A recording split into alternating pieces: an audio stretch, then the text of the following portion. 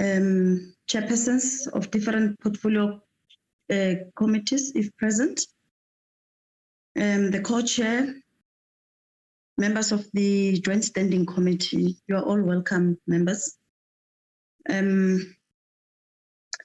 I think today we're going to have quite a lengthy meeting. I'm going to request your cooperation so that we don't have to drag issues unnecessarily. Your cooperation, your patience will definitely help us to achieve our objective for this meeting. Also taking in cognition the fact that we were supposed to have hosted this meeting in the previous week, but because of apologies and other administrative challenges, we felt that we should postpone for this week, because calling meetings where we're not going to get any information will just be a futile exercise. So the meeting has said today, as agreed, I want us to also move on that issue.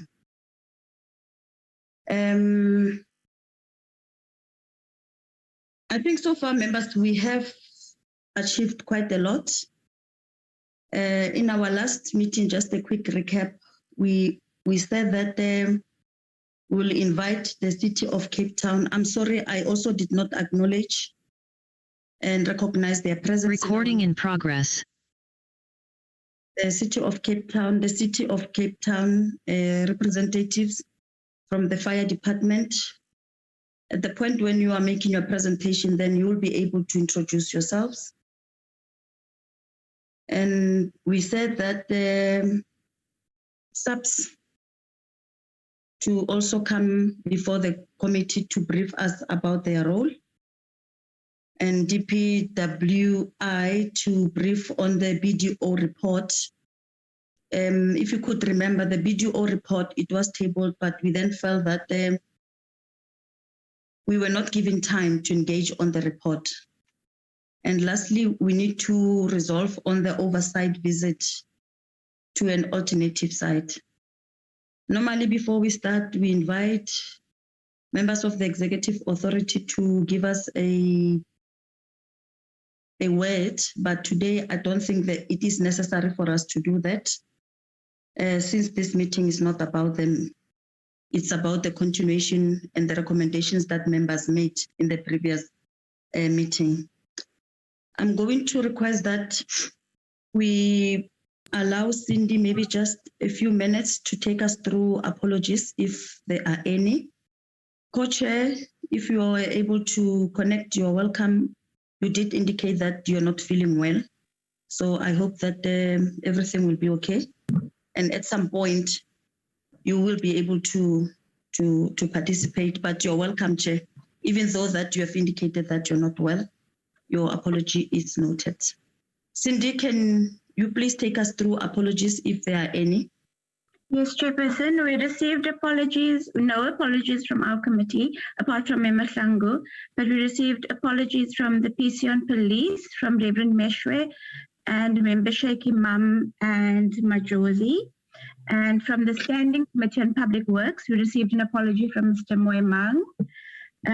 Also an apology from Minister Tale, who's got a cabinet commitment, and from the Commissioner for Police as well, who also has another commitment.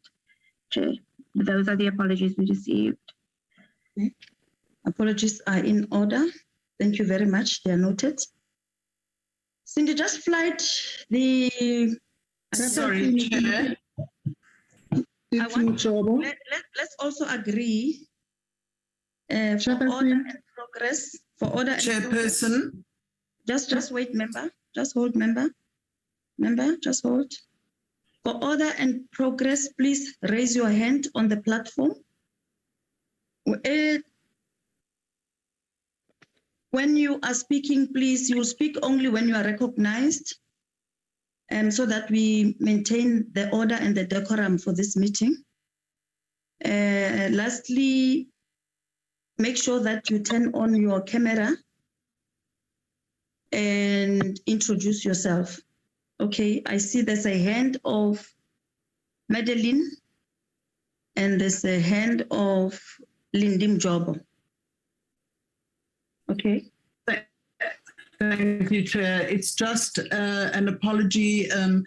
Honourable Graham Marais will be a little late joining the meeting. She is on another meeting. I will indicate to her as soon as we start the presentation, she will leave the meeting that she is on to join us. Thank you, Chair. Okay. Njobe, your hand is up as well. Thank you, Chairperson. My apology, because of network, I can't connect my camera. Your camera. Yes. I have an apology. I have an apology of Comrade Nolita. She's not well today. Oh, sorry, Chairperson. Okay. We are still on apologies. Are there further apologies? Member Mjobo, please lower your hand. Thank you. Let's move. Cindy, flight the agenda on the screen.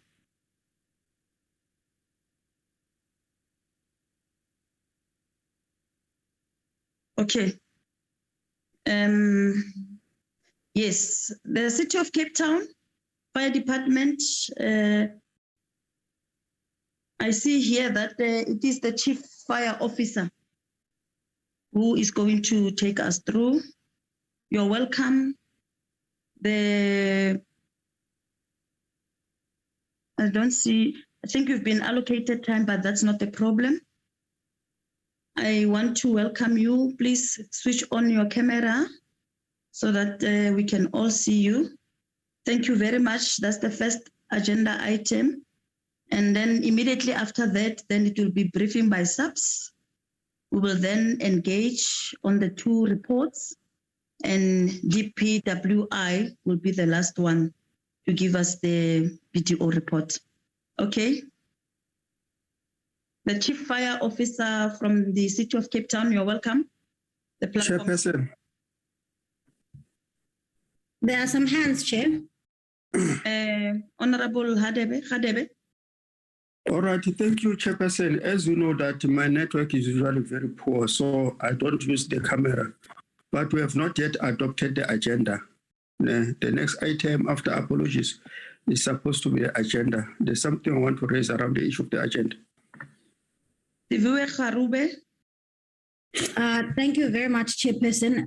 I thought we were still busy with apologies, but nonetheless, Chair, I do want to raise a concern because as you will recall, last week we had 11th hour cancellation of this portfolio committee. By your own admission, you had stated that members of the executive were not available to attend that meeting.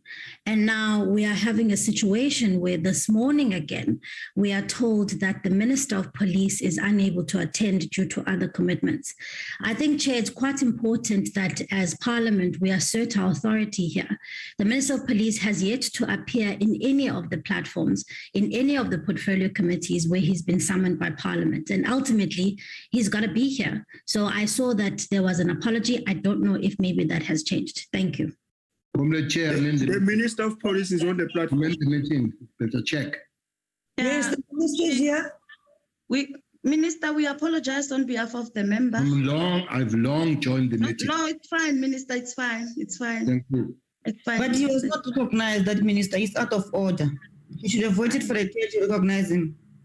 Let's not do that, members. He must not do that. Minister, you must not do that. This is our meeting. There's only one person. Only one chair here. Chairperson, please recognize us. Let's not do that. Let's not do that. Please recognize us. Progress in this meeting. I want us to unite. You know, at least there must be one item that unites us as leaders of South Africa. I want us to treat this item with the respect and the sensitivity that it deserves, because it's not about any political party, but it's about South Africans. Exactly. The highest office of the land, it has been banned. Yes. Members, we need to get to the bottom of this without grandstanding, trying to outsmart one another, exchanging unpleasant words. We need calmness when dealing with this matter because it's a very sensitive matter. And if we do that, we are going to lose our objective. So our objective is to conduct oversight, to get to the bottom, to understand really what happened. Is there any ulterior motive for the banning of this institution? Or it was an accident, and if that, this must never happen, not only to Parliament, but in all our government facilities, because as things stand now, we really don't know what's happening. But if we continue doing this, members, we're not going to achieve anything. So I'm going to make my humble appeal that we also refrain from trying to engage to topics that will further compromise the investigations. We know investigations are ongoing. We're calling the police, we're calling the fire, because at some point we need formal communication from them. We do not want to rely on media reports and speculation. So as Parliament, we've got the right to get that information.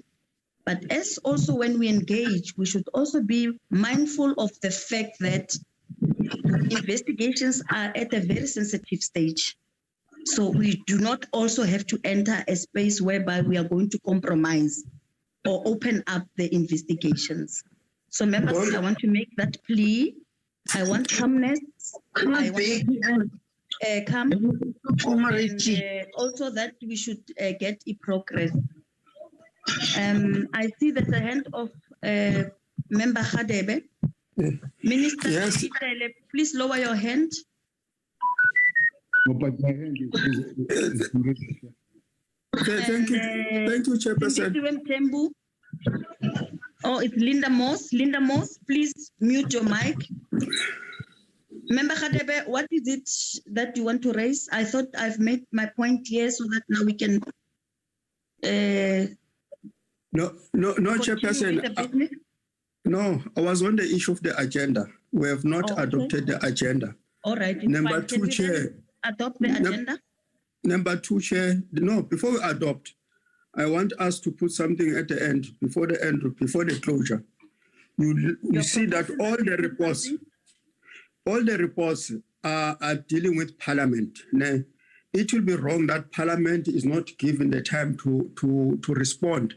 Whatever is raised from the City of Cape Town, from the police or from the public works. So I think that after all the presentations are made, the Parliament must be given a right to respond. As they've already sent a report to us, I think that's the agenda item I wanted to be included.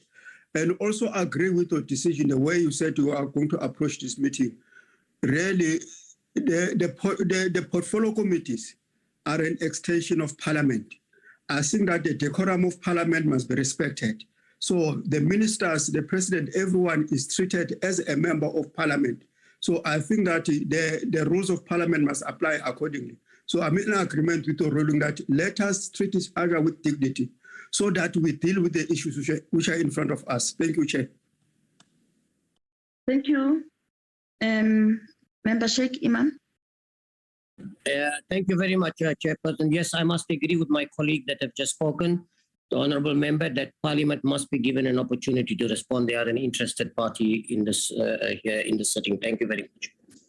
Okay.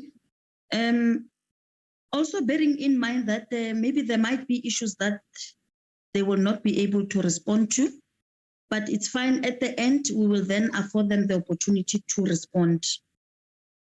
Okay. Can we continue now? Yo, what have I done? Am I still audible, Cindy? Cindy? You're audible. Yes, Chair. Oh, I've lost my screen. Oh, I'm back. Okay, fine. Let's continue now. Can I then now invite the City of Cape Town Fire Department?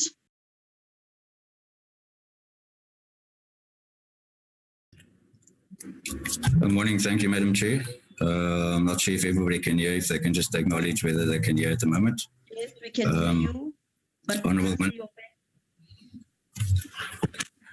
Honourable Ministers, members of the committee, I have been requested, and thank you for the opportunity, I've been requested to provide an overview of the Parliament fire which occurred on the 2nd of September. Just briefly in terms of that incident, I think it's all well known now that we received the call early in the morning of the 2nd, Sunday the 2nd of January. Yes, ma'am. Just Yes, ma'am. Just hold. My humble apologies for interrupting. I think it will be important that you introduce yourself so that we know who are we speaking to, who's reporting to us, maybe your rank also, and then what will be of importance is that whether were you there or not there. I think maybe those are the questions that we can come to at a later stage, but it is important that you please indicate who your name and your rank, and please switch on your camera. Cape Town does not have connectivity problems. Please switch on your camera as well. My apologies, ma'am. It seems that my camera is on, so I'm not sure why it's not providing the actual image.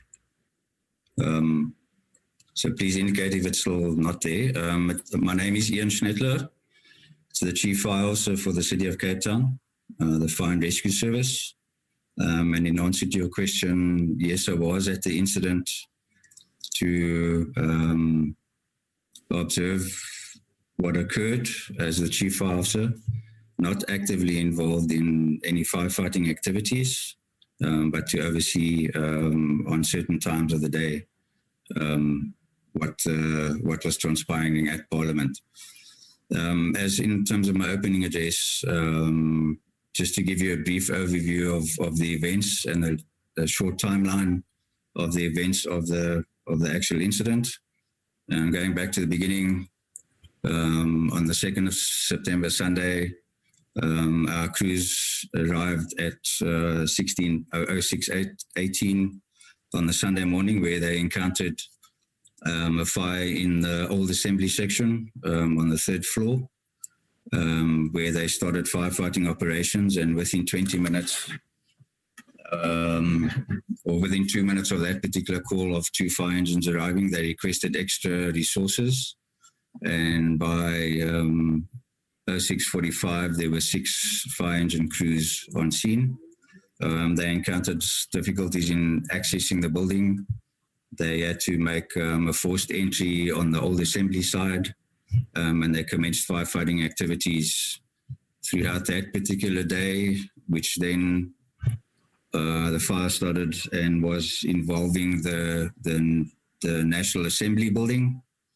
And for the majority of Sunday through to Monday afternoon, they proceeded with firefighting operations, and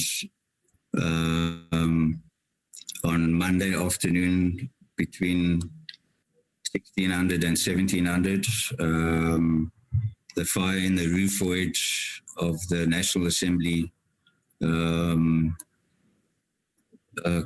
spread, and by 09:30 or 21:30 that evening, that fire was then brought under control, where it spread through the roof of the new National Assembly building. The firefighting operations and monitoring operations after that continued into the Tuesday and the Wednesday, after which the building was officially handed over to Colonel Jacobs from the SAPS Forensics Department, and all of our crews withdrew on Wednesday, the 5th of January. During the proceedings at Parliament, our fire safety officers were requested to be on scene, which is a standard practice, and they did some observations, of which that report, I believe, has been made available. where they made some observations with regard to the fire safety equipment at the building. And in essence, fire extinguishers, hose reels, and first-aid firefighting were all in order. They did have observed that with regard to the fire alarm system and the sprinkler system did not appear to operate. And they also could not establish with regard to the sprinkler systems, in essence, whether they had been activated or not. And throughout firefighting operations, it appeared that they did not activate. So those were the two or the main findings with regard to the fire safety observations. And please understand it's observations at this stage in terms of the building itself.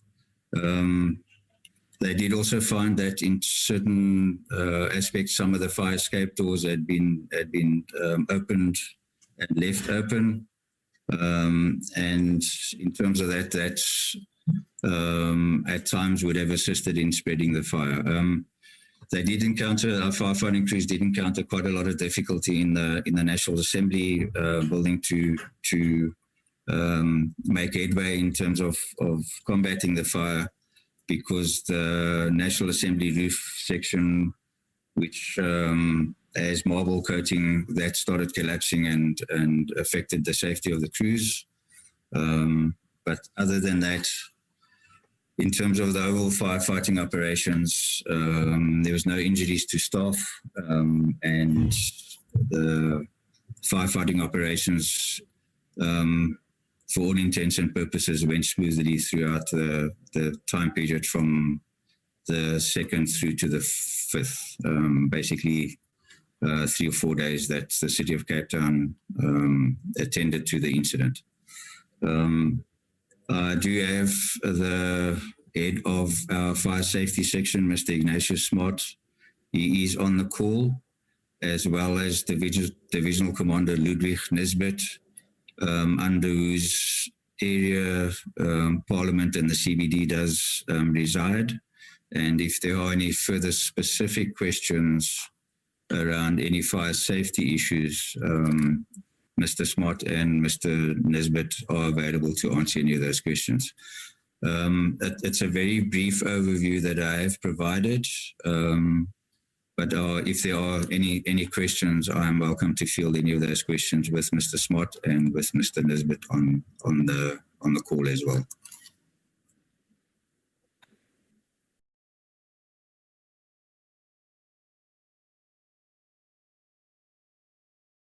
Are you inviting Mr. Smart to take over?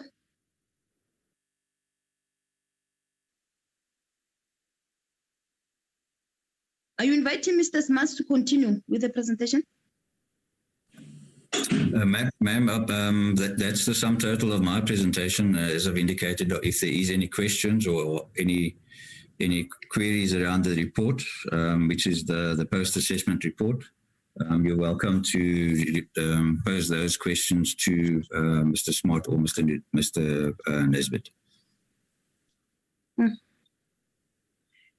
Okay, that's fine. I'll pardon you for not turning on your camera, but I'm not happy. I equally think that members are not happy about that. Okay, it's fine. Members, sorry, ma'am, to interrupt. I've tried all aspects to turn on the camera. If somebody can maybe guide me if there's another button I need to press, but for all intended purposes, I have opened my camera portal, but it does appear that I have not been, that you can't see me. Okay, all right, thank you very much. Can I then invite the police? Member Hadebe, your hand is up.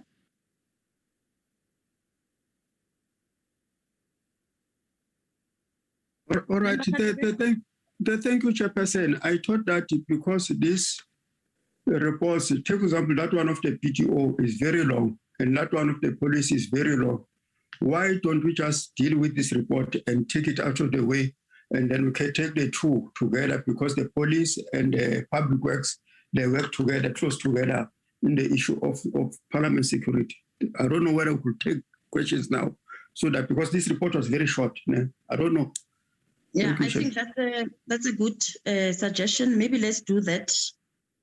Members, let's engage on this report. It was just my hand was up. Short. Or you want to be the first one on the report? Yes. Okay, let me then first take hands.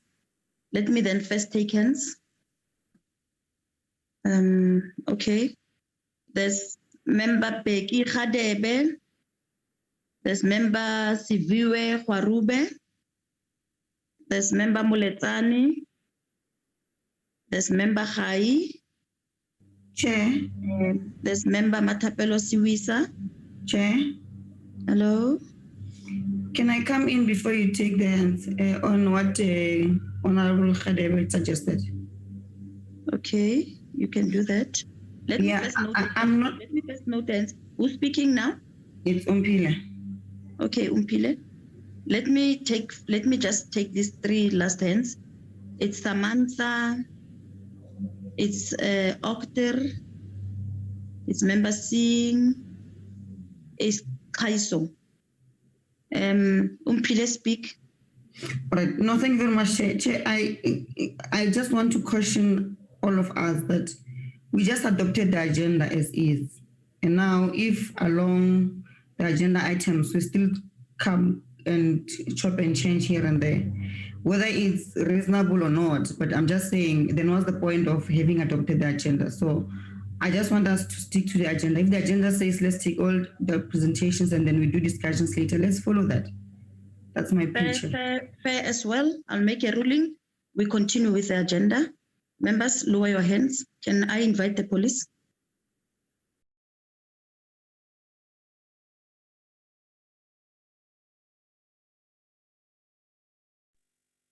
Minister Begitele, you're welcome.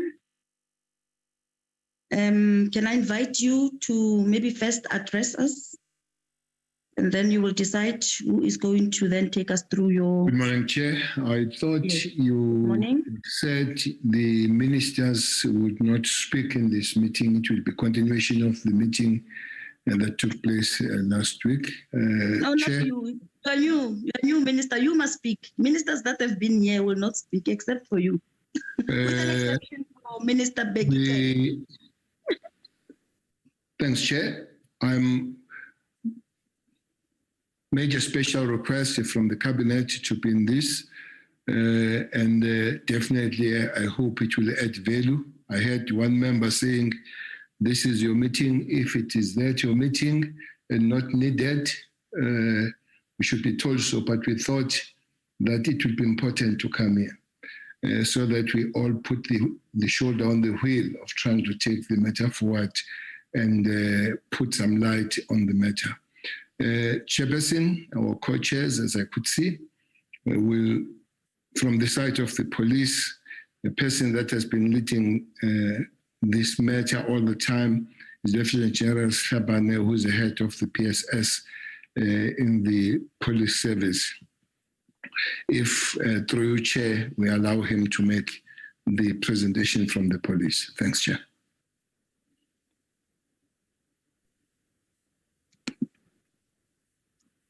Good morning, and thank you, Honorable Chair and Honorable Ministers and Honorable Members. I am Lieutenant General Sam Shetlabane, responsible for Program 5, which is Protection and Security Services under the police, which we have 5 programs. Our presentation, the table of content will be as follows. It's SAPS legal policy framework in terms of protection services, the role and function of the Division Protection and Secure Services, which is PSS Program 5, and then the functions of the component sub-static protection services, which is a sub-program within Program 5.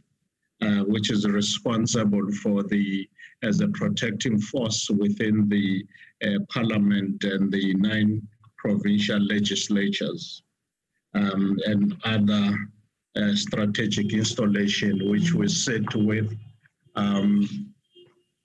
the 217 national key point, as well as 248 strategic installation that would account in terms of buildings, government buildings, etc. And then would also look at the physical security measures, and would look at the National Key Point Act, which is currently the one that is regulating all the national key points of 1980 Act number 102 of 1980. And we also going to look at the inhibiting factors, and then we'll look at the security breach, and then we'll look at the division PSS. Maybe we can move the slide so that it will be much easier if I look at from the slide, from the presentation. Yes. And then we'll look at the inhibiting factors, and then we'll look at the security breach itself, and then we'll look at the division PSS internal investigation, which we'll talk into, and then we talk to intervention plan and conclusion. We can proceed. The legal mandate of the South African Police Service is derived from the Constitution.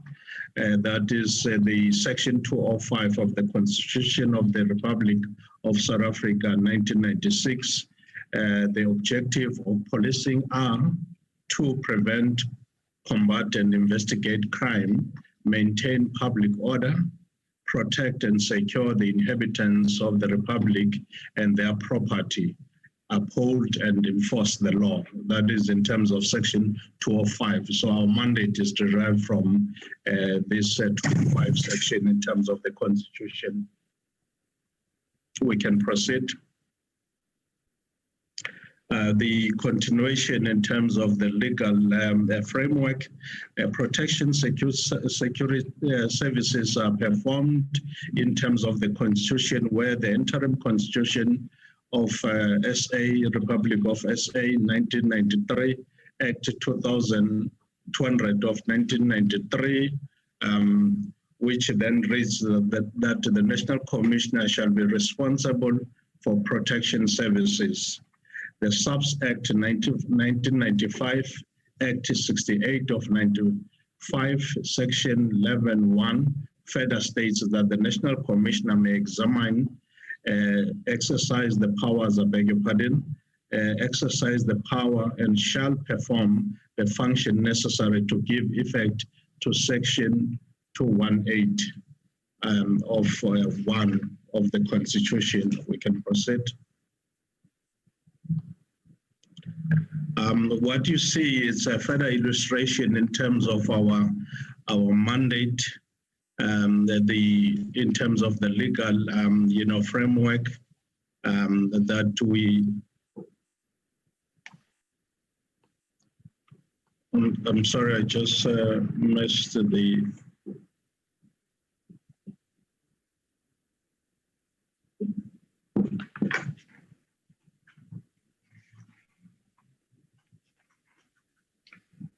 Here we're just looking at the further legal framework, and then we're looking at this is what we derive in terms of protection and secure services in as far as the policies or legal framework, and then we have stated in terms of the Constitution of the Republic of South Africa of 1996, and then we have the Cabinet Memorandum 11 of June 2003, where it further gives us the mandate as the protection and secure services to be able to provide, the 3 functions that we would later talk to.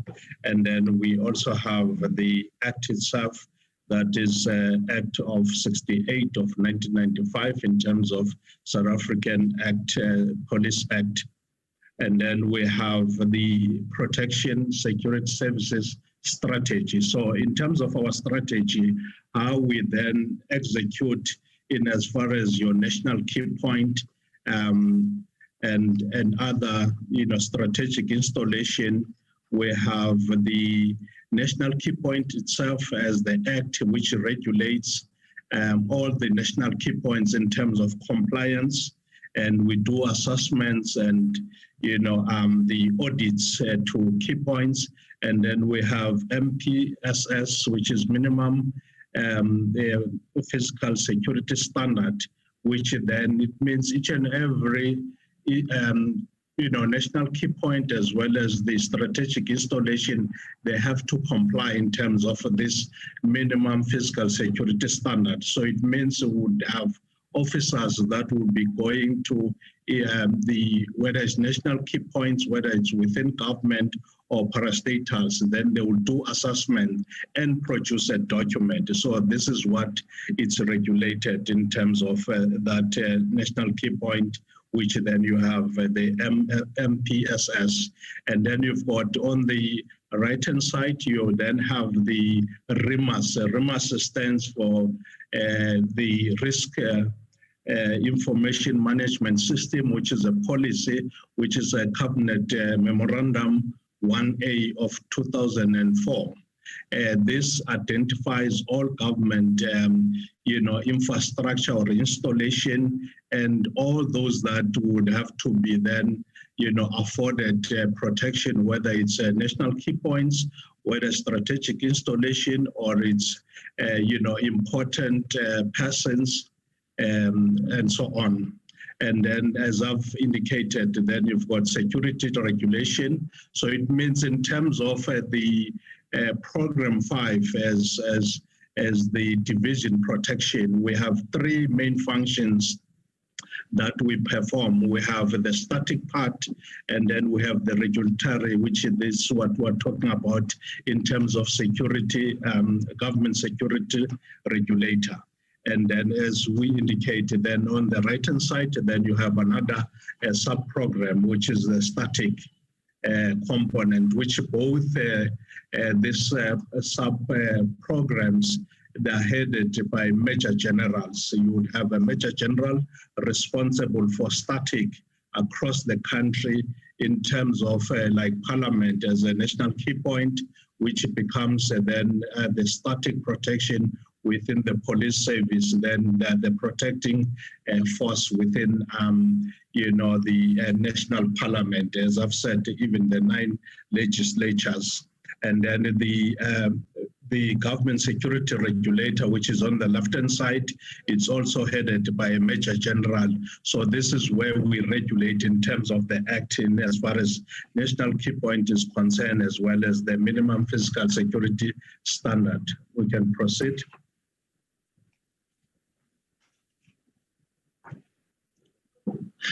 The roles and functions of the Division Protection Security Services in effecting the said legal provision, Cabinet Memorandum of 200 that 2003, that the Division Protection and Security Services (PSS) render protection.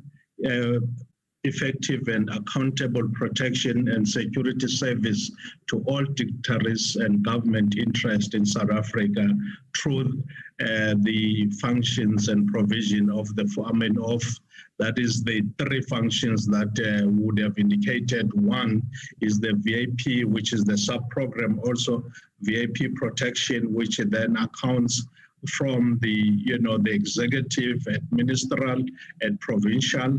That would result in terms of the in-transit part of the protection. And then the third one would then talk to the static that we have referred to in terms of the protecting force within the parliament and the 9 legislatures and other strategic installation as a component.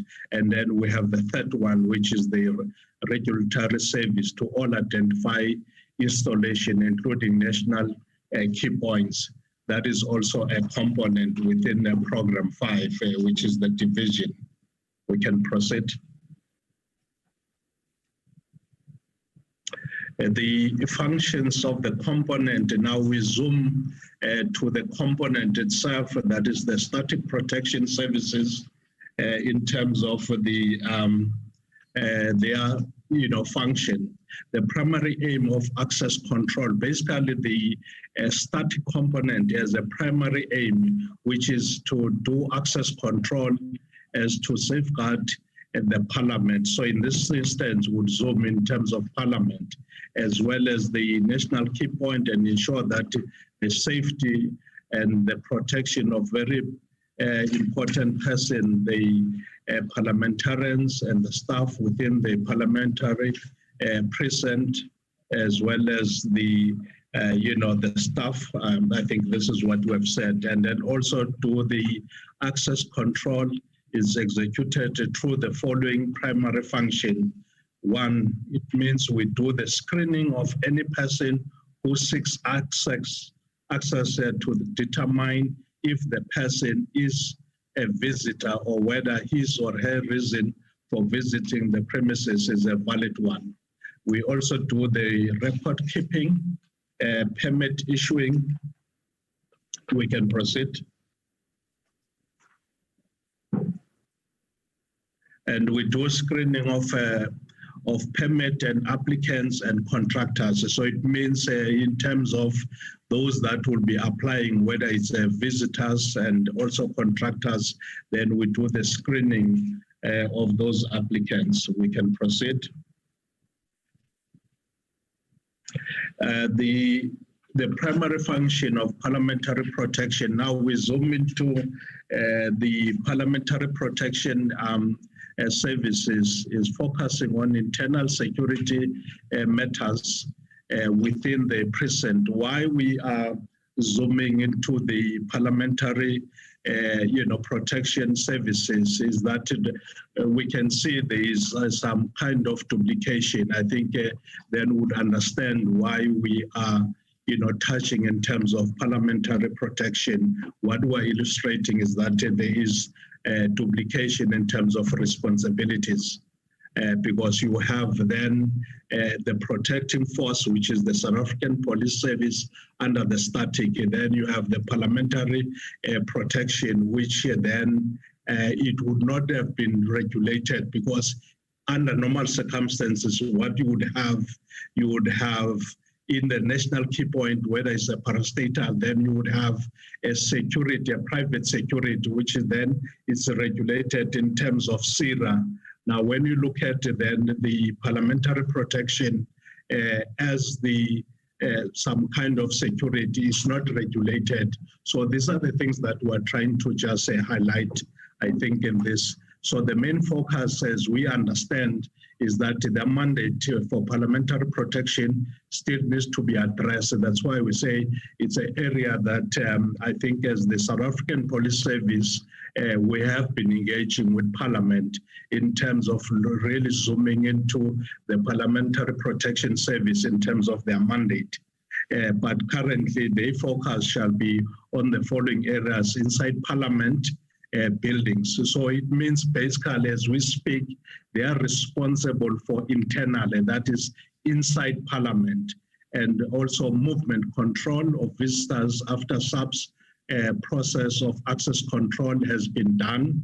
They also do key control, they do contingency planning, chamber security, document security, personnel security of employees of Parliament, information and communication technology security, managing the permit office, permit control, issuing of permits for members and employees, vehicle permits and contractors permits. So you can see the duplication in terms of the responsibilities between the static protection as well as the parliamentary protection. Hence, we indicated that there still need to be a further, engagement with Parliament in terms of purifying the roles which also is also regulated in terms of the Act in as far as national key point is concerned, because any protecting force in any national key point, it would be then regulated. It's either you would have the security itself, which is regulated by SIRA, and you would have then the local station that will also be part of the responsibility to protect the national key point. So in this instance, we have inside the South African Police Service. We can proceed.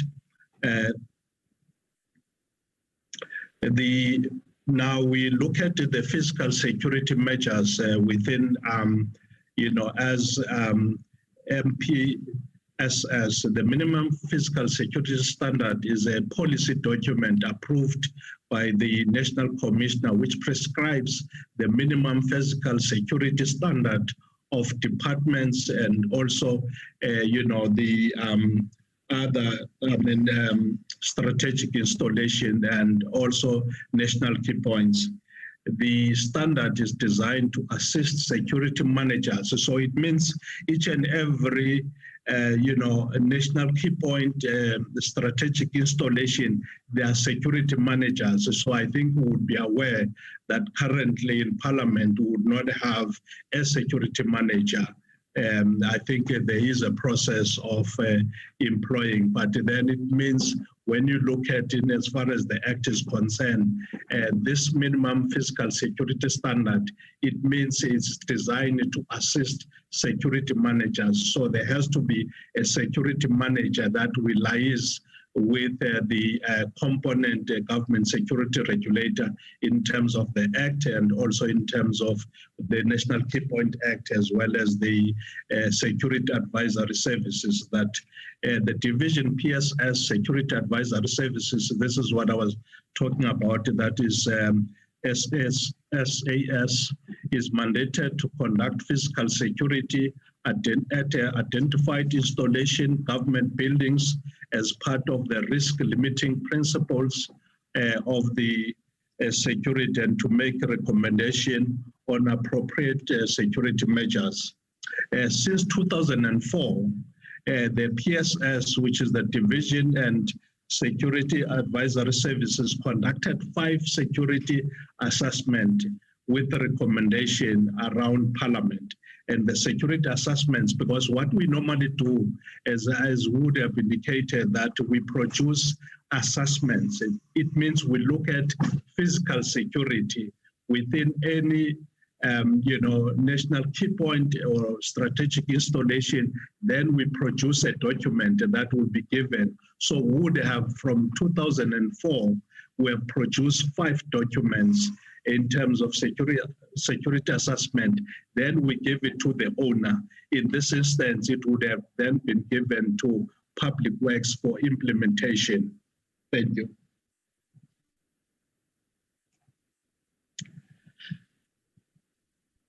The initiative to communicate emphasize the critical need for the enhancement of security measures at Parliament Precinct complex, amongst others, are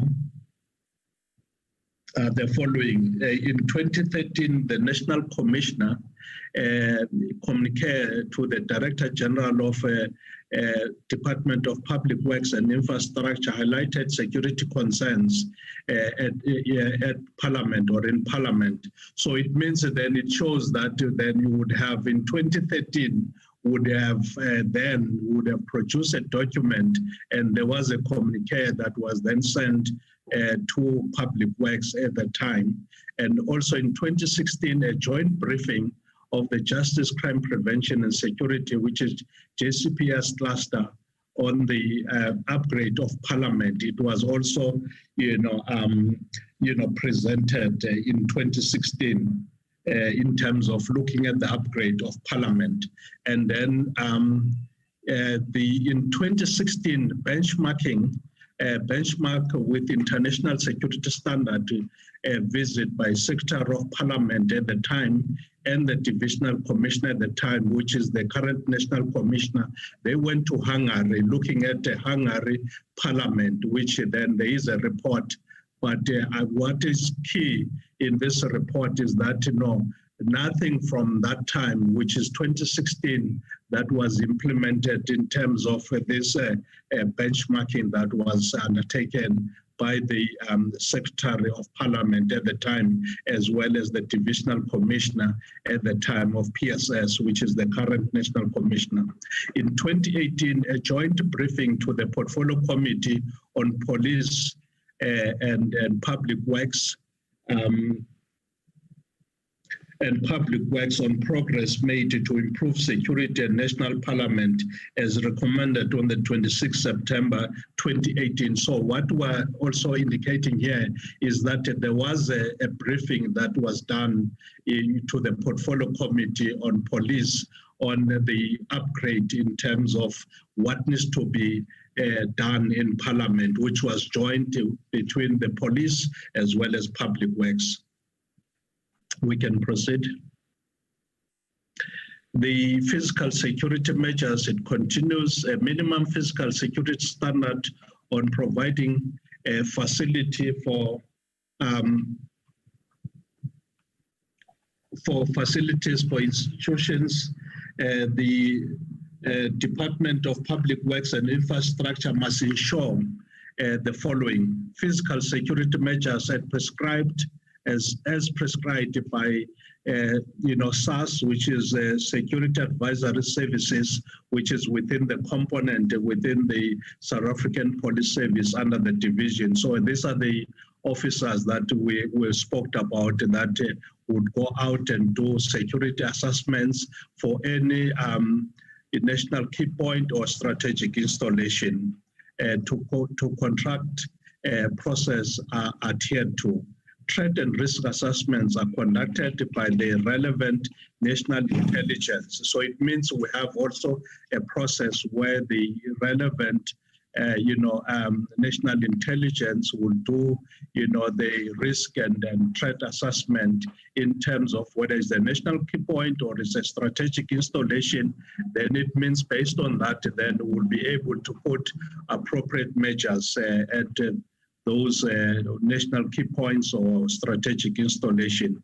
Security assessment of facilities of drawing architectural designs thereof are that SAPS before any engagement is entered into to procure the property for for an institution, and all the recommendation for security advisory are implemented.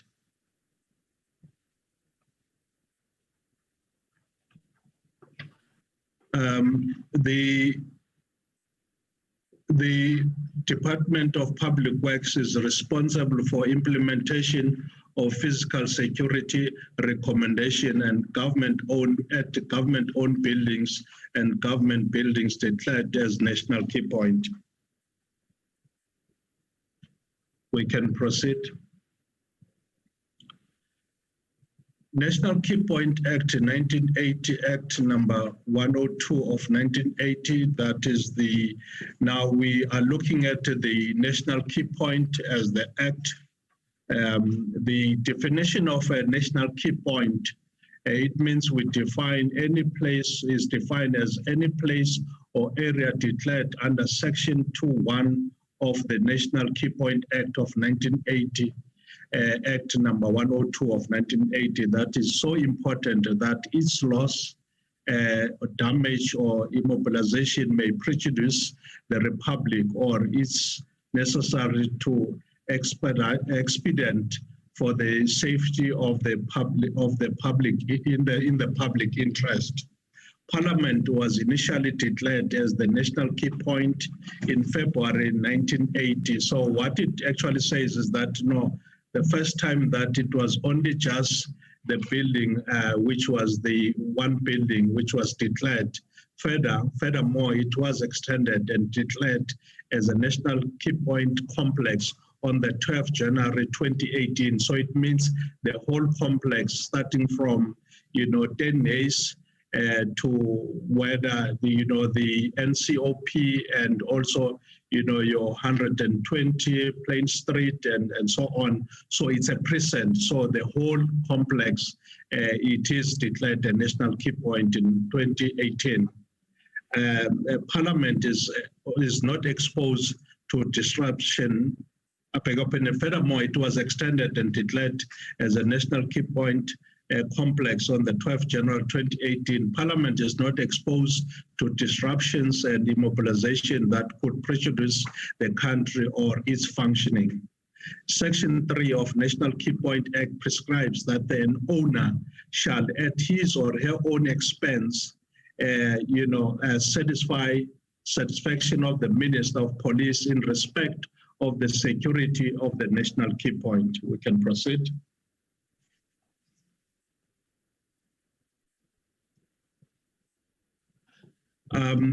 Now we touch on the inhibiting factors that are inhibiting the protecting force, which is the static under the police. Since the declaration of Parliament Precinct Complex as a national key point on the 12th January 2018, as we have indicated, the following has not been implemented. A joint planning committee, which is JPC, which is prescribed in terms of the act, that there must be a joint planning committee which sits in terms of security, which is a coordinating structure established by the consultation with the protecting authority, and this still needs to be established by Parliament. So it means that this, in terms of all the national key points that would have been declared, then they have a JPC structure, which the current Parliament would not have. Among the critical areas highlighted in the physical security assessments are the current height of the perimeter fence at the back, which is government lane, it stands at 1.3 meters. And in terms of the act, it should be at 3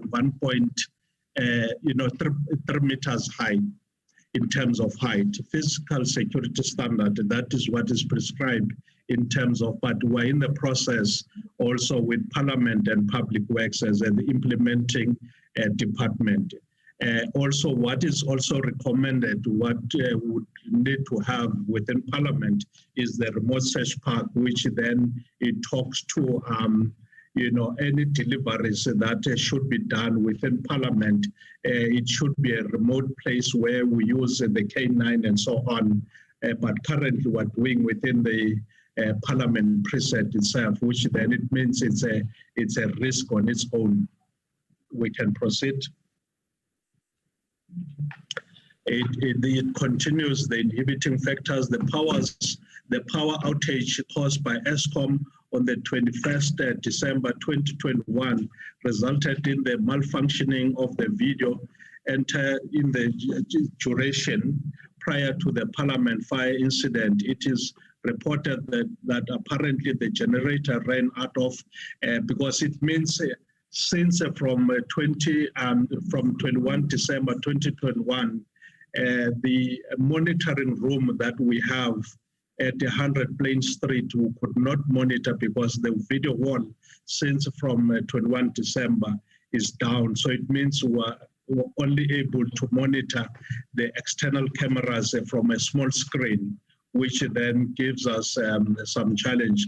Members could only monitor movement from a small, I think this is what I was explaining. Currently, Parliament is currently operating on two types of cameras, which is the inside cameras within the, whether it's the National Assembly, those ones, they are on the digital, which are quite clear, you would be able to see.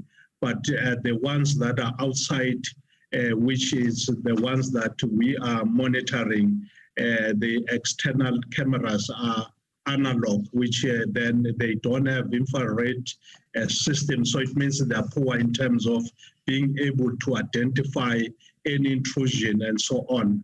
At the time of the incident, the Parliament Protection Services was on compulsory leave. meaning that it means we did not have the advantage of being able to see what is happening inside the parliament, whether it's the National Assembly or any other building, because that is then monitored by Parliamentary Protection Services, not the police. The police are responsible for the external cameras.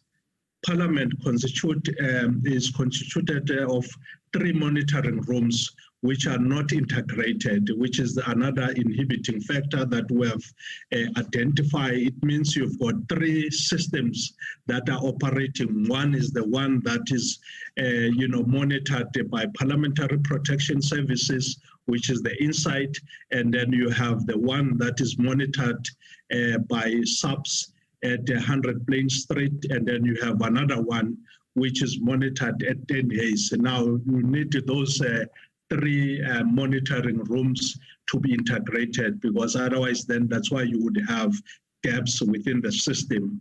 The fire alarm of Parliament never went off at the City of Cape Town Fire Department. I think the fire chief, this is what would have indicated, because the members are the ones that were on duty on the day, on the 2nd of January 2022. The static members that were on duty were the ones that had to mobilize fire department to come after they've seen smoke and fire within Parliament. The water valves that supply water to the sprinklers within the building were found to be closed. I think the fire chief also indicated on this.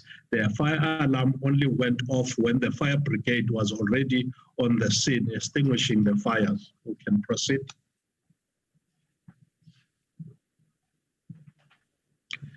The security breach.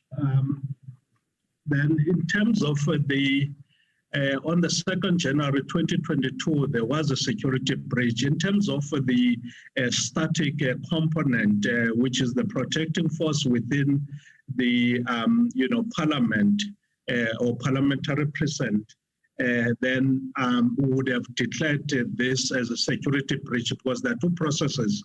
One is that it's an incident, and the second one is a security breach, where a security breach in static protection environment means an unauthorized access to any protected installation or residence, or any national key point that is protected by static, or any illegal person unauthorized in terms of if it then is found inside. That is just the definition of that. Members of PSS notice a smoke coming from the National Assembly area. This is what we illustrated. Upon investigation and questioning the suspect, an African male, Mr. Zandile Christmas Mafe, trespassing, and a criminal case was opened. So it means we now know that we have opened a case. So there is a case that is open against Mr. Mafe. The suspect first court appearance was on the 4th January 2022. So we're just accounting in terms of, sequence of events. The suspect, the second court appearance was on the 11th January 2022 for bail information. And the case was then further remanded for the 11th February 2022 for bail application following a 30-day mental evaluation. On the 18th January 2022, the Western Cape High Court, however, ruled that the suspect should immediately be released from hospital and transferred to a normal correctional service detention facility. The criminal case is being investigated by a multidisciplinary task team led by the Directorate for Priority Investigation, that is DPCI. We can proceed. The security breach we have instituted, because we're running 2 processes.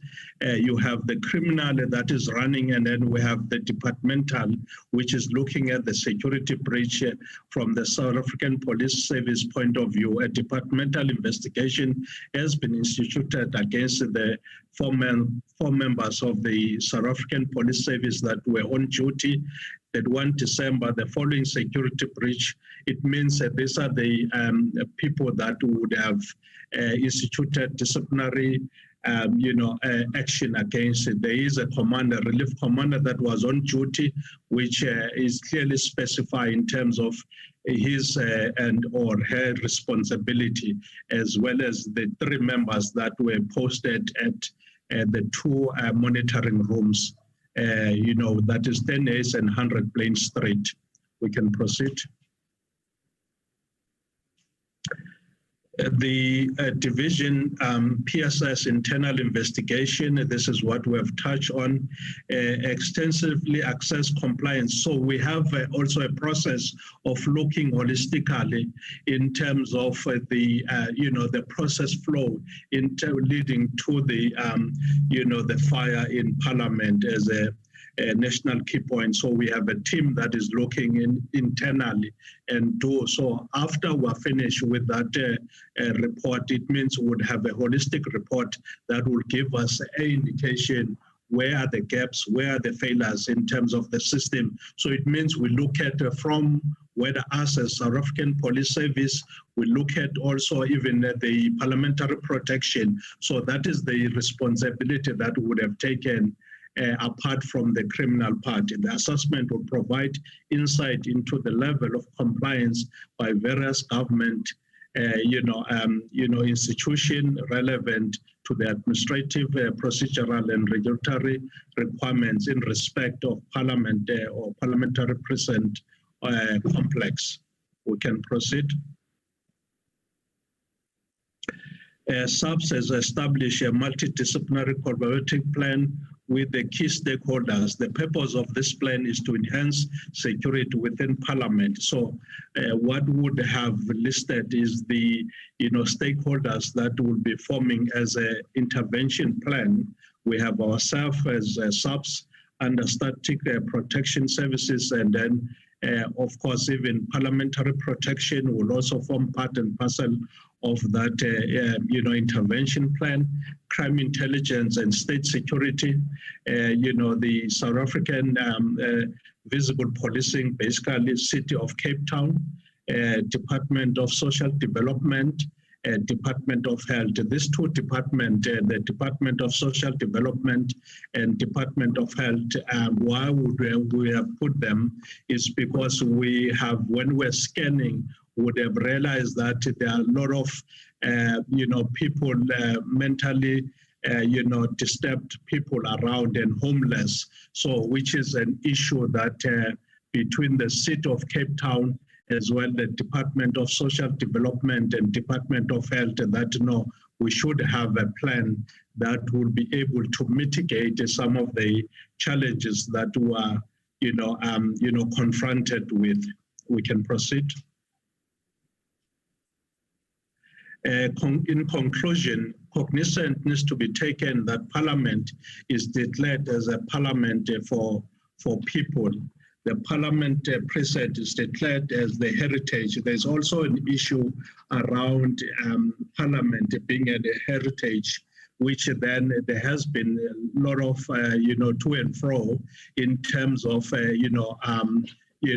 discussing with the South African Heritage Resource Agency in terms of what can be done and what cannot be done, which then has an impact in terms of, the physical security, measures that has to be put in Parliament. But there is some progress. Some of the areas where there has been some compromise that have been reached. Parliament for the People and the provision of the Heritage Act is a preserved heritage should be balanced in the interest of the national security. So what we're saying here is that whilst we take cognizance of the fact that Parliament is Parliament of the people and also it's a heritage, site, but there has to be a balance between the, 3 in as far as security is concerned, because if then we don't strike a balance, so it means we would have, numerous, security breaches or compromise in terms of, the Parliament as a national key point. We can proceed. Thank you, Honorable Chair.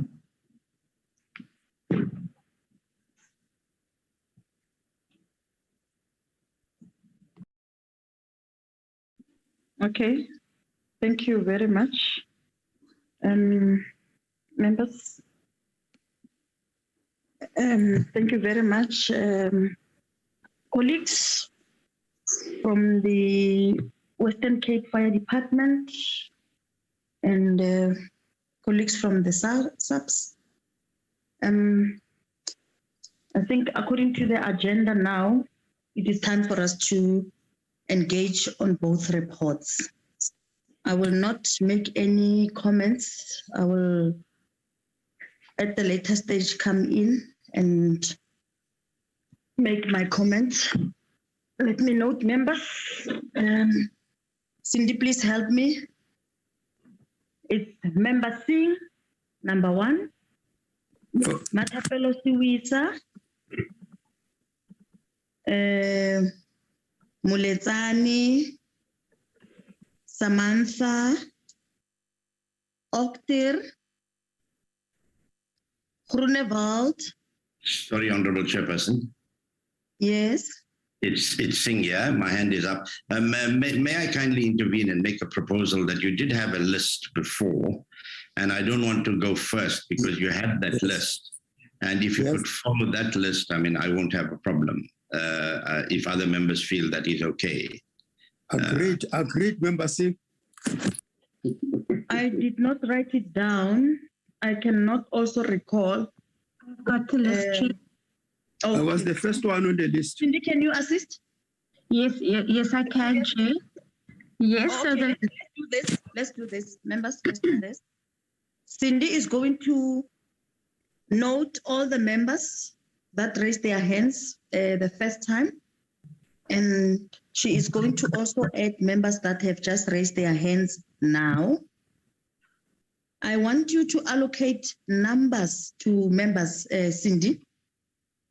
And please let us just make sure that we go according to that order so that I don't have to come in at all times. Now, our rules have not changed. Please, when you speak, switch on your mic, switch on your camera for better recording. You will only speak once you've been allocated a number. Mute at all times, and let us avoid any unnecessary disruptions. Cindy, I'm handing over to you this part. Please make sure that you control it until the last member, and we all have time to speak, members. Please let us not maybe try to cause any tensions and disruptions unnecessarily. Cindy, go back. Chairperson, point of order. Mr. Groenewald. Chairperson, I just want to know, are you putting a limit on the number of questions each and every member can ask, or else, I mean, one member can start on asking a lot of questions. So I will propose that I'm used to it, that you are restricted to say only maximum of 3 questions, because it's now follow-up questions. We're a lot of people in this committee, so I would like your guidance on this. Thank you. Thank you for that. There's a proposal for 3 questions per member because it's a follow-up. We're not starting from scratch. There's that proposal. Can I get someone seconding that proposal? I'm not opposed to it. I agree to it, even though I want people to speak. Chairperson, I will second that proposal. Okay, it's fine. I will second it. Chairperson, it's Honorable Siwisa here. Yes, Maswisa. The report that you're having is from City of Cape Town and police, and it's the first time that we hear their report. So I don't see why should we limit the number of questions that we're going to ask, because it might be a follow-up from other meetings. But remember, in the past, SAPS was not here, so we might have questions that are directed to them that we could not put forward to them, because in the past they were not in this meeting, including the City of Cape Town, the Fire Department. Thank you. Okay, it's fine. There are 2 dissenting views. I'm going to allow members to engage, and then where I feel that maybe members are taking more time, that's when I will come in. So as is, let's allow members to feel free to ask questions. Cindy, can you note the list? Agreed, Chair. Thank you very much for your ruling. Yes, agreed. Cindy, please. Yes, Note the list. Chair, yes, we've got 14 members who've raised their hands so far. So from 1 to 14 is Mr. Khadebe, Member Khwarube, Member Moletsade, Member Khai, Siwisa, Member Graham Murray, Member Ockert, Members Singh, Kaiso, Groenewald, Members Hicklin, Maotwe, Van Schalkwyk, and Lesoma. 14 altogether, Chair. 14 members. Can we start? You all have your numbers in that order, members. I'm not going to be coming in. Please, in that order. Do you want us to repeat the line, the order? Cindy, please do that quickly again so that members can remember their numbers. The following members number Chairperson, sorry. Chairperson, point of order. Well, the order has now been changed because I was called after Mr. Ockert or the Honourable Member Ockert ter Blanche. Now I'm not there anymore. So why did the order then change? What number do you want, member? Please give him number 1, Chair. He must be the first one, please. No. Oh, Comrade Becky, please, let's not do this. Member Groenewald, do you have a preferred number? Do you want to be number 1, number 2, number 3? I don't. I don't think it's fair to. Remember, it is difficult for us to then be able to say who raised the hand before who. Because even in the system, sometimes you are the first one to raise your hand, but our names are not recorded the same. So you might be number 3 or number 1 on your gadget, but on my gadget, you might be number 15 or number 14. So let us not also go in that space. If you want to swap with the other member, it's fine. We can do that. What number is the other member? Chairperson, if I may address you. Yes. It's not what I want to be. It's about the order of this meeting. And you've mentioned my name. And how it works in portfolio committees is that if you as chair has named an honourable member, that member speaks after that member. And that is as simple as that. Honourable Groenewald, it's a technical issue. I want to apologize for that because, yes, before we allowed the police to speak, we had already pointed hands. So I want us to then stick to that list. You will definitely get your chance to speak. Everyone will get a fair chance to speak, even if there are follow-up questions. We will make provision for that. Let us not go in circles on this matter. Umpile, please switch off your mic. I'm going to give you time to speak. Let me speak. Let me be the last one to speak on this matter so that then we engage the reports before some of us, we forget the notes that we have made. Please, members, I want to make a humble plea and apology that I'm not going to allow anyone to speak further on this matter. I want us now to go straight to number 1, according to Cindy's list. Can we do that? The first person on according to Cindy's speech list. Can we do that? Thank you, Chairperson. This is Faye Khatebe, the member of the Joint Standing Committee of Financial Management of Parliament. First of all, I'd like to appreciate the work done by the Fire Department of the City of Cape Town for being available and then responding timelessly to the fire. But the question which I want to ask, Chair, is the issue of the report which is dated the 4th. The opening remarks of the report says that this is not an official fire report on the incident. This is for information purposes and observations, of which the presenter gave it as observation. So the issue then, it means that whatever it is which they presented today, we cannot take it as official. We cannot take it as official. And then because we are still going to await the forensic investigation, which must be done. But what I'm interested in, Chair, is that during that time of the fire, on the 2nd, the 3rd, during that week, there was seemingly a miscommunication between Parliament, Public Works, and the City of Cape Town. So what I'd like to ask is whether this report, this observation, did they send them to the stakeholders which are relevant? That is Public Works and Parliament of the Republic. Number 2, Chair, when you look at the first page of the report, the undermention refers the sprinkler control valve set on the southern facade of the old assembly building had not activated. The sprinklers did not activate. So, but when you look at the presentation today, the presentation today is no longer as a matter of fact. In that report, it put as a matter of fact.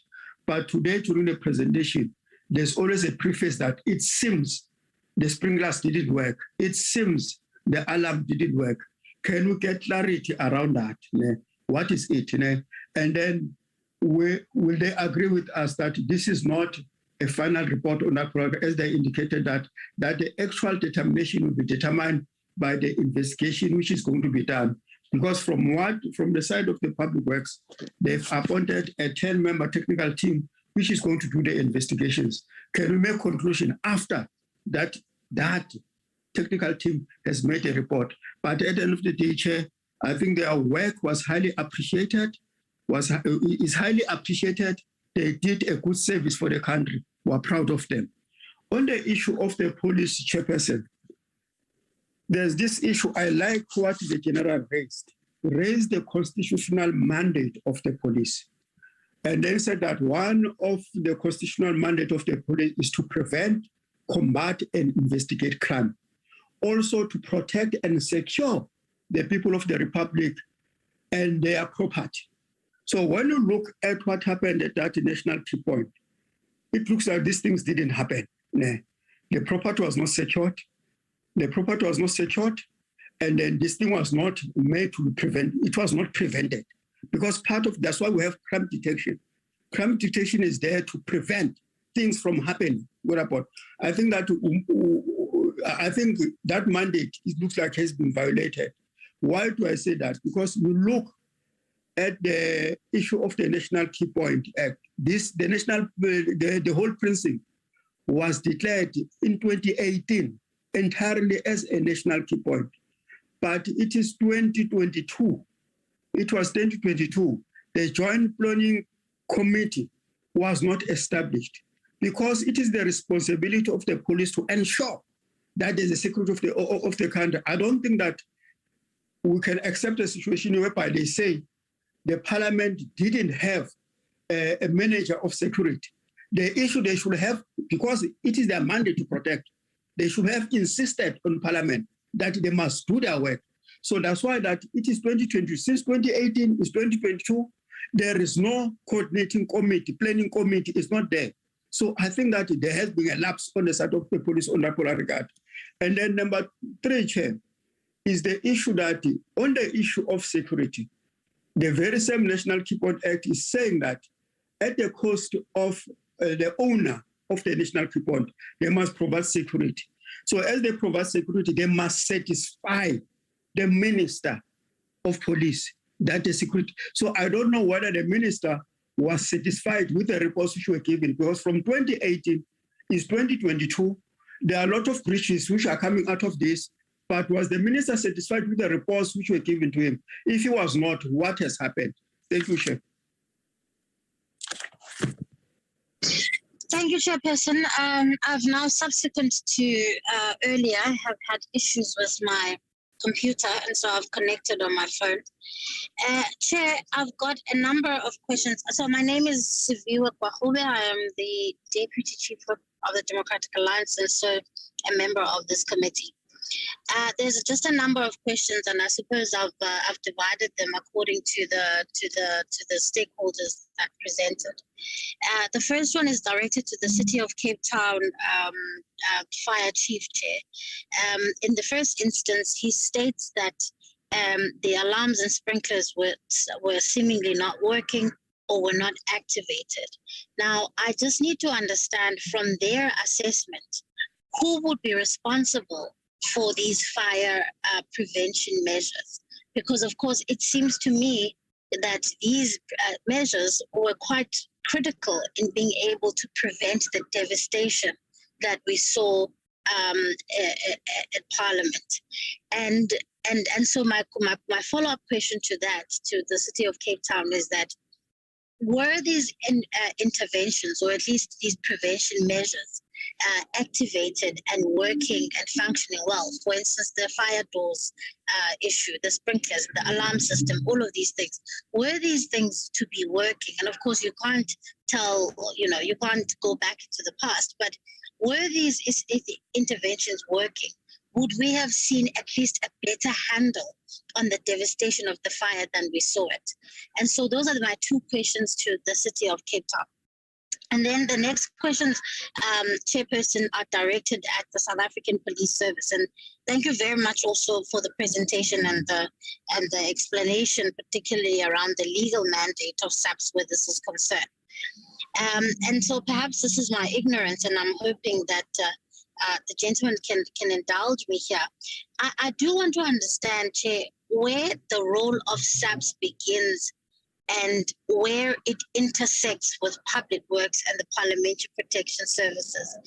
And because while there was a lot of information around the legal mandates and some of the legal principles sort of to guiding the functions of SAPS, it still isn't clear to me, and like I said, and maybe it's my ignorance, it still isn't clear to me when it comes to the protection of a national key point. Where does SAPS begin and end? Where does public works begin and end? Where does the Parliamentary Protection Services begin and end? The reason why I ask this is because by the gentleman's own admission, there was inadequate security measures. For instance, like the issue of the fence that he mentioned, that the fence is 1.3 or 1.5 meters tall. It's meant to be almost 3 meters tall. So I need to understand, who then is responsible for those kind of security measures? Because for the past 3 weeks or so, it hasn't been clear to me whose role or which role is public works, where that ends, and which role was SAPS and where that ends, and which role was Parliamentary Protection Services. Because also the other mention was that the cameras that SAPS has access to in terms of monitoring the situation are not as clear as the ones that Parliamentary Protection Services have, and that the cameras that SAPS is looking at are rather poor. So the question is then, why are those cameras poor, and why are you not able to see a far more clearer picture? And the last thing, which is linked to this, is that if then your cameras are poor, or at least of poorer quality, and by your own admission, the Parliamentary Protection Services staff were on leave, what then was the agreement between SAPS and Parliament in terms of that leave period, in terms of being able to monitor the precinct and monitor it well? So I suppose it's an interlinked question, Chair, really, but I'm quite confused, because if we as a committee are going to be able to hold anyone accountable, we need to understand who's responsible for what and who dropped the ball where. Thank you, Chairperson.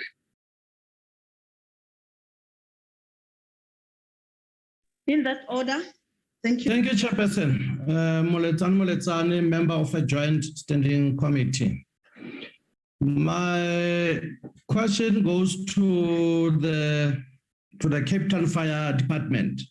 When listening to the gentleman when he was presenting, he said that it seems as if the sprinklers were not functioning. I just want him to come very clear. He shouldn't say that it seems. He must report to us whether he must report to us their finding, whether the sprinklers were working or not working. Because if he says that it seems, there are two possibilities there. So he must come out very clear so that we understand their findings as a fire department. For now.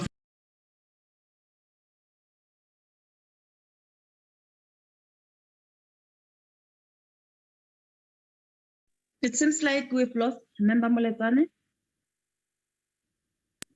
No, I'm done, Chairperson. Thank you. Oh, okay. Thank you. Next on the list.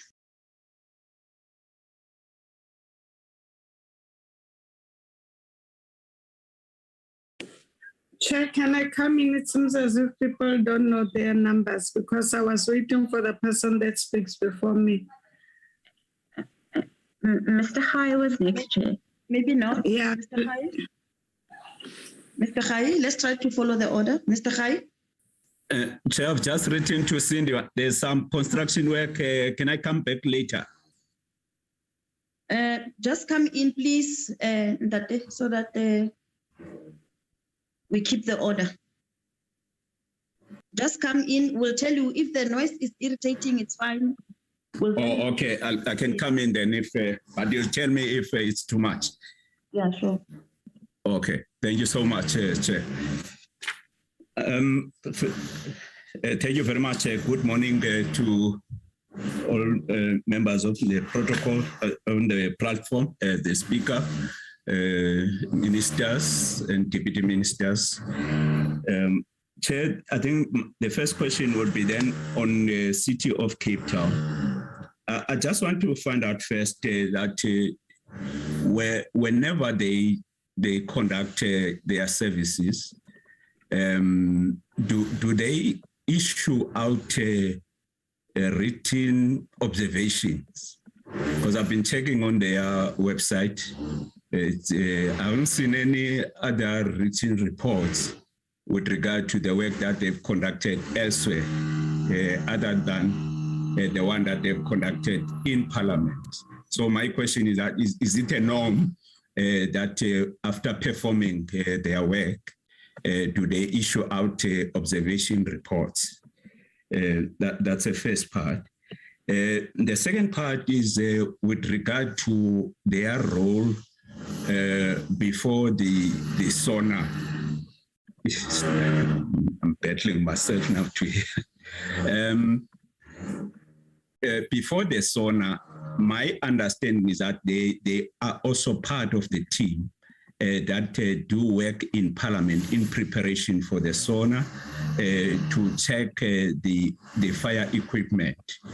And then, if I'm correct, they are the ones who are also issuing certificates of compliance.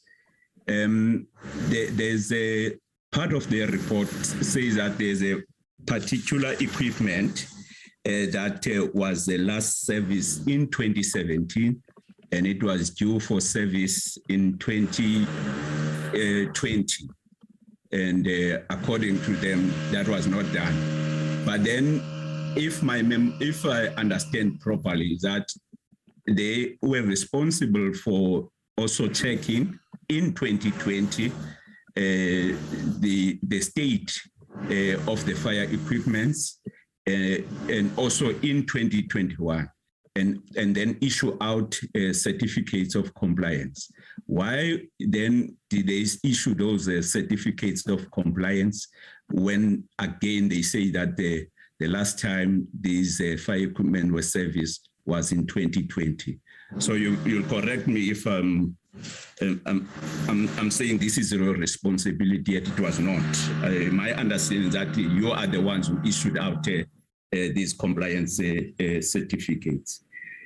Chair, with regard to the department, the SAPS, I heard a number of questions, but what I noticed, Chair, is that in terms of the report of SAPS, is that there are a number of gaps when it comes to the coordination between the three stakeholders, SAPS, Parliament, and the Department of Public Works and Infrastructure. There are quite a lot of them that are highlighted in the report, specifically around the inhibiting factors. There are also others, not necessarily on those slides, the outcomes of the security assessment of the facilities that was done, the communique that came from the National Commissioner. So there are quite a lot of things that are coming out, including the visit to Hungary and the recommendations that are in the report after that visit to Hungary with regard to best practice when it comes to institutions such as Parliament. Instead of asking questions around these areas, Chair, I wanted to make a proposal that the Speaker should convene a meeting with the Minister of Public Works and the Minister of Police, so that these areas, all these gaps with regard to proper coordination around these issues and also implementations of the recommendations, since others are from since 2016, 2018, all these things that the report is referring to. I want to suggest that a meeting at that level be convened to address these issues, and that the co-chairperson should then convene a meeting of the three committees, where we then receive an update with regard to how the executives have addressed these gaps with regard to proper coordination of the services of the work of the three institutions. So that's what I wanted to suggest instead of asking questions on each of these areas. Thank you so much. Thank you, Chairperson. It's Member Suisa here speaking from the Committee of Public Works. Chair, I've been listening to the presentation and the observation that was done by City of Cape Town, the Fire Department. My concern is also the same, that I'm asking myself, after this observation, does it mean that at a later stage we are going to get a report that's different from this? Because if this is your observation, it's going to be turned into a report at a later stage, unless there's something. And I'm also concerned about the wording that has been used. It seems as if certain things were not working. It's also a great concern to me. Coming to the report of SAPS, and we've been taken through all the legislation that is there as to why SAPS is there and everything, what is the national key point and all of those things. And the presenter talks about an internal investigation that's going to happen. They are also confirming that the fire alarm never went off, the water valves were closed. So my question is on the consequence management that's going to happen. There's an internal investigation that's going on. And we all know if there is an internal investigation that's going on, it seems that people should not be actively on duty. So I need to find out, since there are 4 people that have been pointed out to have been on duty and there's an internal investigation that's going on, are those people still actively on duty? If not, why are they still actively on duty while there is an investigation? Because if you are doing an internal investigation and Matapelo Suisa is involved in that, Matapelo Suisa needs to vacate wherever she's working so that they do not tempt with the evidence, whatever that is there. That's my first question that I have too. I don't know if the Minister of Public Works is in the meeting.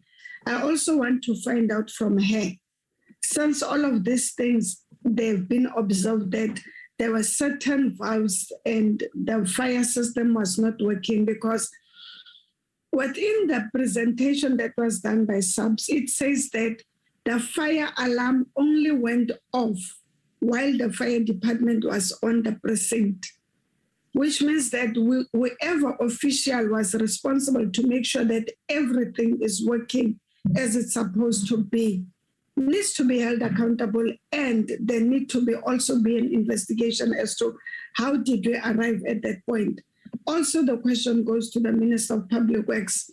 If there is an internal investigation, if there is none, are they planning on having an internal investigation towards their officials?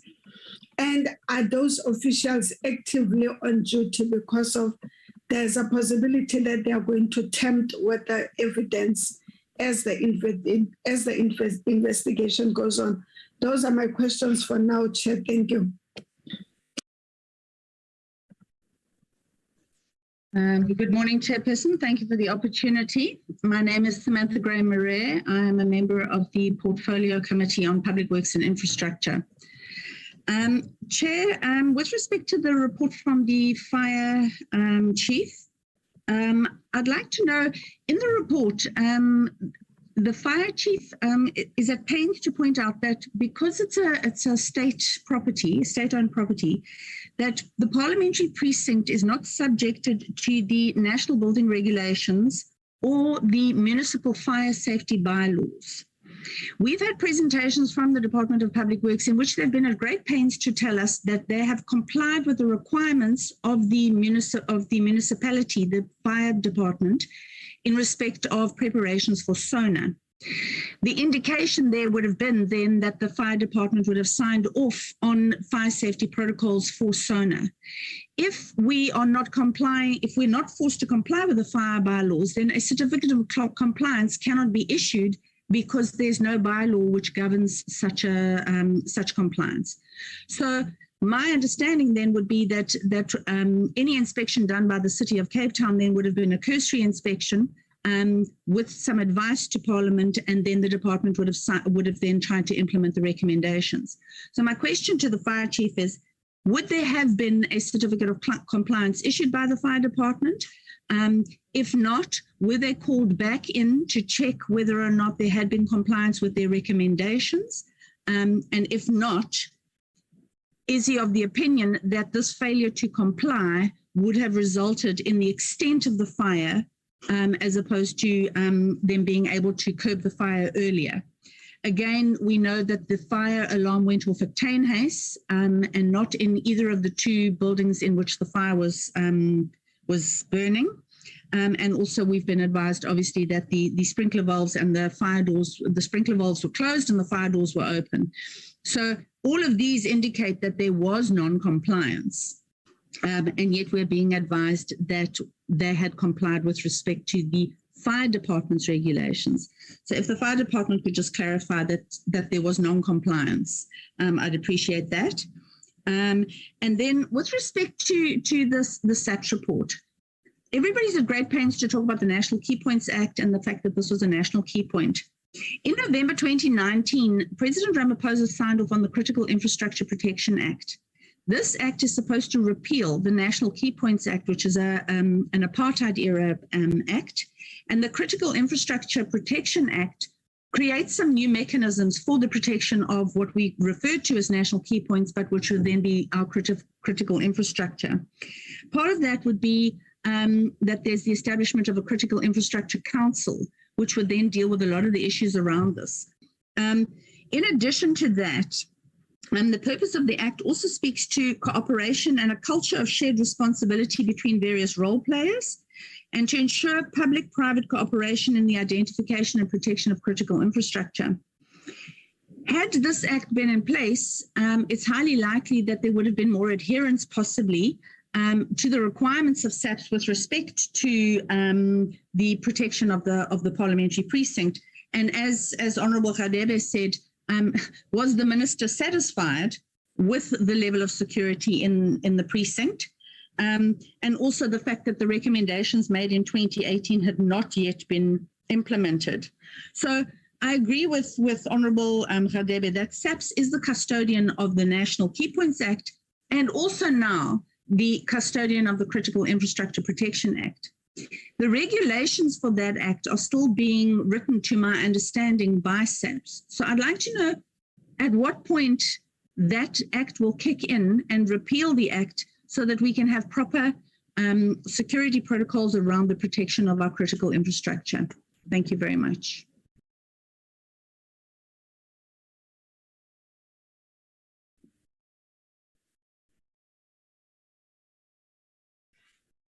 Thank you, Chairperson. I think it's my turn now. Chairperson, my name is Okater Blanche, and I'm a member of the Police Committee on the Police Portfolio Committee. I want to also start where my colleague left now, And my question is also, when are the minister or the state president rather going to gazette this act to come into being? Because there are very serious things that needs to be done once that is the case. Chairperson, my second question is that the police and, they had several meetings, spanning over a lot of years, from 2013, and they had their last meeting apparently in this presentation of the police in 2018.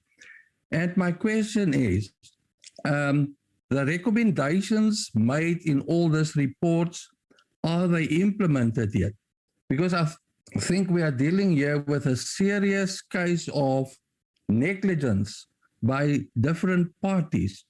And really, I think that something needs to be done to ensure that, we don't only sit with recommendations, but implementation and proper management. Chairperson, I still have many questions, but I'll stop there for now. Thank you. Thank you, Chairperson, and good morning to all our colleagues. And thank you for the presentations that were made. Chairperson, I think my own view is that there's a very fine line between what we are doing here as joint committees and what would emerge from official reports. And I'm just following on what Honorable Hateb has said, because for all intents and purposes, we know that there's a criminal investigation that is being conducted, and more information will be given during the course of the criminal investigation than should be released to us at this moment in time. So we are receiving information. And having said that, Honorable Chairperson, I think as portfolio committees of Parliament, we have a separate responsibility as committees and members of Parliament to assess all the issues that are being brought forward. And honorable colleagues have brought forward very many valid points, but I don't think we're going to have an opportunity for all of them to be answered. So perhaps we must consider, and this is following on Honorable Kai, where he said the speaker needs to report to us. But I think perhaps we must consider the capacity within our committees, that's within the research section and our legal support, to draw up a comprehensive report for us that we will use as a point of continued departure in trying to get answers to all these issues. Because from what I see, Honorable Chairpersons, there are contradictory reports coming from different sectors. And I won't mention the sectors. I mean, we know it's public works, we know it's Parliament, we know it's police. And to that end, we were told before that after the 21st December electricity blackout, the cameras worked.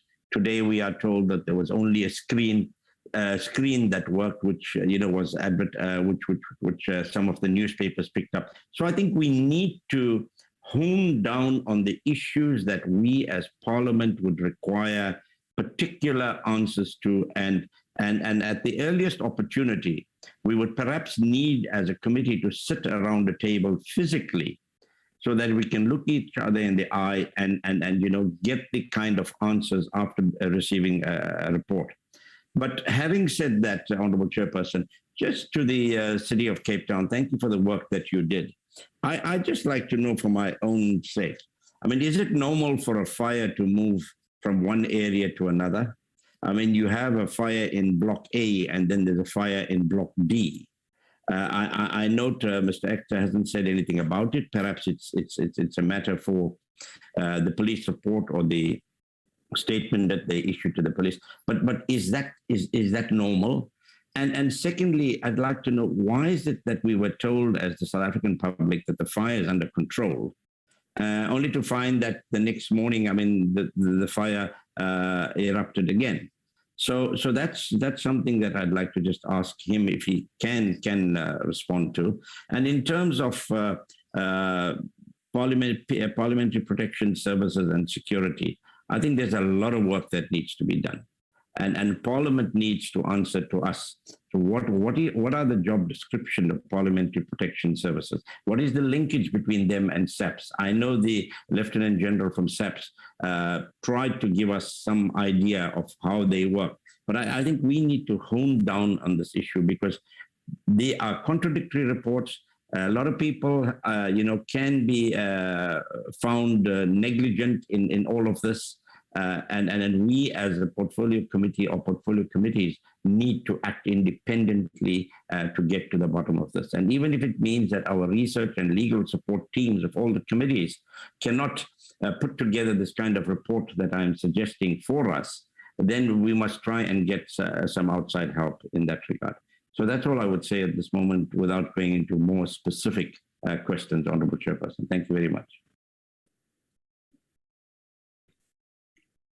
Is it me, Chair? Yes, Mr. Clay, so it's you now. Okay. No, thank you very much, Co-Chair. I just wanted to start with what is called the report by Cape Town City Fire Department. And let me also take the cue in appraising what the department did in terms of putting the fire off in the Parliament. But then as it was called an observation type of notes, it's very difficult for me to accept this as a report. And I don't find any reason how would one make his mind out of these notes. So I think as a committee, we have to reject this report. In any case, it will just serve as one of those notes that during the interaction with a number of institutions of the state and investigating,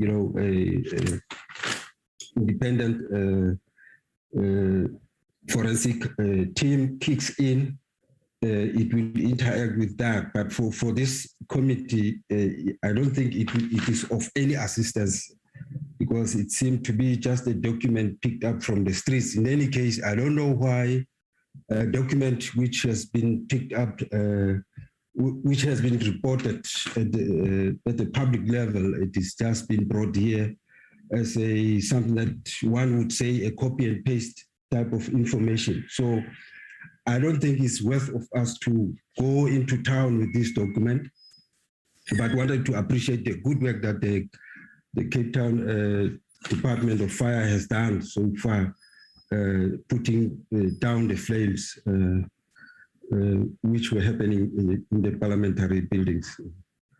So, and that's it on that observation notes.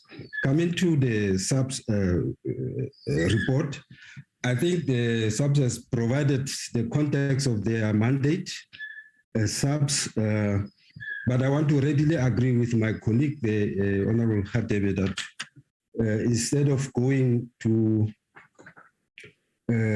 only on questions, rather look at the immediate, steps that needed to be closed, to be taken in as far as those gaps which have been mentioned in as far as coordination is concerned. That obviously post this incident, there is an urgent need that this process of coordination is being fast-tracked. And I also want to imagine that I think it's important that on the outbreaks of pandemics or disaster, there has to be a careful thought being applied, when it comes to security.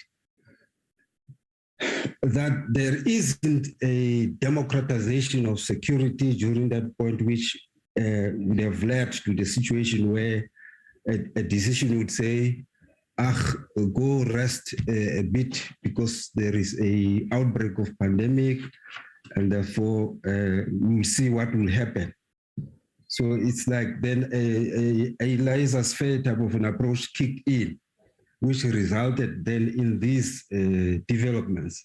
So it will be necessary that there must be a careful thought being applied when what to do with the security during the disaster or outbreaks of pandemic, because it may not be now that would see a very difficult situation how to control the area, which has to do with the mandate of both on the role of the static component of the SAPS and the parliamentary parliamentary protection service. Those elements must be, looked into in relation to the application of disaster management and the outbreaks of such pandemics such as COVID-19. Because I know during the previous presentation, one of the motivation was to control and manage the movement at the workplace, because it is a workplace as defined in terms of the Labor Relations Act. So now there had to be that complete. But at the same time, I want to go back a bit, Honorable Co-Chair, on the issue that have been presented earlier around, because it's one of the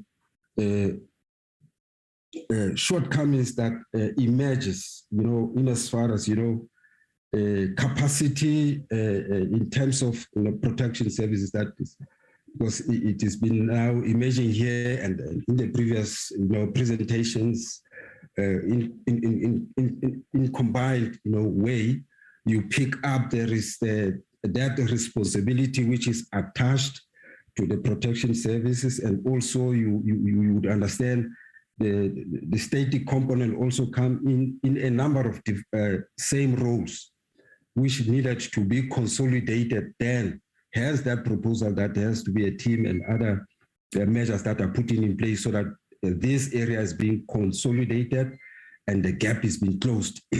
Because one would imagine how would, if I do not have people who are trained to monitor the screens, monitor this and that, and allowed to handle document of security, but at the same time, there is an element which makes reference to training and capacity.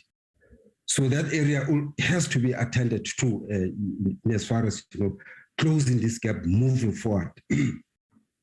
But then I'm happy with the area of performance management which the SAPS has raised. But I on other areas, one is not quite sure which other areas of the other department have they gone in as far as elements of performance management is concerned. Because I think with the suspension of those 4 elements of the officials of the department by SAPS, it is a step moving forward.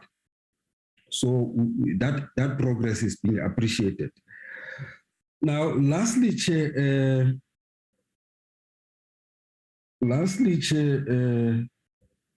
yes, I think I'm covered with the rest of what my colleagues have raised. Thank you very much, Chair. Thank you, Chair. I have it that I'm the next speaker. Honourable Chair, I want to refer to the submission from the police, and my question is to the Honourable Minister.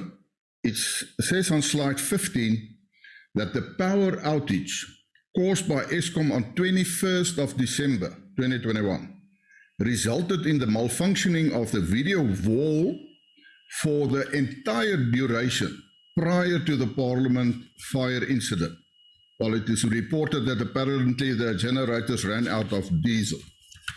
But now, if you look at slide 17, it says a departmental investigation has been instituted against 4 SAPS members who performed duties from 31st of December 2021, which include the commander and 2 members of the monitoring room. Now, my question, Honourable Chair, is what about the people who were on duty from the 21st? Because according to this slide, it means that when the members who performed their duties from the 31st of December actually found the video wall already dysfunctional. But we must go to the cause of the problem. And I mean, I can also ask, if it was only that the generators ran out of diesel, how is it possible that there was not attention given to it on the 22nd of December? That's my first question. My next question, Chair, is also to the police. It was reported that the suspect had liquid explosives with him. Now, this is very important because if you have explosives with you, then there's a different, well, not a different, but the motive then is quite important. Now, if it is said that there was, or that the suspect had liquid explosives with him, I want to know whether it's true in the first place, and if it is true, was this liquid explosive activated? Now, maybe not all honorable members understands what liquid explosives are. The fact of the matter is it's usually used in mines, it's commercial, it's an emulsion, and that emulsion can only become active once it has been gassed. It's a different process. Now, it's not very easy to gas, if I can use that term, the emulsion. And without that, it's useless. You can't use it.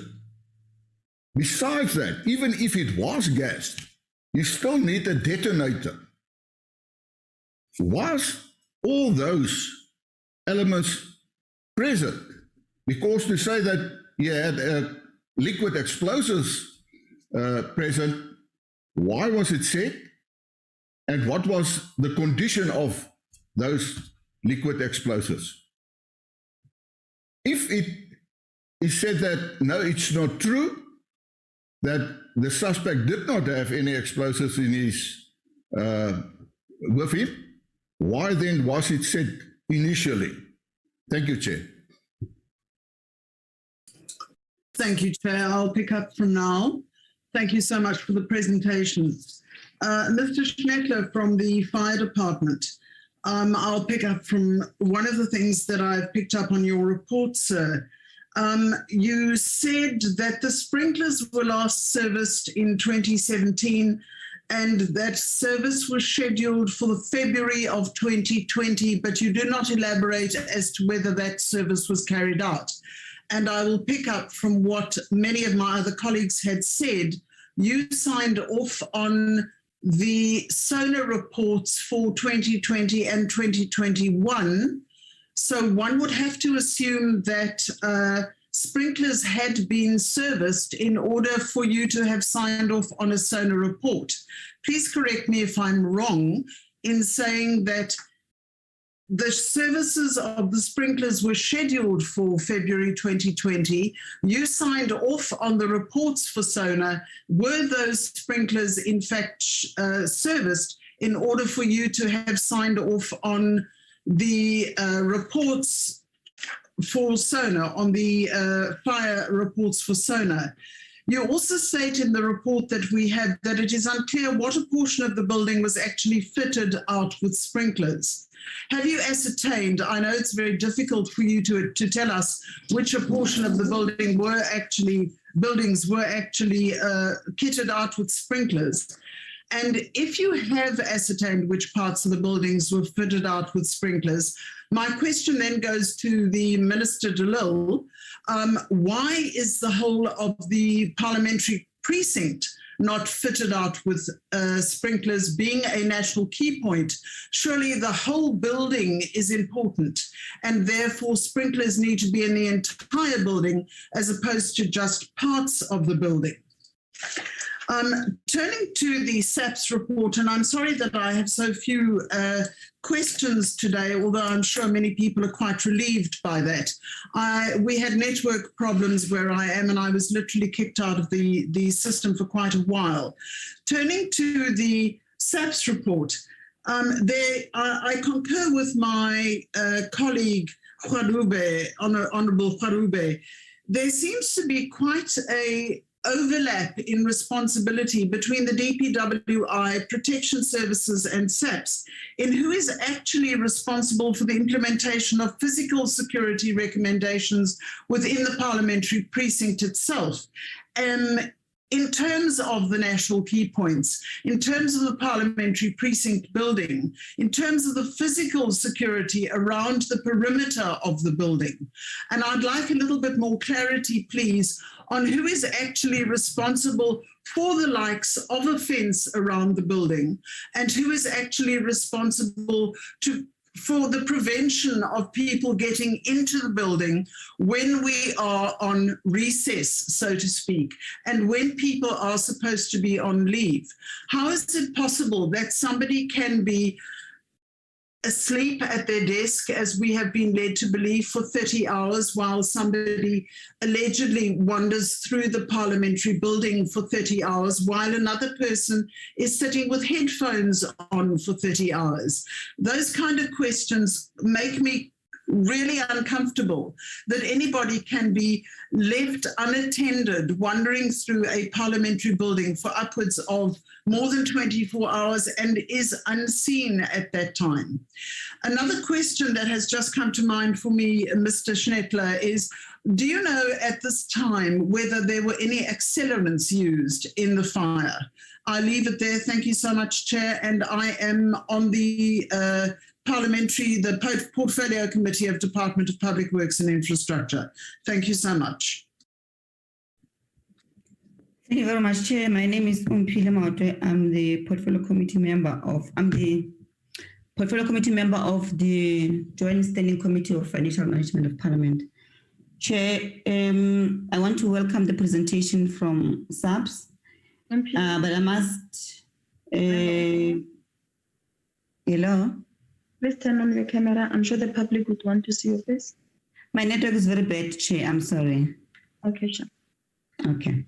So, Chair, I'm saying I would like to welcome the presentation from SAPS, but obviously I've got a few concerns and questions directed to both SAPS and then to Parliament.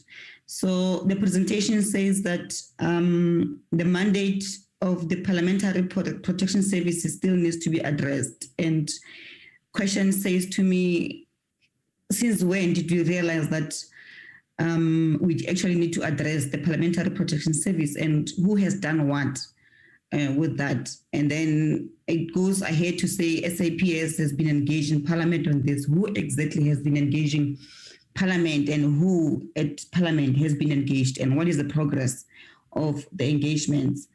And then again, Chair, the report says there's been 5 security assessments since 2004 that have been submitted to Parliament through Public Works for implementation.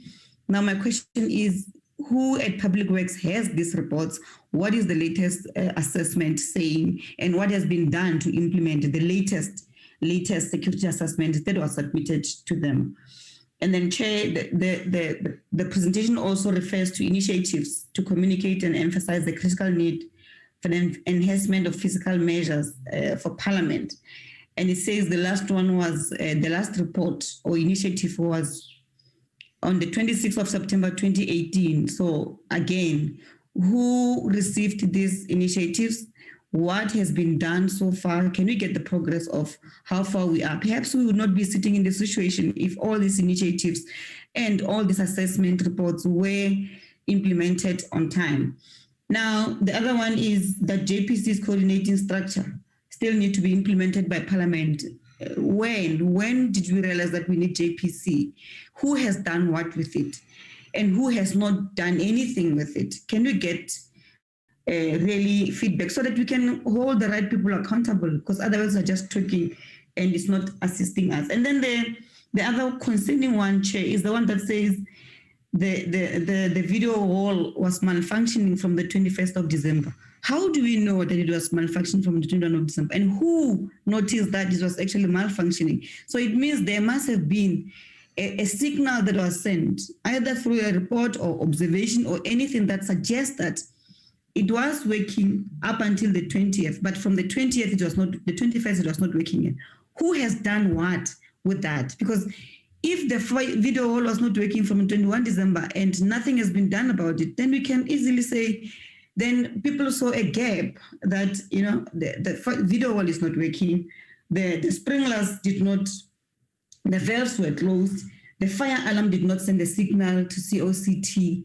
So then it leaves us with a lot of questions that needs to be answered. But the last one for me, Chair, before I go down, is that we are told that SAPS has now established an intervention plan that will enhance security, and it's included stakeholders such as SAPS, PSS, crime intelligence, and state security, City of Cape Town, visible policing. Now, this is a good plan, but when was this established, and how far are the discussions around it, and what is being implemented from that? What can we see now going forward in terms of enhancing security for members of parliament and for the national key points? And I will leave it for now there, Chair. Thank you very much.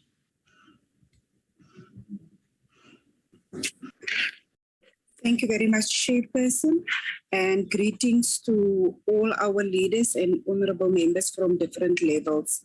I would like to welcome the presentations that has been presented, Chairperson, and I'm not going to venture into issues that's already been addressed by previous members. Safe to say, Chairperson, I would like to require that in terms of the inhibiting factors as indicated by SAPS report, they indicated that the precinct has been declared a national key point since 2018. So I would like to know what has the different committees did or different departments did to address the issues relating to their specific roles with regards to the inhibiting factors. And then secondly, Chairperson, can we get a timeline or time frame if many of the issues hasn't been addressed yet, wherein they'll say within the next 3 months, we'll make a concerted effort to address these issues. But I would like to request, Chairperson, that Parliament, the DPWI, as well as SAPS respond to this question. Thank you very much, Chairperson.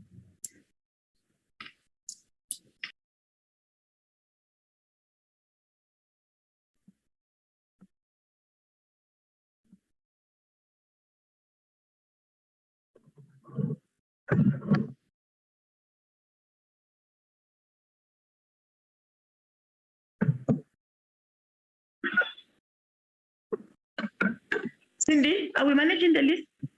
Yes, Chair, the next members, the last member is Mrs. Soma. Okay.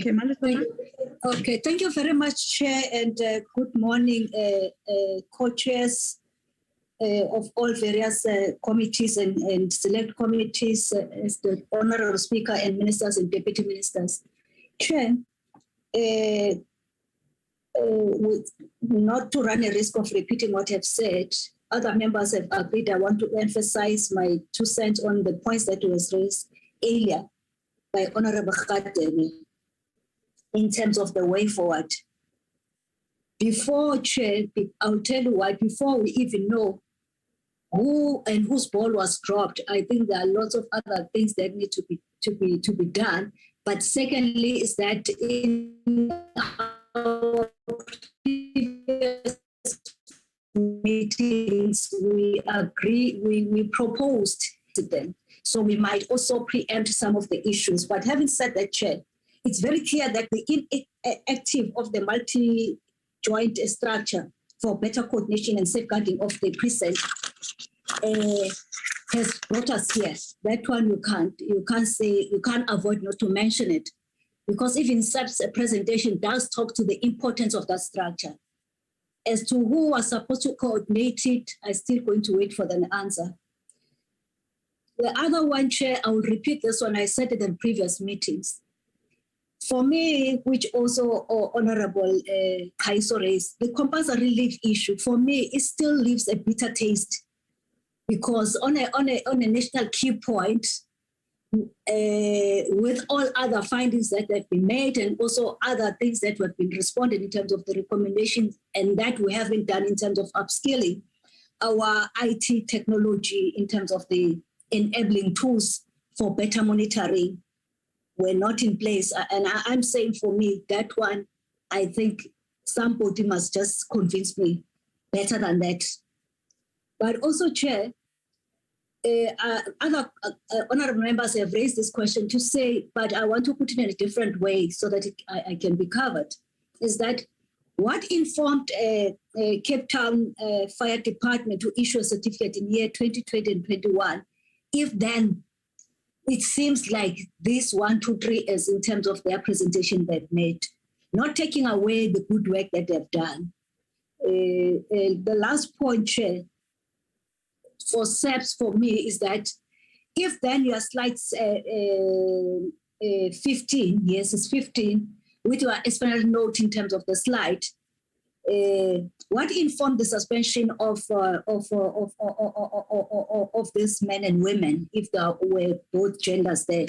I will tell you why, for me, which I fail to understand that if then the wall was not enabling them to see all the corners of the precinct. Let me stop there, Chair. I don't know. Probably it's just a SAPS protocol that if there's something that has been done, is suspected that somebody has done it, then regardless of what, then you get suspended. But I had other members applauding that. But I'm just saying that with a slide and what then informs then the suspension, Chair, for me, I can't link the two. The last one, Chair, is the importance of upskilling of all stakeholders affected to guard the national key point, which is Parliament, and also even the tools of trade that they are using also must be upskilled to that standard that everything is above the board in terms of doing their work. Thank you, Chair.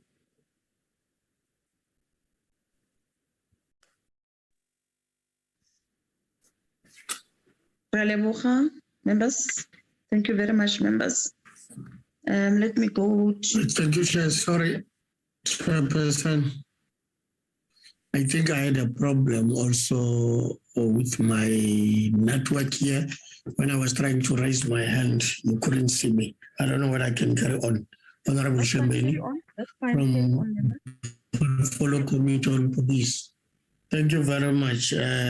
Thanks for the presentation. For me, it's just a few questions here. I see we are beating about the bush. Straight facts must be told. Here we see we have got a suspect inside the premises where we are having a lot of discrepancies whereby there are sprinklers not working, alarms not working, the safe fire escape doors that were left open and all these things. And then we've got a person that is being found here, which we don't know the circumstances when he was found, how long after the fire was this person found, where was this person found, with what makes him a suspect? Because the information tells us that this person has been staying outside the Parliament for a very, very long time. So something is not, somebody's not telling us the truth here. So the questions are, I think they must tell us how was this suspect apprehended? What made him Mafa, if I can call him Zandile Mafa? How was he? Where? What time? What makes him a suspect? Or the issue of generators that are being out of diesel. Whose responsibility is that? We must know when was the last time diesel was filled on the generators. And hopefully everything that is done there has got a register that on this date, diesel was put on this generator, but by who? Who was the last person? Who was the next person to check the generator? Where did he or she complete the register to say there was no, not that we must see this when there is a problem. No, it can't be. And then coming to the commissioner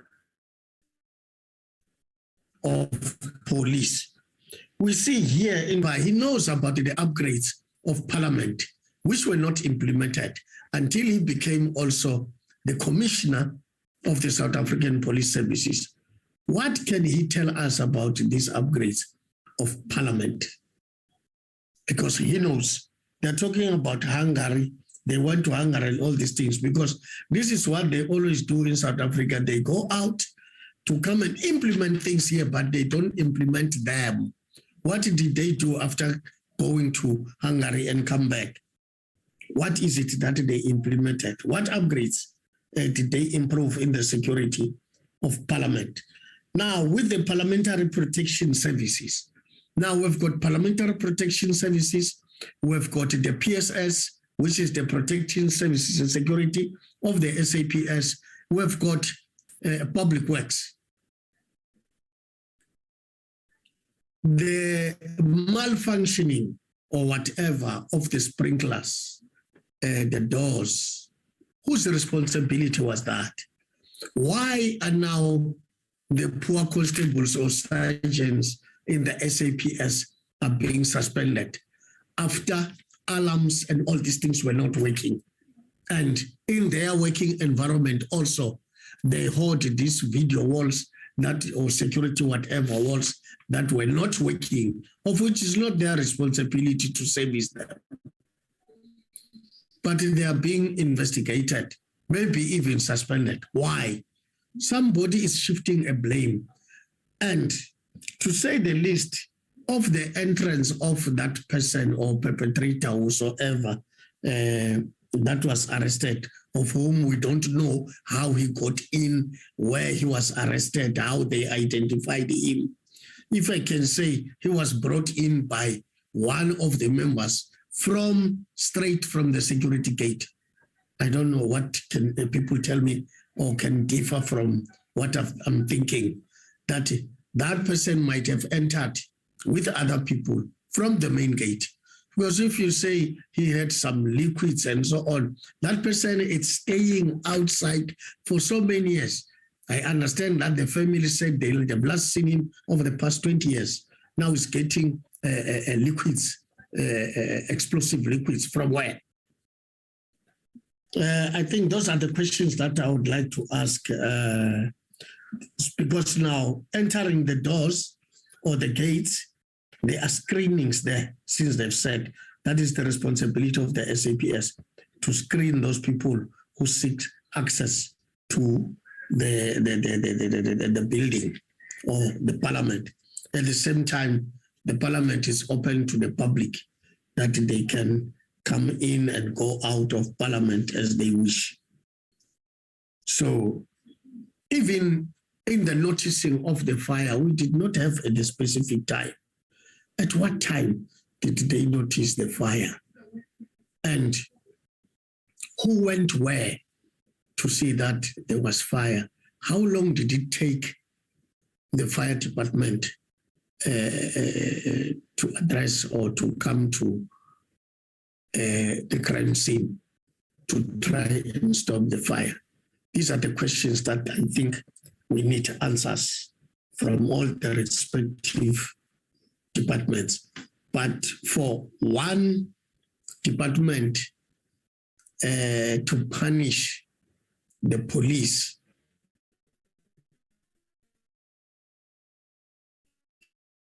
I think will not be fair there. Something must be done responsible, from the sprinklers, from the video walls or whatever, and the upgrading of from the past years and what, because it seems as if we are still going through the apartheid era, because the buildings and everything that we are using, we don't know how to manage them.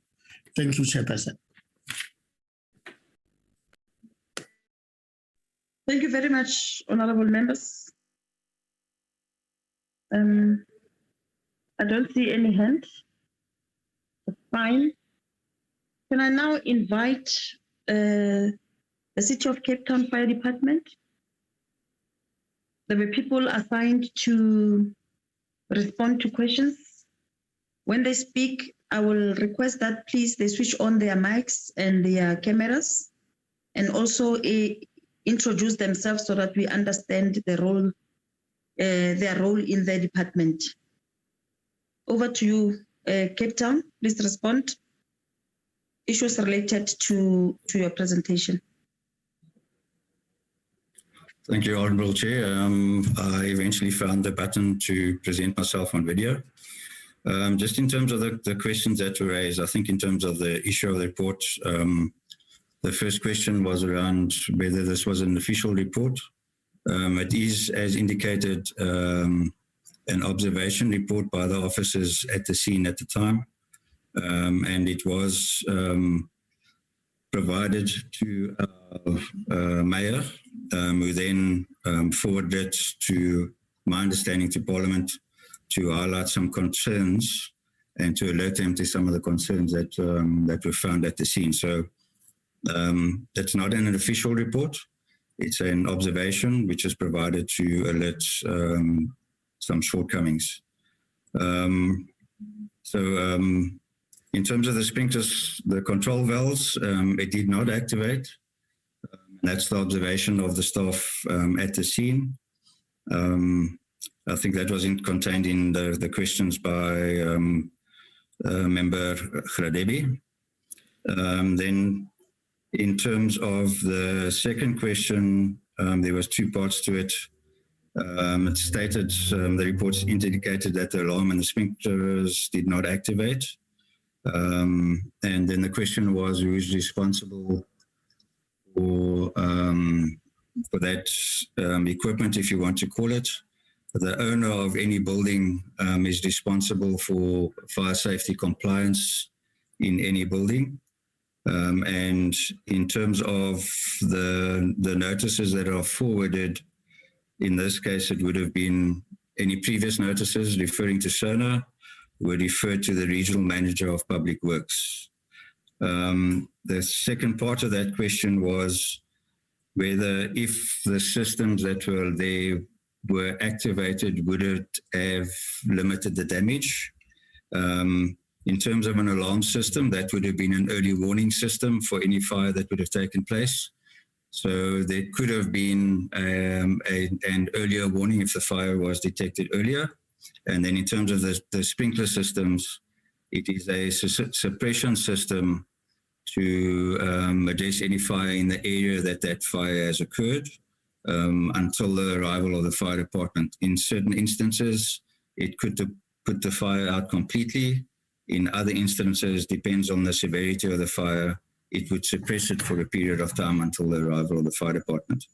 So to answer the question, the systems are designed to try and first of all, early detect a fire, and then secondly, to try and suppress it as best as possible. There was a third question around the sprinkler systems. I'm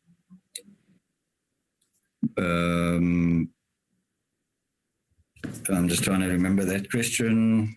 Whether the building should have been sprinkled throughout. That's dependent on the, excuse me, my lights just went out. It's dependent on the occupancy of the building as to whether sprinklers are required. And there's also some exemptions in terms of the national building regulations, which require buildings of an older type to be exempted unless there's new building works that takes place. One of the other questions was also whether in terms of the SONA reports that were signed off, those SONA reports are again a courtesy on terms of the Fire and Rescue Service to advise Parliament and the Department of Public Works as to observations in terms of inspections, and is normally taken before the SONA report.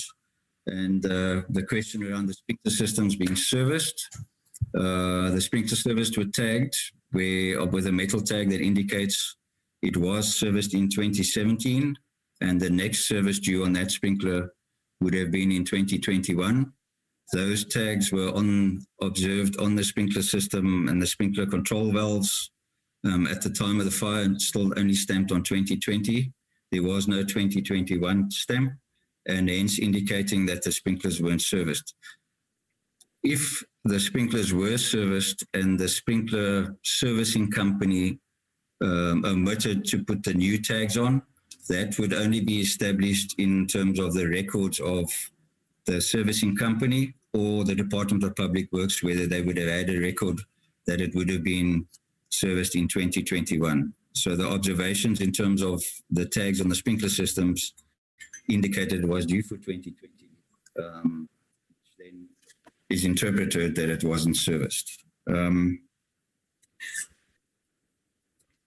just in terms of the conduct service, in terms of written observation, because of it being a national key point, when our services are responded, a fire safety officer is requested to attend the scene because it is a national key point, because of the high profile of such a building, and then to anticipate any questions that might have come up at the end of the day. So in terms of those, to answer the question, is it a norm? Yes, there is a norm that we do a standard incident report for every single incident that we go to. Any fire incident, any emergency incidents, we have a complete record of any incident that we attend to. There is an incident report, and in this case was the observations around the fire safety. Those would be contained in any other buildings in terms of suspected cause and or any observations with regard to possible fire safety compliance at a building. Those are contained in what we call our EPIC incident reports. It's a digital report that is completed by the officers attending that incident. To answer the question around the role before SONA, as I've indicated, it's a courtesy and an inspection of the entire parliamentary complex. And if you notice in one of the report for 2020, it was indicating that the old assembly was under construction at the time, and hence it would then possibly have been omitted in terms of observing the servicing of the sprinkler systems. And I think there was a question around the wording being used in the report that is indicating that it's observations of the fire officers on the scene at the time. And then with regard to the state property, there is a national building regulation regulating the building construction, fire compliance, and that is contained in the National Building Regulations and the Act. And it's indicated specifically in there that the Act does not bind the state, which means that our community fire safety bylaw application, as much as we would want to enforce compliance, the National Building Regulations does exempt the state from if you want to call it, adhering to the fire safety compliance and our community safety bylaw. The other question was, is it normal for fire to move from one area to another? That's very much dependent on the conditions at the time of the fire. And in our observations, there were two areas of fire that we did deal with. And in terms of the overall forensic report, whether those two fires are linked or not will come out in that particular forensic report. And then the other question also was, we did indicate that the fire was contained, and that was on the Tuesday morning, Monday morning, if I remember correctly. But then in terms of the circumstances in the fire and the confined spaces that were in the building, as well as the hidden areas of the building, in the late afternoon between 4 and 5, the southeaster did come up, and that has been established that was the cause of spreading the fire again. Remember that at that point in time, there was nothing that was venting through the roof structures. So the upper floors of the National Assembly contained a considerable amount of heat, and fire crews were at the point of fire at the time, and then they were unable to prevent that spread, even being right there at the time. As I explained, I think in an interview, it's if you look at an oven, that is exactly what was experienced in that National Assembly side. Once the fire had ventilated and got through the roof, we then contained it that same evening, around 2100 hours, that fire was contained again. Then the question around that the report is a document of the streets, I think that's just, and it's not a copy and a paste document. It is a report that was provided to Parliament, highlighting some concerns and alerting to try and address some issues. And I think I answered the question around the sprinklers and the sonar reports for 2019, 2020 and 21. And I've also indicated, yes, that in terms of certain buildings, not all buildings are required to be sprinkled. In terms of the accelerants, that I cannot answer, and that I would leave to the forensic experts in terms of whether any accelerants were found at the scene. And then the question around the sprinklers, I think I have been answered. And then also what informed us to issue a certificate, as indicated, it is an annual inspection undertaken by us prior to sonar occurring to establish whether there is fire compliance, and if there's not, it is provided to the regional manager for public works departments. I think I may have answered all the questions, and then also just to say thank you for the acknowledgement of the work of the Cape Town Fire and Rescue Services in dealing with the fire at Parliament over the 4 days.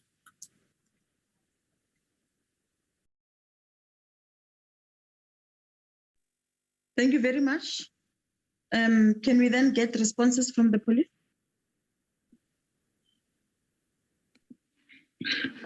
Thanks, Chairperson.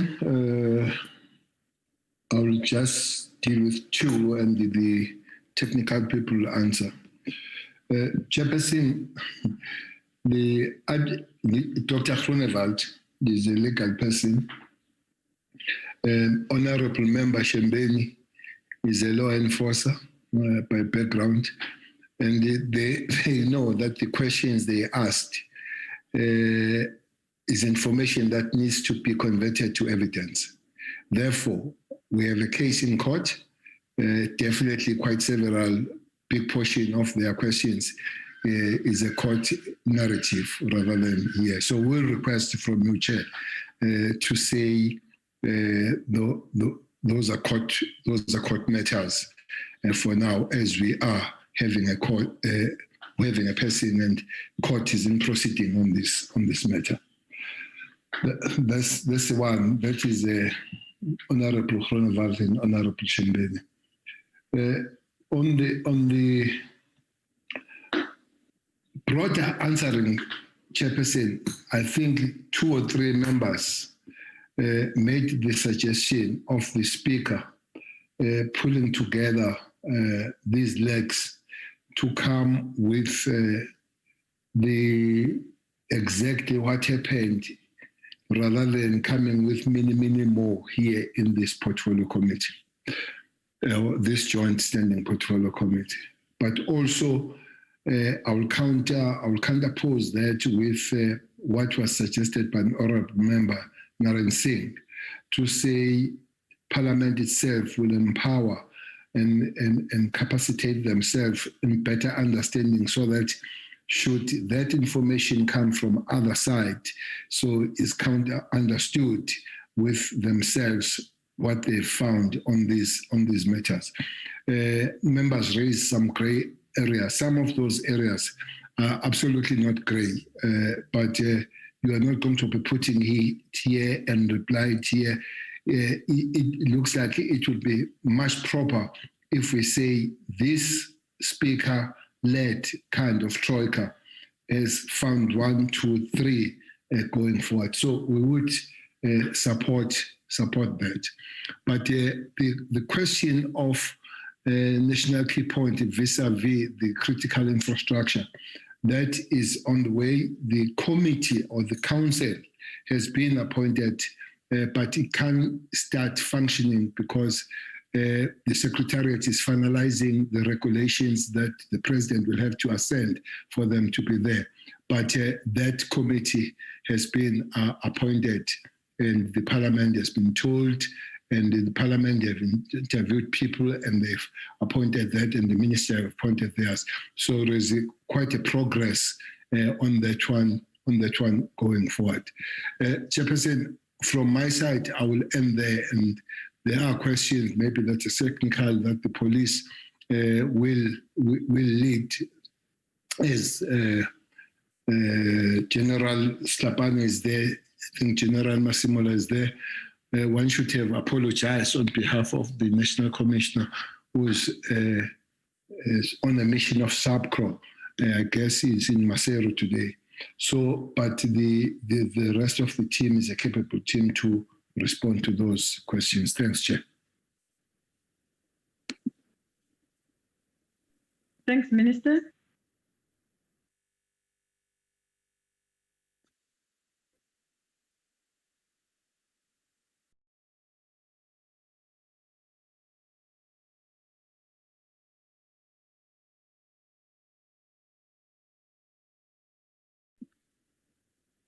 Mpoisa, ngishonephi manje, phendulani.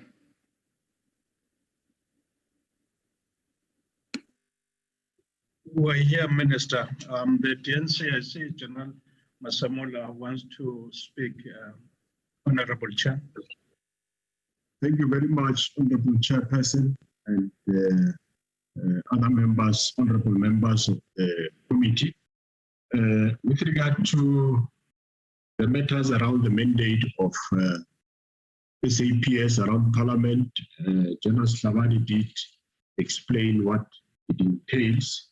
We are responsible for the outer perimeter, that is guarding along the fence, and we do not do inside the building. We are not responsible for monitoring inside the building. So what is in the building we cannot be able to see, but we are responsible for the outside of the building, but within the inner perimeter of the building.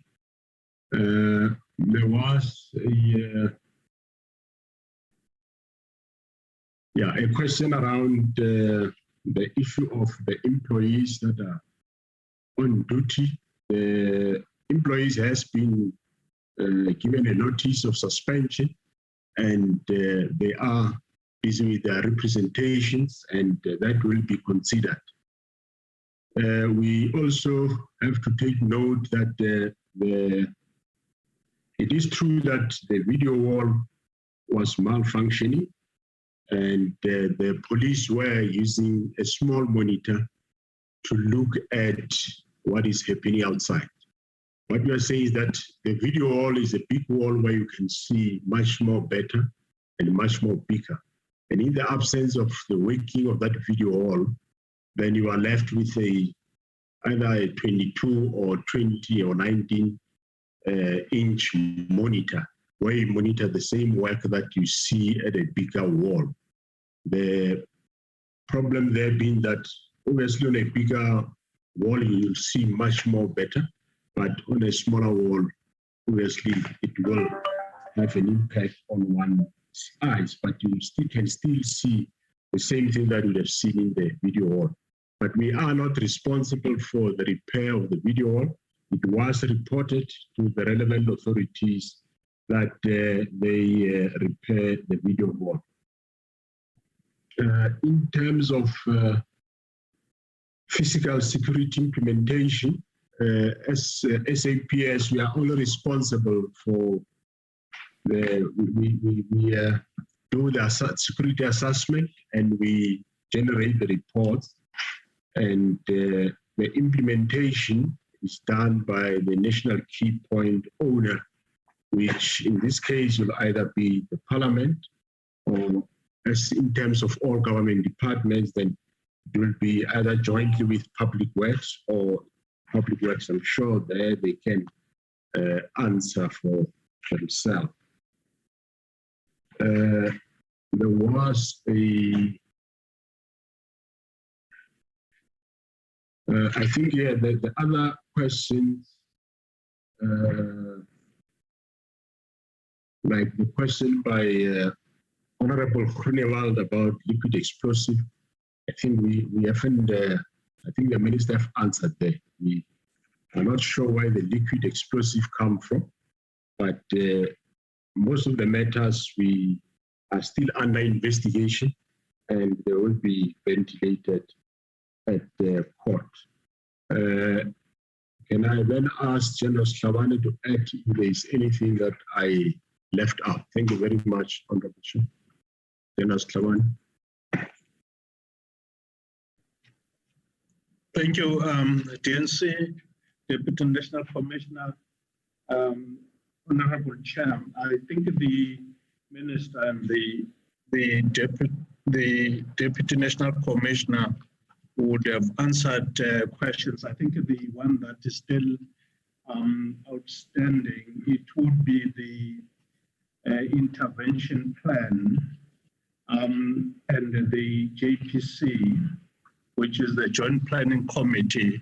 I think when you look at that intervention plan that we would have crafted, I think it's based on the fact that currently we would have outlined that in terms of the national key point, you should have a joint planning committee. So most of those, stakeholders or role players, they're actually at the JPC meeting. Chairperson, point of order, please. Chairperson, can I ask the General just to... The General is moving away from the microphone. Exactly, that's what I want to ask you because I can't hear what he's saying, so that he just makes sure that he speaks into his mic. Oh, I beg your pardon, Honorable Chair and Honorable Grunewald. Now, what I was saying, I'm not sure whether I'm audible now. Yes, you are. You can start. What I was saying is that there are two questions that are still outstanding.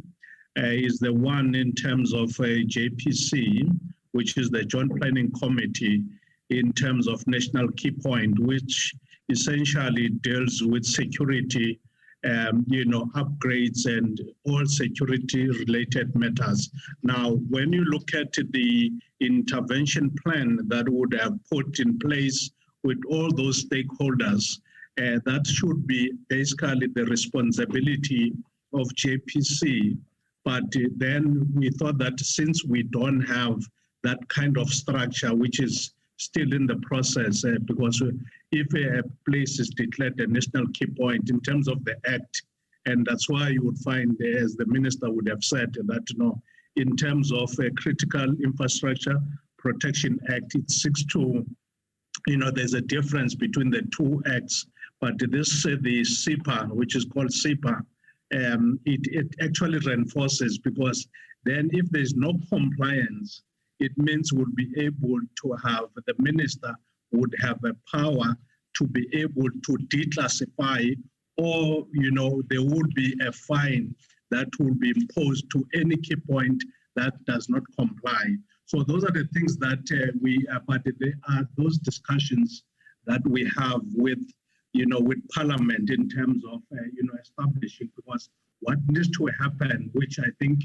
we're quite, happy with the proposal that the Speaker and the two ministers, the Minister of Police as well as Minister of Public Works, that they should sit the Troika, which will be able to ventilate all these issues, because within the South African Police Service under the Act, it means we must induct the, the executive authority of Parliament in terms of what is their responsibility when a place is declared a national key point. I thank you.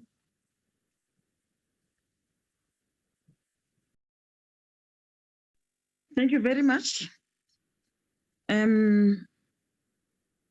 Work in progress. Nothing conclusive. Some matters matters are before the courts. We thank you very much for at least giving us some light on what transpired. We will continue to engage you on this matter as part of our role, being tasked with the responsibility of conducting oversight. Members, let us then move to the next agenda item. Chairperson, before you move. Yes, Tate Hadebe. No, Chairperson, there's a question which was not asked, which was not answered. The question is on issue that the Parliament precinct was declared as a national key point in 2018. And because of that declaration as a national key point, what was supported, the Joint Planning Committee was supposed to have been established. And then it is 2022, it has not yet been done. Who didn't do the job out of that? Because someone must be responsible for that. Someone should have created that committee, because it cannot be okay that the Parliament does not have a security manager. Therefore, the committee will not be formed, because at the end of the day, the issue of security and protecting the property is the mandate of the SAPS. And number two, the very same Act, National Key Point, it says that the minister must receive a report and he must be satisfied with that report. Did the minister get that report? If he was satisfied, and then it will be fine. But if he was not satisfied, what happened? What was done in order to ensure that they comply? Thank you, Chair. Let me take a second set of questions. I see that there are other hands. Member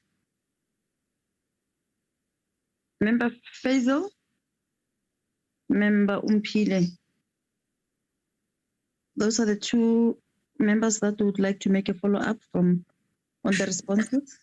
Before I recognize, I see the acting secretary to Parliament. Your hand is up. You want to respond to other questions? Thank you so much, Chairperson. I do want to, let me just switch off. Let's do this. I'm switching off one gadget. I'm sorry about that. Okay, let's do this first. Thank you very much, Chairperson, and good afternoon. Let's do yes, ma'am. Just pause. Member Khadebe has raised this issue. I want Member Mautwe, and I'm not sure who's the other member. I've appointed two members to first ask their questions. Then you will come after they've spoken, so that if there's anything related to Parliament, then we know that you will then speak. And then I should only then allow the Cape Town Fire representatives to respond, and the police, if there are any issues that members will raise. So let's first afford members an opportunity to speak. It was Member Mautwe. Cindy, I'm not sure which member as well. No, Faisal is the acting DG chair. You made a mistake and call him a member. Oh, Faisal wanted to respond. Okay, it's Member Mautwe. Umpile, Member Umpile, please come in. Thank you very much, Chair. Chair, also my questions were not responded to, but perhaps the Secretary of the committee can just follow up with the department. Maybe they did not prepare for that, because most of my questions were who and what is the progress and all that. So I do understand that perhaps they had not prepared to the level of that detail when they did a presentation. But I mean, that presentation, if a presentation says, on the 21st of December, the video wall was malfunctioning, then should have had a little bit of detail, but that's fine. I take that. And I'm happy that the acting Secretary of Parliament is here, so she'll be responding to one of my questions that I've asked also. But also on the report of the SAPS, they say that the PSS was on compulsory leave, and that's the question that I had forgotten to ask, Chair. Now, my question is, if they were on compulsory leave, was it all of them? And why were they on compulsory leave? And who authorized their compulsory leave? That's it for now, Chair. Thank you very much. Okay. Thank you, honorable members. In fact, I've noticed that the speaker is also present. She's on the platform.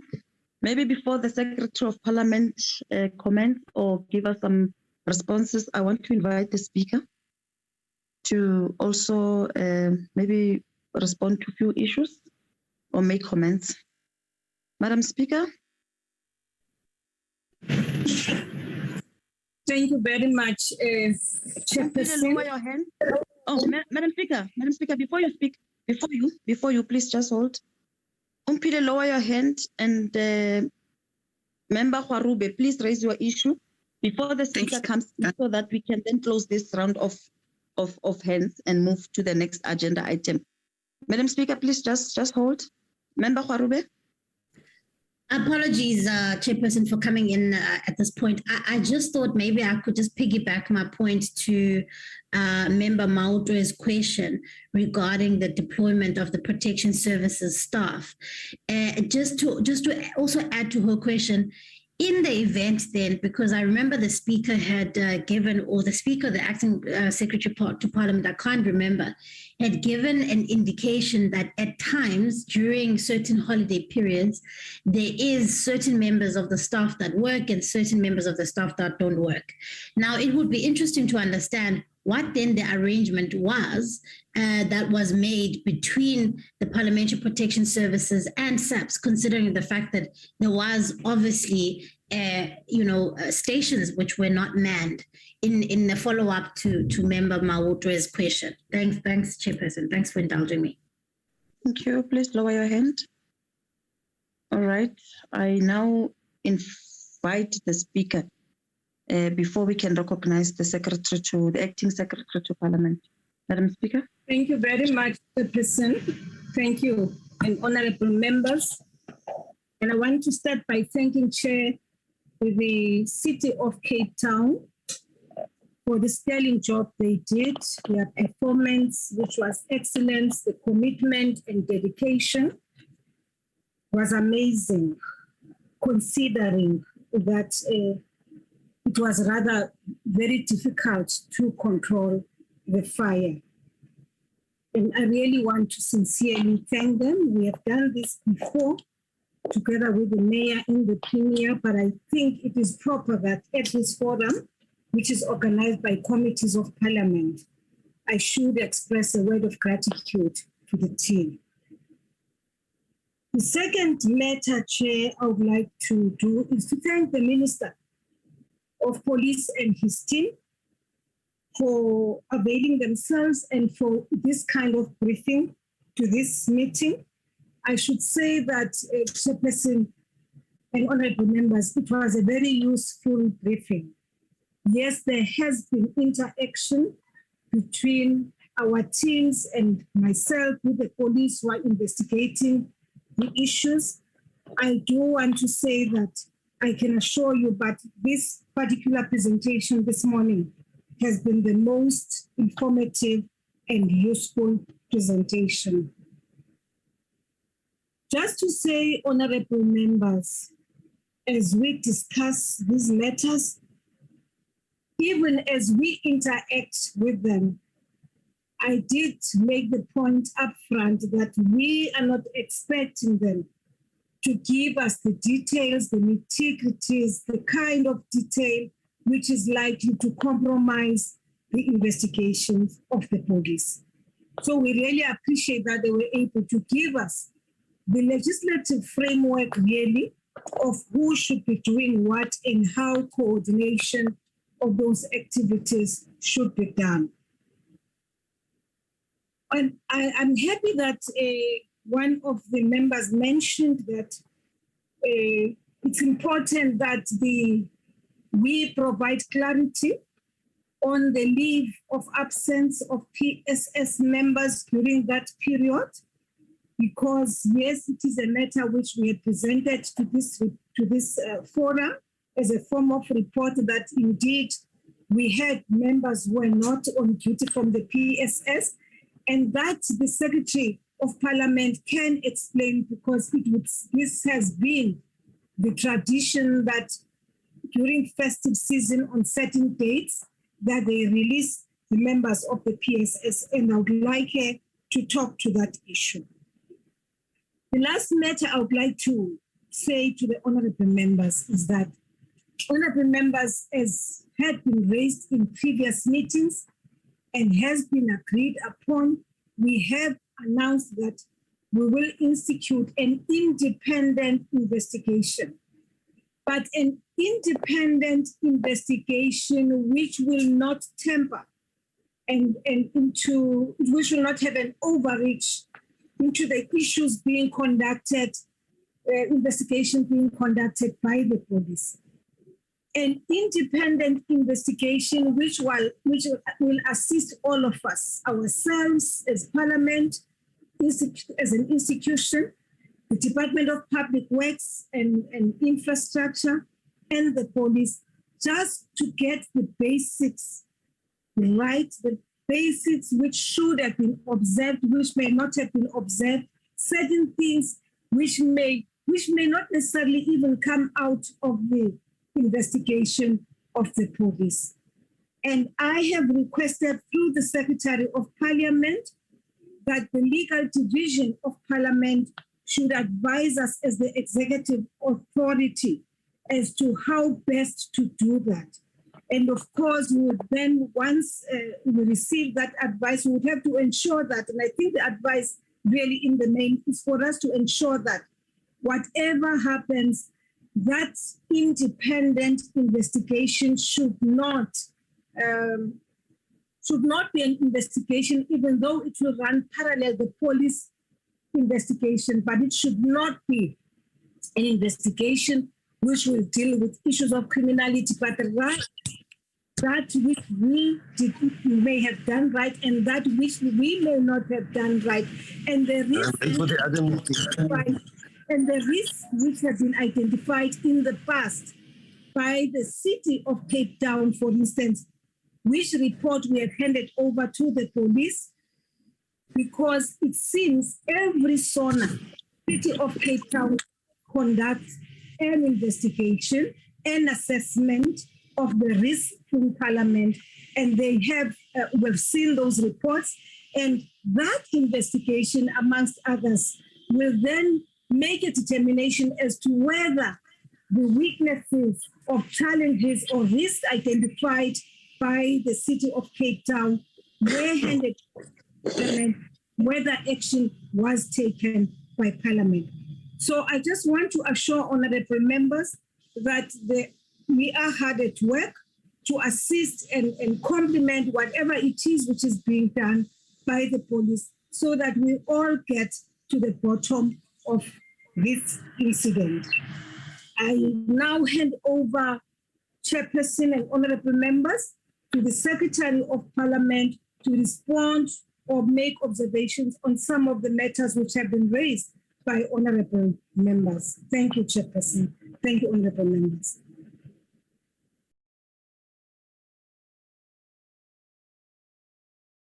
Thank you so much, Honorable Speaker, and good afternoon to honorable members. First, I'd like to respond to the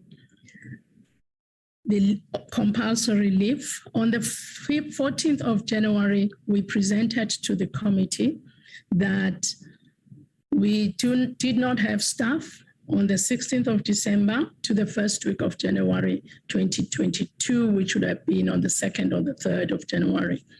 I also reported that whilst there's rotation for those who would like to be called, those who can be called to come onto the precinct on the need, we issued a circular to all members. And during that time, we also adhered to COVID regulations because of the increasing infections. And therefore, in that space, there was no PPS staff member on the precinct. And I did submit to the committee all those matters. I do want to confirm again, it is correct. There was no staff of PPS on the 16th of December to the 3rd of January, as it is indeed, like it said, compulsory leave. And for 2 years, at least since COVID and adhering to the regulations, we've not heard our staff also working over weekends, trying to monitor the infections. And unfortunately, this incident happened during that time. I wish to move on to the next point. The declaration of the NKP on Parliament was on the 12th of January 2018. October 2018, we communicated that we would like SAPS to come and induct our presiding officers and staff, because indeed being declared an NKP is going to be very different from how we deal with the matters. That was 16th of October 2018. On the 15th of January 2019, we wrote again to communicate to SAPS to say we now have a joint planning committee that is chaired by myself and the deputy chair by Advocate Atikari. We requested that please can we have an induction and a workshop. We did have a workshop on the 11th of December 2019. And in that workshop, we then agreed that we will have a legal workshop that was to be scheduled in 2020 before SONA to understand indeed the prescripts of the NKP in a document that we were sent to by SAPS, which outlines exactly what the implications of being an NKP are. Indeed, this proves that from the time the Parliament was declared an NKP, we have been asking that we get an induction, because it definitely is going to change the manner in which we deal with security in Parliament. And currently, even in our communication, we did say the EA, in fact, wrote to say, please, Minister, on the 20th of April 2021, again, we requested an induction on the implication of the declaring Parliament a national key point. And this request came from our former EA, former Speaker Modise, and Honorable Masondo. That letter went on the 20th of April 2021. This is just an example of the work that we've been trying to do, having identified our lack of knowledge, of course, and a need to address what members have addressed very well as capacity that we needed to do. And we continue to pursue that request. Thank you very much, Chairperson. And with respect to the reports on SONA, Honourable Members, Chairperson, I wish to put it on record. In my office, I have never received a report from the city that talks to the deficiencies. And indeed, I think the chief fire officer does say that correspondence is sent to Public Works. And in fact, it should be sent to both of us. The only last report, as Speaker has referred to it, it is the report that was submitted now currently by the city on the matter of the fire. And of course, that is the end of my responses to the matters that relate to ourselves. Except to add, Chairperson, I acknowledge and accept that indeed what the General is talking about, the SIRA registration audit of our members points to need for capacity and training. And that is the process that SAPS has, and they still have volunteered to assist us with. Thank you very much, Chairperson. Thank you very much. Are there issues that SAPS would want to clarify? Are there issues that our colleagues from the Cape Town Fire Department would like to clarify? On the three issues that were raised by members as additions to their questions.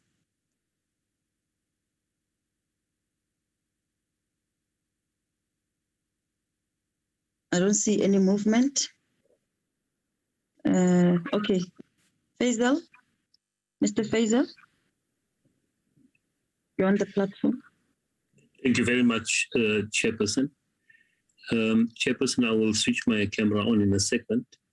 Yes, thank you very much, Chairperson. What I'd like to do is to deal with some of the comments and the questions as they pertain to Public Works. And Chairperson, I'd just like to say by way of introduction that Public Works provides infrastructure to the SAPS in terms of their security function at Parliament. In the main, the responsibility is to provide the accommodation to Parliament. With respect to SAPS, SAPS conducts their risk assessments, and Public Works is required to respond by providing the necessary infrastructure to mitigate those risks.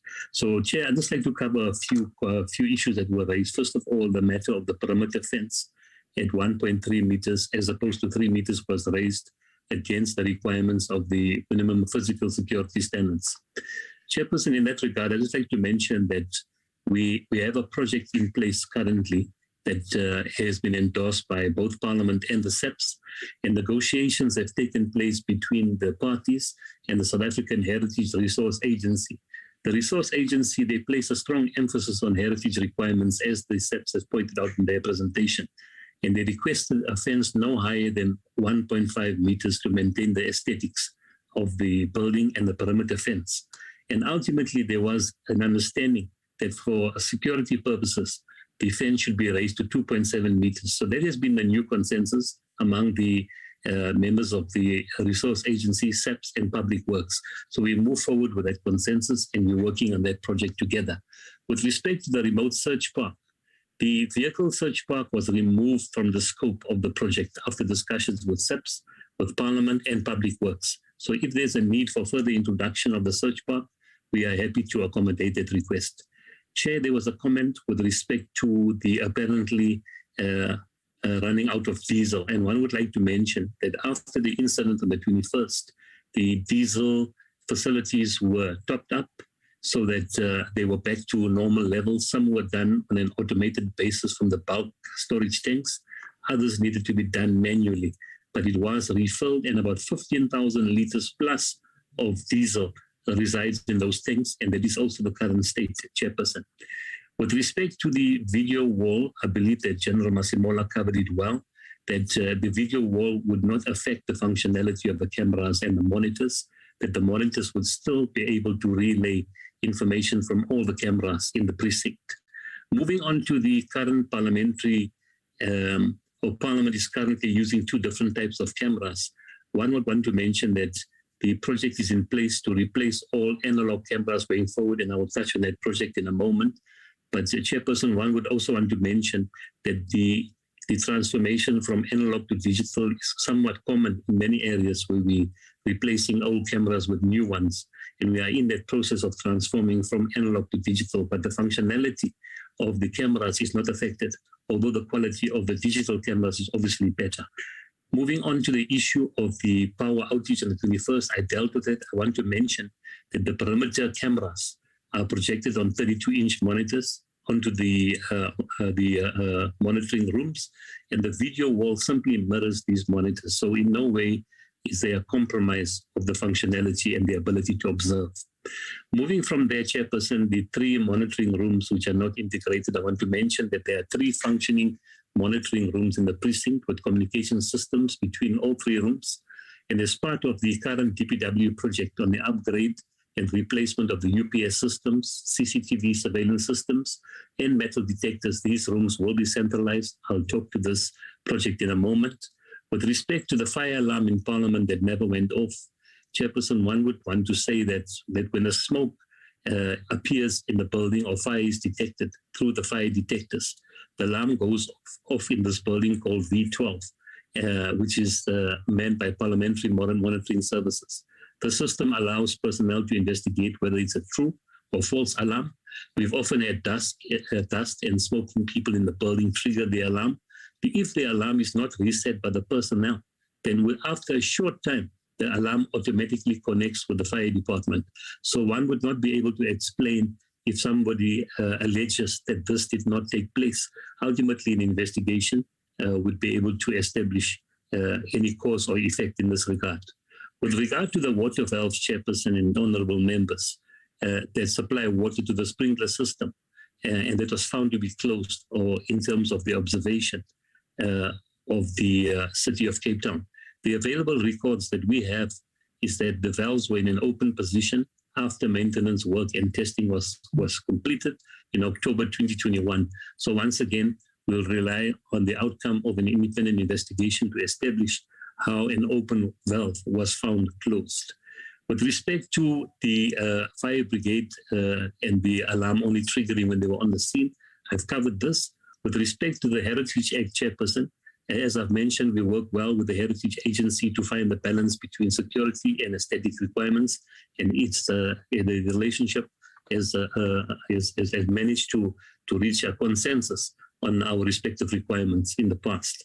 Just to touch on three important projects, chairperson, I want to mention that given the Parliament being a national key point, and also given the fact that the SAPS, as I mentioned, they conducted various security assessments. We've had multiple projects over the years that have been undertaken and completed to improve security in the precinct. And with respect to cameras in particular, there have been more than 70 cameras installed in the old assembly, the new assembly, as well as the Marks building, as well as Taynace as well, and improved video walls at Taynace and 100 Plain Street. We have fixed the detectors in that regard. We've also had a fiber optic network installed for digital cameras and also installed extra server capacity. We've put in turnstiles, as you noted, in terms of the request of the SAPS to manage crowd control and also increase lighting in the precinct. More recently, chairperson, we have 3 large-scale security projects that are presently underway in the precinct. SAPS, Parliament, as well as Public Works are working jointly to implement these 3 projects to respond to the security requirements of the SAPS. The first one is an upgrade to security at all entrances to the parliamentary precinct, the installation of additional perimeter fencing, and to create a temporary vehicle search park. The second one is a heritage project to replace and upgrade all UPS systems, all CCTV surveillance systems, including X-ray machines and metal detectors. And finally, there's a heritage project to prevent and remedy maintenance contracts in terms of electronic security systems within the various buildings. This is our most recent contract.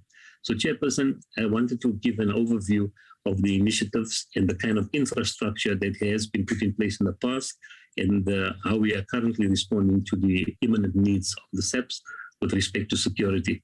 Chairperson, we are also very cognizant of a request we received on the 13th of January from the Hawks to avoid commenting on their active investigation. However, I don't believe I've done so. We respect the independent investigation, which will determine an outcome to all the areas where uncertainty may still exist. Thank you, Chairperson. Thank you very much, DG. I see there's a hand, or there's no hand. I want us to quickly move to the next agenda item. I think it will still be you, Fiza, DG. Briefing on the DGO. Okay, member. Yeah, okay, no, okay, thank you very much, Chair, for the opportunity. I'm just thinking, as the committee, what then do we do with the report that is now being disputed? Because the last speaker from Public Works is virtually disputing everything else that's been said. I mean, the report said the valves were closed. He says they're open. So what then do we do as the committee? That's just my question. I think it is directed to me. I will give the way forward at the end of the meeting as to from here, where do we go and what do we do? Of course, Umpile oversight cannot end after we've conducted two meetings or 3 meetings. The Speaker has rightfully said, the Speaker has with authority said that without undermining our institutions, she is going to also institute an independent investigation. So at the moment, of course, we're going to get different responses.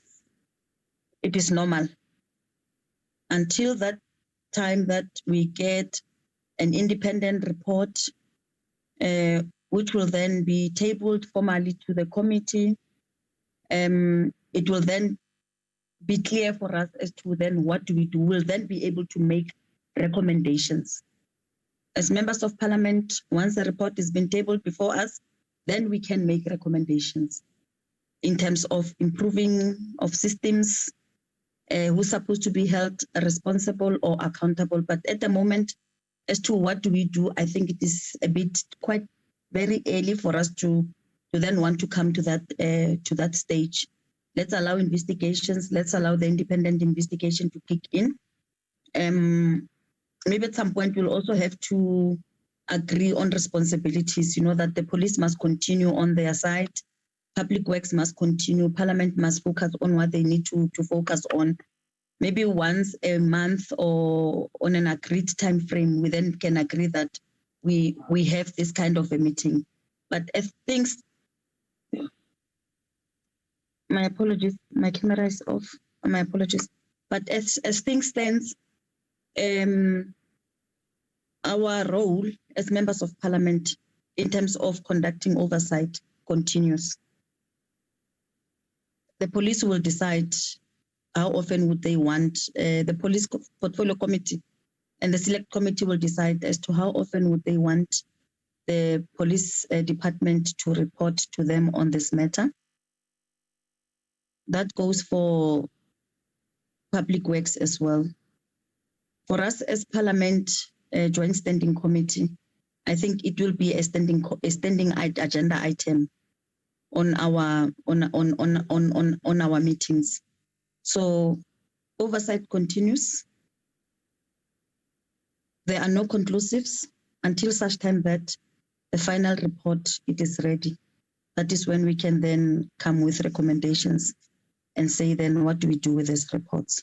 So these reports for today is just for information sharing, because we cannot also keep the public in the dark, not giving them any information they really want to know. You know, something that also came into my mind is that we're all dying with anxiety. Now that the Minister of Police is here, if it is possible that they can share some pictures with us, if that is possible, and if that will not compromise the investigations, we'll really appreciate, because we don't know the extent of the damage, which part of Parliament is affected, and yeah, no one has seen that. So if possible, if there are any pictures to be shared with that will not compromise the investigations, we'll also appreciate that as part of information sharing. So work continues. Let's then go to the next agenda item. Sorry, Chairperson. Sorry, Chairperson, I've got a hand up. Okay, ma'am. Let's see what's that. Thank you very much, Chair. Chair, I suppose to your question and the question of the previous member, I'm wondering whether or not, I think you're absolutely correct that the oversight of the committee must continue. However, Chair, I'm concerned that there are constantly competing reports, and you are absolutely right that the independent investigation will, on some level, shed some light. And I would like to perhaps make a case to the committee that I think it would be important to, closer to the time before even the report is tabled here, that we consider some of the parliamentary mechanisms that are available to us, and that this committee, of course, has its number of duties that it needs to do and other matters that it needs to deal with. In my view, Chairperson, it would be a far more powerful message to send out, not just only publicly, but in the interest of accountability, to say perhaps a parliamentary inquiry which would look into that report in itself, because it will have powers that a parliamentary inquiry will have, where we can summon evidence, we can summon people to give input. And so I think perhaps, Chair, that's something that the committee needs to apply its mind to, because it is a mechanism that is available to us. And it might be a great way of dealing with that report once that report is ready and is ready to be tabled, because we can have that, but a parliamentary inquiry will be able to help us at least vigorously practice our oversight role in a multi-party fashion, but also in a way that at least can have outcomes and recommendations by Parliament as a way forward. Thanks, Chair.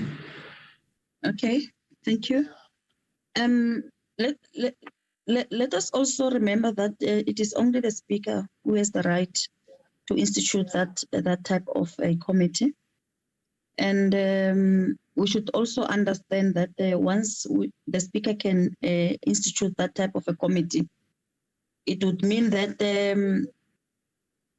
we will then have to cease this entire process to that committee. So if members feel that maybe we should recommend to the Speaker to establish that kind of a committee, it is okay. It's something that can be looked into. But maybe not today. The Speaker can then apply a mind on this issue and maybe at a later stage respond to this requirement, to this request, as to whether will it be necessary for her to institute that type of a committee. Your point is noted. Are there any other hands before we move to the second agenda item? Okay, I have quite a number of hands now. It's Member Kaiso, Member Khai, Member Khadebe, and then the Speaker will be last on the matter. If you have spoken, please lower your hands so that we are able to manage the platform. It's going to be Member Kaiso, followed by Khai, Member Khadebe, then the Speaker will be last on this matter. In that order. No, thank you very much, Honorable Co-Chair.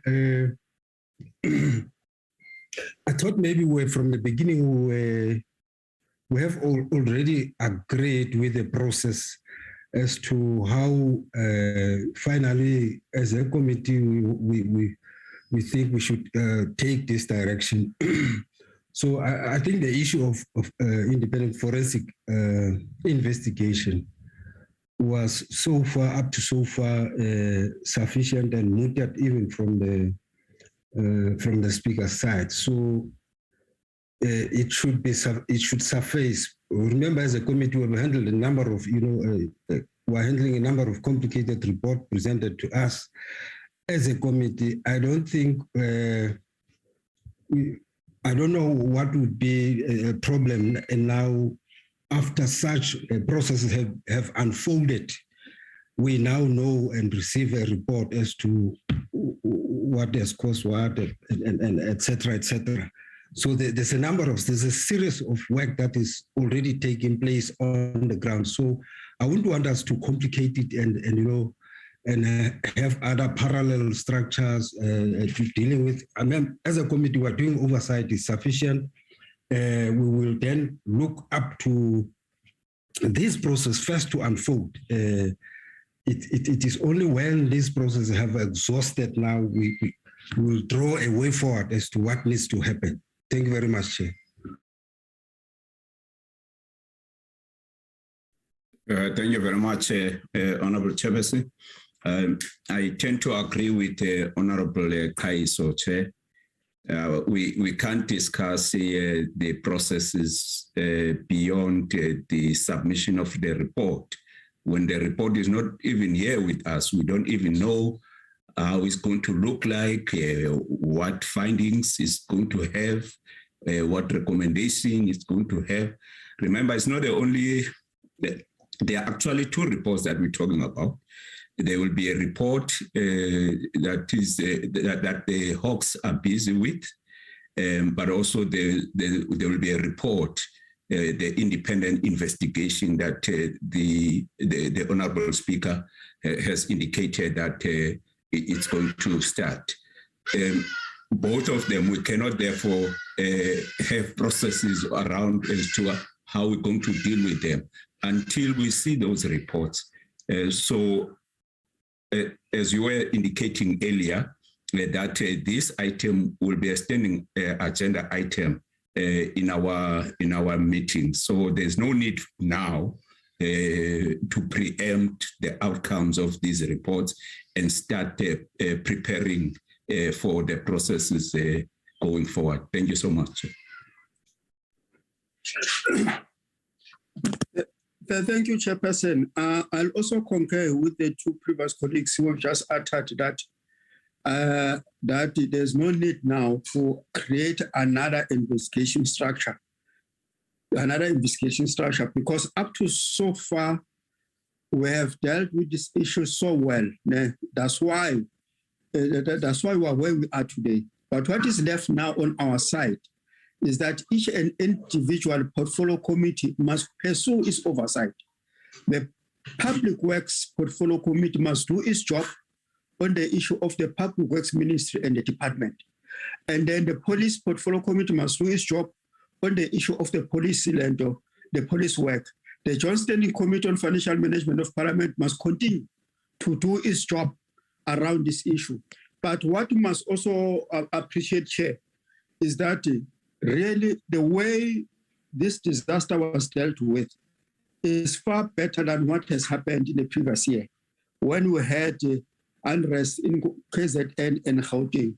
As we're speaking now, the public is regularly being informed, not only through the Executive Authority of Public Works and Parliament, but through the joint portfolio committees, that the joint portfolio committee were verifying what the Executive Authority is issuing out there to the public.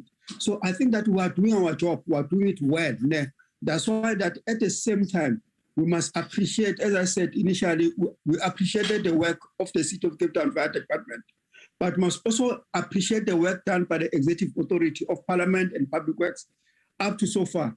The way they were dealing with the issues, the way they came closer and then communicated regularly, even the progress. I think that's where we are. So there's really no need for another parallel investigation. Let's wait for the final forensic investigation report. From that report, it will determine whether we need another investigation or not. Thank you, Chair.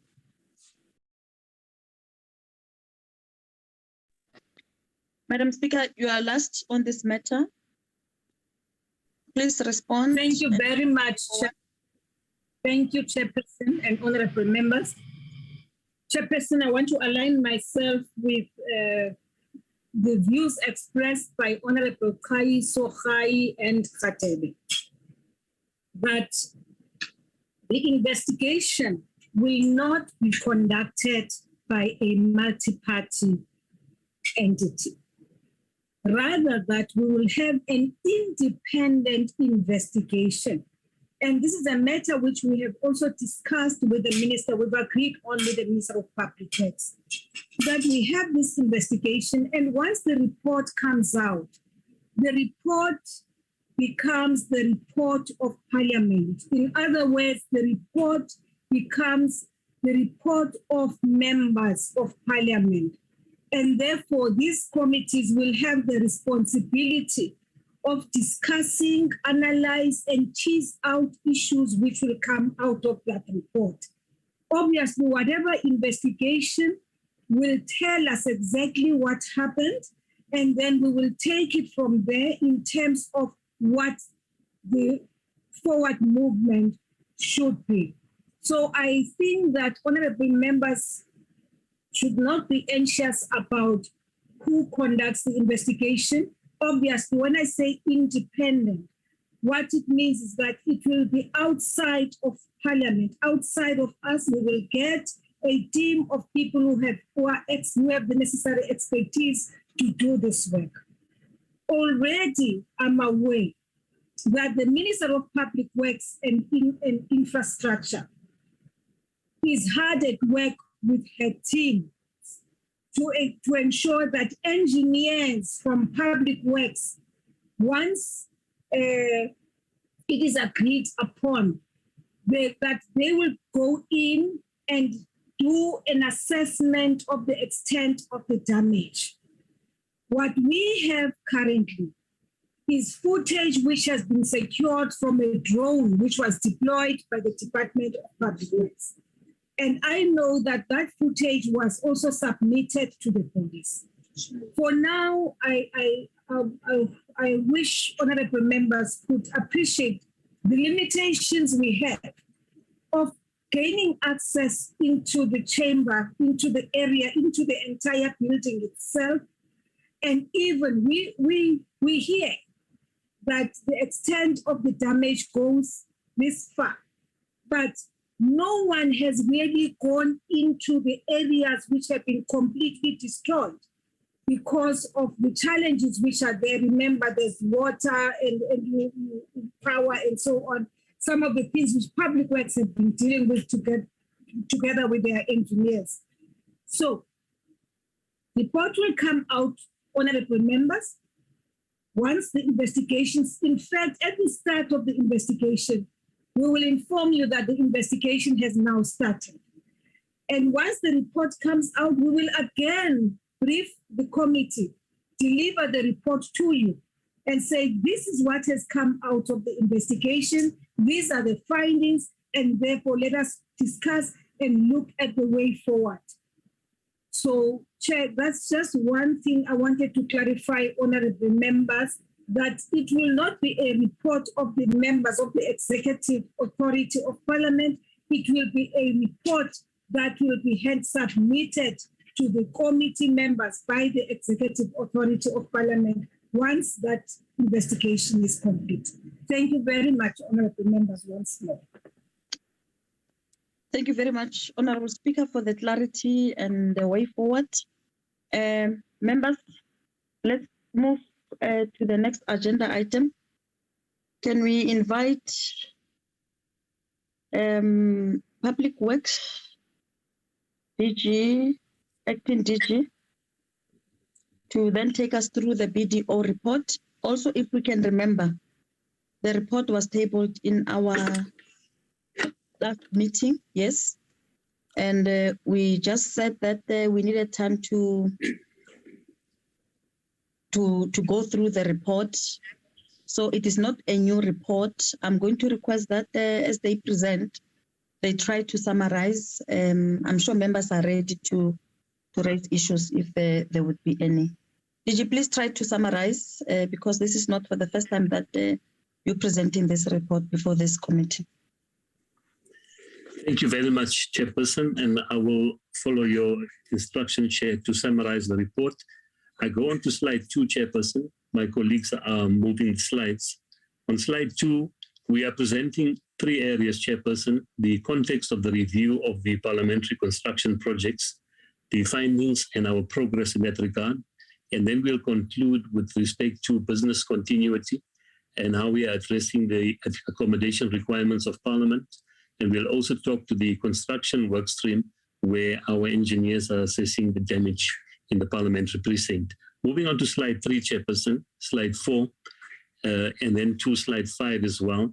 Chairperson, the internal audit unit was commissioned by the Minister of Public Works, acting in concert with the Speaker of the National Assembly, and requested that we conduct an audit of certain projects being conducted in the parliamentary precinct. The Minister commissioned the review of all the major projects in the precinct, as well as in the parliamentary villages. There's also a 13th project, which is outside the scope, given that it was under investigation by the SIU. Next slide. Chairperson and members of the committee, the report was then concluded in November 2020, and the report was shared with the Speaker, with the management of the Department of Public Works, later in the year with the Minister, as well as the Speaker. And in the final analysis, Chairperson and members of the committee, the report identified 30 different areas of weakness within the areas of construction project management, financial management, as well as contract management, among others, in the 12 projects that I've made reference to. Moving to slide 7, these are the 7, or at least the 12 projects, Chairperson and honorable members. There are 2 facilities management projects, one with respect to official office accommodation in the parliamentary precinct, residential accommodation in the parliamentary villages, the NCOP building refurbishment, the Belvedere refurbishment project, the Tain Hayes Business Hub project, the Marks Building renovation project, residences of sessional officials, 90 Plain Street, where the investigation, or at least the audit, focused on the 6th floor, and 100 Plain Street, the external repairs, together with access control of the parliamentary villages, and the replacement of lifts in the National Assembly, the NCOP, and the Old Assembly, and finally, the Swans Garage redesign. Moving on to slide 8, Chairperson, I want to reiterate that the review of the parliamentary construction projects was initiated due to concerns with cost overruns and delays in those 12 projects, and the audit unit of the Department of Public Works was commissioned to conduct this review. and awarded the contract to a company called BDO Advisory. Moving on to slide 9, as I mentioned, the chairperson, the primary objective of the review was to undertake an assessment of the performance of the projects in Parliament and to look at the control weaknesses that have resulted in project timeline and cost overruns. Moving on to slide 10, chairperson, in terms of the scope of the work, these are the 7 different areas in which BDO was commissioned to focus. The first is the review of the technical information and expenditure on the projects. Second, the review of the controls implemented for improving performance monitoring of our construction projects. Then there was a request to look at combined assurance as well, which is under item number 4, the way our construction branch works with our risk management units and our internal audit units to provide combined assurance on our projects. Moving on to item 5, and this is the heart of the project, to review the plan of action to improve key areas of concern, and these are related to time to plan and complete construction projects, to look at reasons and root causes for construction delays and to introduce controls, to look at the quality of workmanship, the approval of scope changes, the management of cost overruns and any fruitless expenditure arising out of such overruns. And then moving on to item number 6 is to review the overall management of our projects from a construction project management point of view and to look at controls to address the underlying weaknesses identified in the audit. Moving to the next slide, Chairperson, I would like to ask my colleague Mzwandile Sazona to run over the 30 items in a short space of time, and I will go on to slide number 14, Chairperson, to do an overview, and then he will just take us through the key findings. These were stratified into 5 different areas, Chairperson and honorable members, that they focus on facilities management, where they looked at contract planning and the initial scope design deficiencies. They looked at project management. They looked at project management and site oversight, as well as combined assurance. And finally, they had a value add where a finding was made with respect to fire protection of heritage assets. So, Mr. Sazona, if you could please fly through the findings, and then I will go to the next section that talks to the engineering project in the Parliamentary precinct. Mzwandile?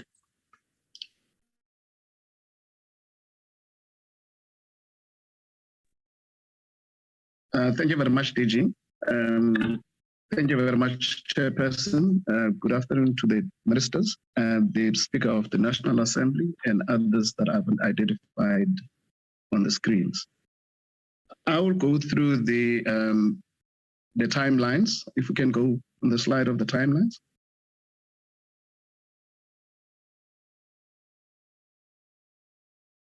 Thank you very much. I'll go on the slide of timelines, and the DG will go through the other slides where the areas of weakness have been identified, and some findings were found, and some recommendation made by the BDO advisory services. The review started in what the minister commissioned the investigation in 2019. Then due to COVID, we had to go through the procurement process. We completed the procurement process by June, and by September, BDO started with the review of the 12 projects. The final review and the report was presented to the department in November 2020, and the internal audit incorporated the findings into our own internal report, internal audit report. And by February 2021, we started appointing consultants for the facilities management contract or service provider that will be responsible for the residences, including the parliamentary villages. In May 2021, we appointed now consultants that are responsible for the facilities management contract in Parliament, and both contracts were given the BDO report to ensure that during the scoping and planning, all of the issues that were identified in the report are addressed through those through the implementation of the facilities management contract. In October 2021, we then consolidated the action plan to address all the findings. But however, some of the findings were already implemented during the course of 2020. For example, the 6th floor 120, the door that was identified as I think it's finding number 19 or finding 20, but we'll see as we go through. That one was rectified immediately. And the fire extinguishers that were not serviced, they were all done in November. We also, some of the findings relating to the parliamentary villages in terms of the cutting of the trees that were blocking the view, that were also done immediately. The FM contract, as I said, they were provided with the BDO report and to ensure that this is part of the scope of work that they will be doing. The key findings that were identified were grouped into 6 areas. They were grouped into organizational related matters, into systems related matters, into planning related matters, specification related issues, consultant related issues, and contractor related issues. And all of these comes out of the findings grouped in this kind of fashion. And if we go, I want to talk now in detail on these findings, on the organizational. They will come out on each of the findings that we're talking about. What then the report did was then to come up with 30 findings, which some of these findings were already implemented.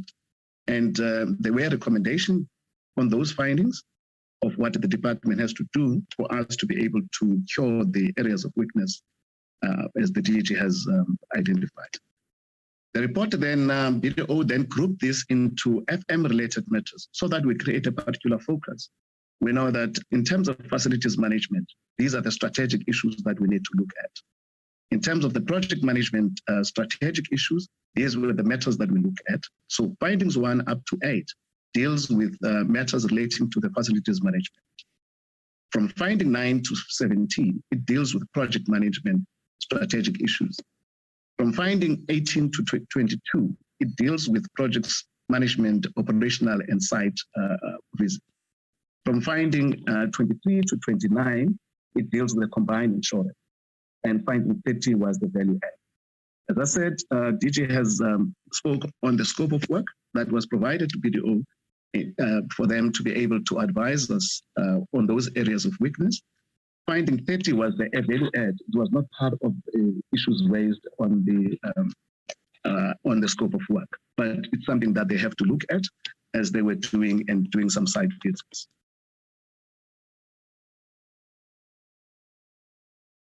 Finding 1, what I've done, honorable members, I've tried to page the recommendations because what we have done to date relates to the recommendations that have been made by BDO. Some of these recommendations, just as a precursor to my address on the findings, some of these recommendations are repeating themselves. You find a recommendation on finding 1, and same recommendation will come on finding 7. So our treatment plan of those recommendations will remain the same. I won't be repeating those. That I will be raising on a particular finding. I won't be repeating it on the other finding. Or if I repeat it, please link it that because the finding is still the same.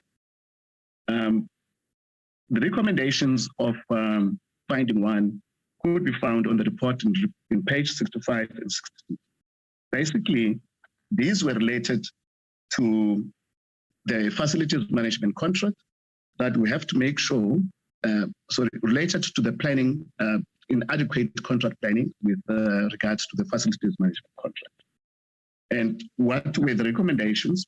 One of the recommendations was that management must request the detailed asset registers that the 2 consulting FM firms have created during the past 6 years to establish appropriate specification other than the current specification. Another critical recommendation was that the risk workshop be held between DPW, Parliament stakeholders, and as well as National Treasury to understand all the risk involved in the in-house maintenance. This is especially important considering the extent of the expenditure and the associated risk. Now, when BDO, just to give another context on these findings and the recommendations, by the time BDO was doing the investigation, we were at the tail end of the 2 facilities management contract, which was the BROL for the residencies and ACUS for the parliamentary villages. And by that time, we were not yet on in a position to have continuation of the facilities management contract. Therefore, there was going to be a gap between the facilities management contract and us having an alternative to ensure that there is a continuation of maintenance. So I just wanted members to take that into consideration.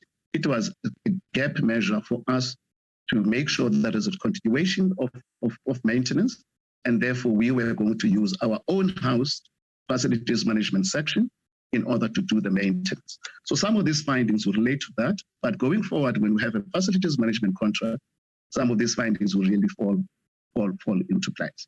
But what we have done as part of the recommendations, they requested that we make sure that the asset register of the previous facilities management contract is kept alive and it's not lost in the process.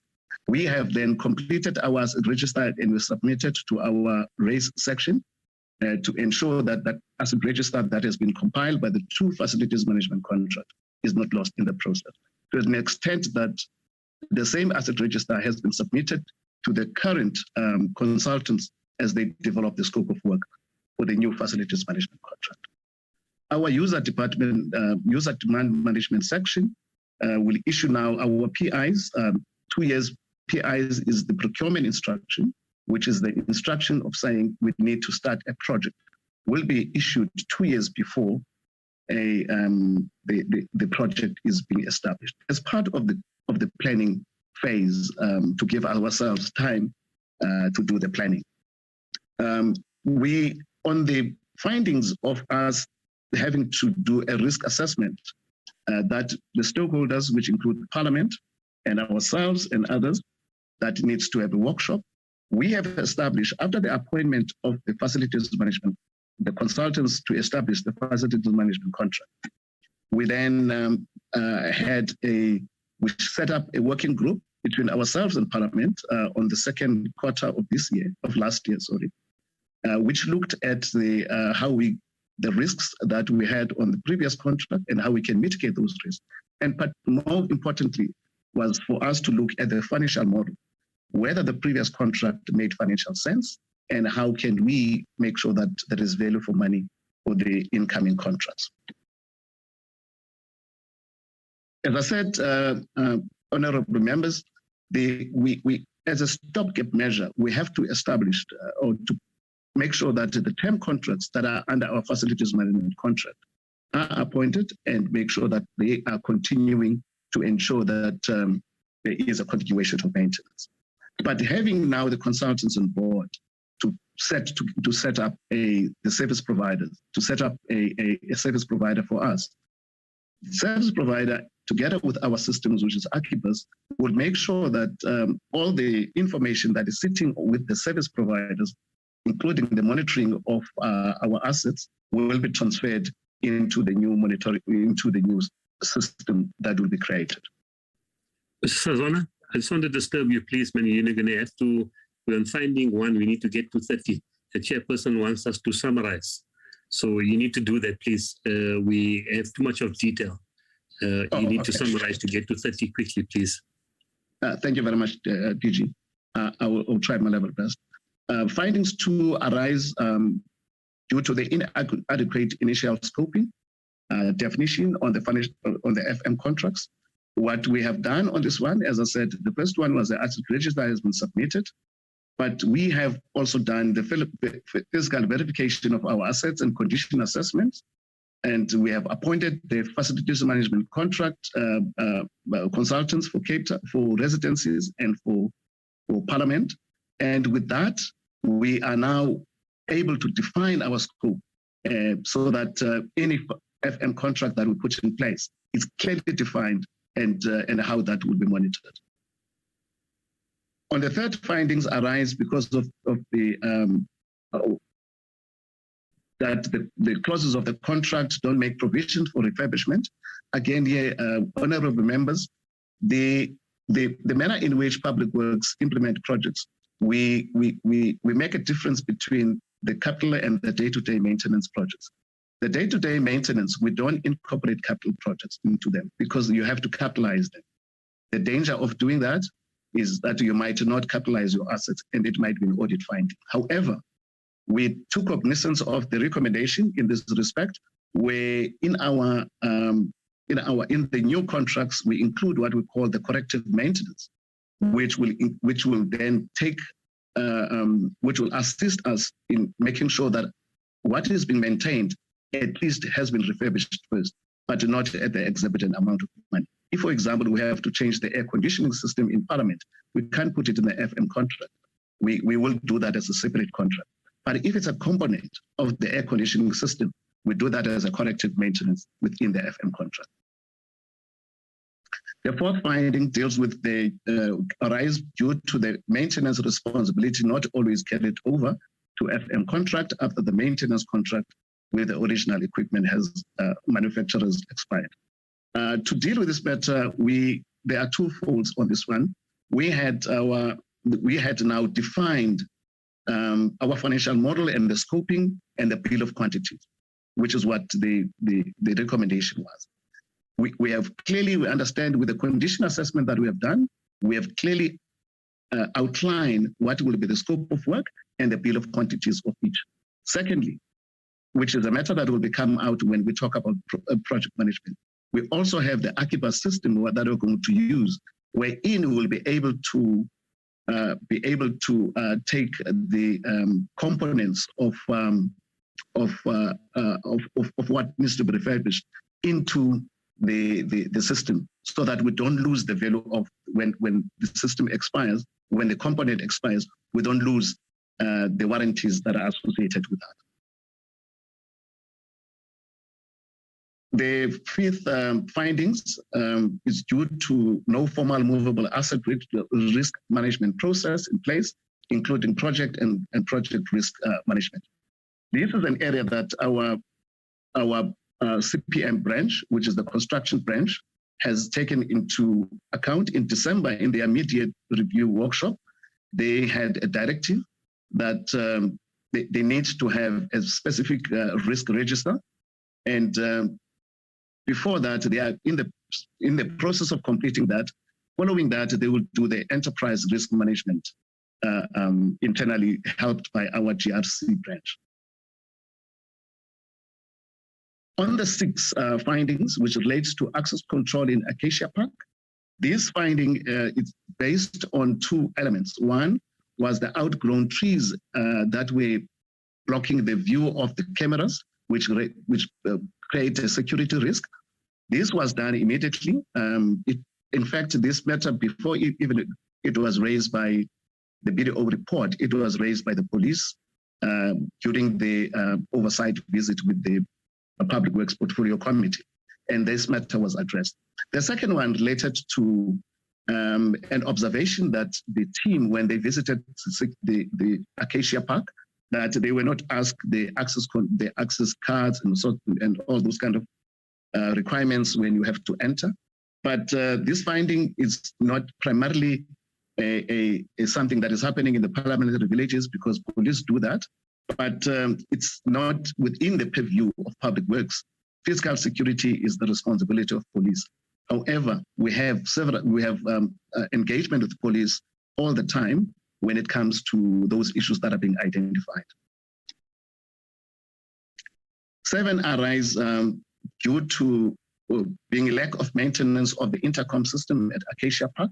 This is a matter that has been discussed with various forums in Parliament, together with the Parliamentary Villages Board and the Member Support Forum. But we have on this matter commissioned an investigation as to whether these intercom systems are working or not. There are two views. Others said they once work and they didn't work, and others said they never work. But we are taking matters into, we are investigating these issues, and we are also putting people that were implementing these measures in place. We are taking them to task and to consequence management. They have been asked to respond as to why these systems have never worked, if they haven't worked. And if the system the second stage is then to take up the process after we have assessed the responses from them. Number 8 is due to inadequate maintenance of the gardens in the parliamentary precinct. This arose out of the again site visit in Parliament where the grass was not growing, and at the time it was because of the water restriction. However, we also know that due to the lack of having the total facilities management contract on site, not only in Parliament, but also in the parliamentary villages, we made some interventions. We made interventions on the appointing some kind of contract. On the outdated project management, as I've said, system, we have now Akibas that we took some time to implement the Akibas. We are putting some other modules, expanding all the modules that are there. Currently, we have a few modules on Akibas, but we have procured Akibas. We are now procuring SS providers to improve on Akibas. Finding number 10 is in respect of formal departmental requirements to either appoint consultants, contractors to perform formal project risk management. This relates to the same that I've talked about, where our CPM section is dealing with the issue of risk management, which they've drafted now a directive out of their workshop that they had in December. This arises due to lack of sufficient planning and stakeholder engagement at the time the project goes into construction. We have refined our SPO, standard operating procedures, and developed some gateways in the process, and the department has issued the terms of reference that have been submitted to the NBAC for a module on Akibas that will ensure that we have a risk management module as well on that system. This arises because of inaccurate portfolio and program management system. Similarly, with finding level, the treatment is the same, that we have developed our SPOs and we just ensure that the project management module of Akibas is built as a built-in dashboard to give us some red flags. We are in the process of final engagement with the service provider. This one arises due to supply chain management specification, evaluation, and education not performed with long-term maintenance in mind. As I said, the department has now appointed consultants to establish facilities management contract. The scope of work and the general specification for the building and financial models, among others, is part of what the consultants have to assist us with. On findings number 14, which is the lack of appropriate capacity and project contingency calculations, the department has now increased capacity, particularly in Cape Town and in other areas because this arises out of Cape Town. Department has in Cape Town appointed now chief construction managers, 8 of them, and 4 construction project managers. The other ones are starting now on the 1st of February. The one is the lack of appropriate digital solutions to implement effective and efficient project management. The department has now implemented the paper trail, has developed the paper trail structure. And as I've said as well, that we are rolling out the Akibas. We are just now in the process of getting the service providers to help us to build on that. On finding number 16, which came out due to the lack of appropriate project risk management is seen as a compliance exercise and not as a total improved decision-making and protection. And this, again, as I said, honorable members, some of this, the treatment is the same. The issue of risk management is the same as I've said in the other previous slides. The lack of appropriate implementation and enforcement of safety. Department has developed the Risk Management Directive, which is the same issue that I've raised, honorable members, which the treatment is the same.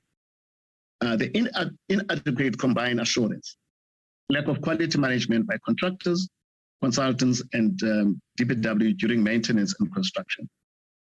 This is a risk element which we also want to couple with combined assurance. Our risk module that we want to build in Archibus and the risk directives that has been issued will be assisting us on this. But furthermore, the enforcement of compliance of safety by project managers and principal agents to stop at any transgression on the work done by the contractors. We will be enforcing that through consequence management.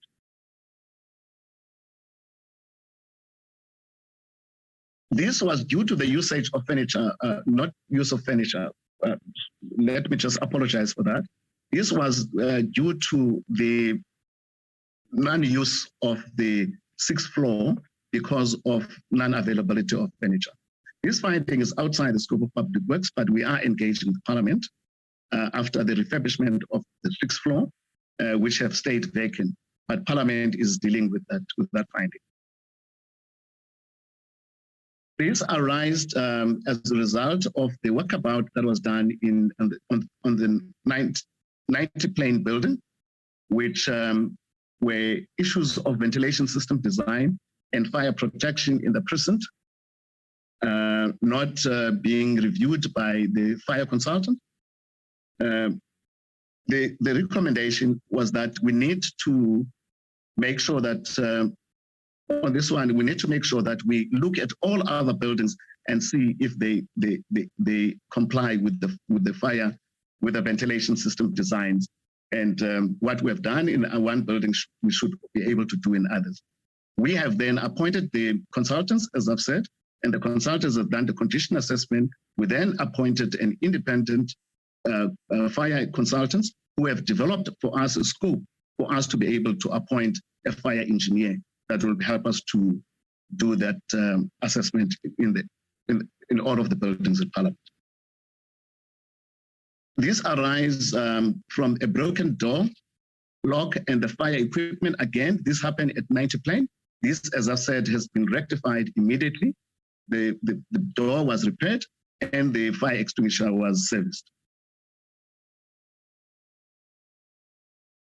This was as a result of what has been identified or as the potential wasteful expenditure and irregular expenditure, fruitless and wasteful expenditure, which was as a result of the chairs that we bought for after the refurbishment of the units for the sessional officials, which was kind of closer to the top.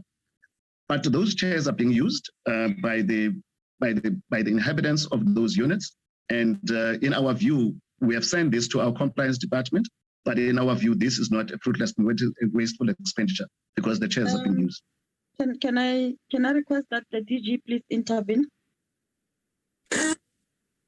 Sazona, can you please just finish up in the next 2-3 minutes? We go to the next section. Yeah, we've had this report for 2 weeks and it's not being tabled for the first time. Sazona, 2-3 minutes. Thank you, TJ. On finding 23, again, it relates to irregular expenditure due to the misuse of authorization, and this matter has also been referred to our compliance section, and it's looking at whether this can be categorized as a fruitless and wasteful expenditure. This relates to inadequate policies and procedures. Again, this matter is dealt with through our compliance branch in assessing whether this can be another irregular expenditure. On 25, no gateways reviewed process in place. The department, we are reviewing our SOPs, and as part of our SOPs, we do have some gateways, but also this will be cured through our Archibus system when we fully implement the other system I just forgot. Now, the weakness on 26, weaknesses identified in the combined assurance plan, and the department is engaging with our GRC to assist to develop a clear action item of the enterprise risk management. On 27, it's the inadequate capacity of the internal audit function. The staff has been augmented there, both in Cape Town. There's been an assistant director appointed, and that position has been filled. This relates to the inadequate contract management monitoring and system.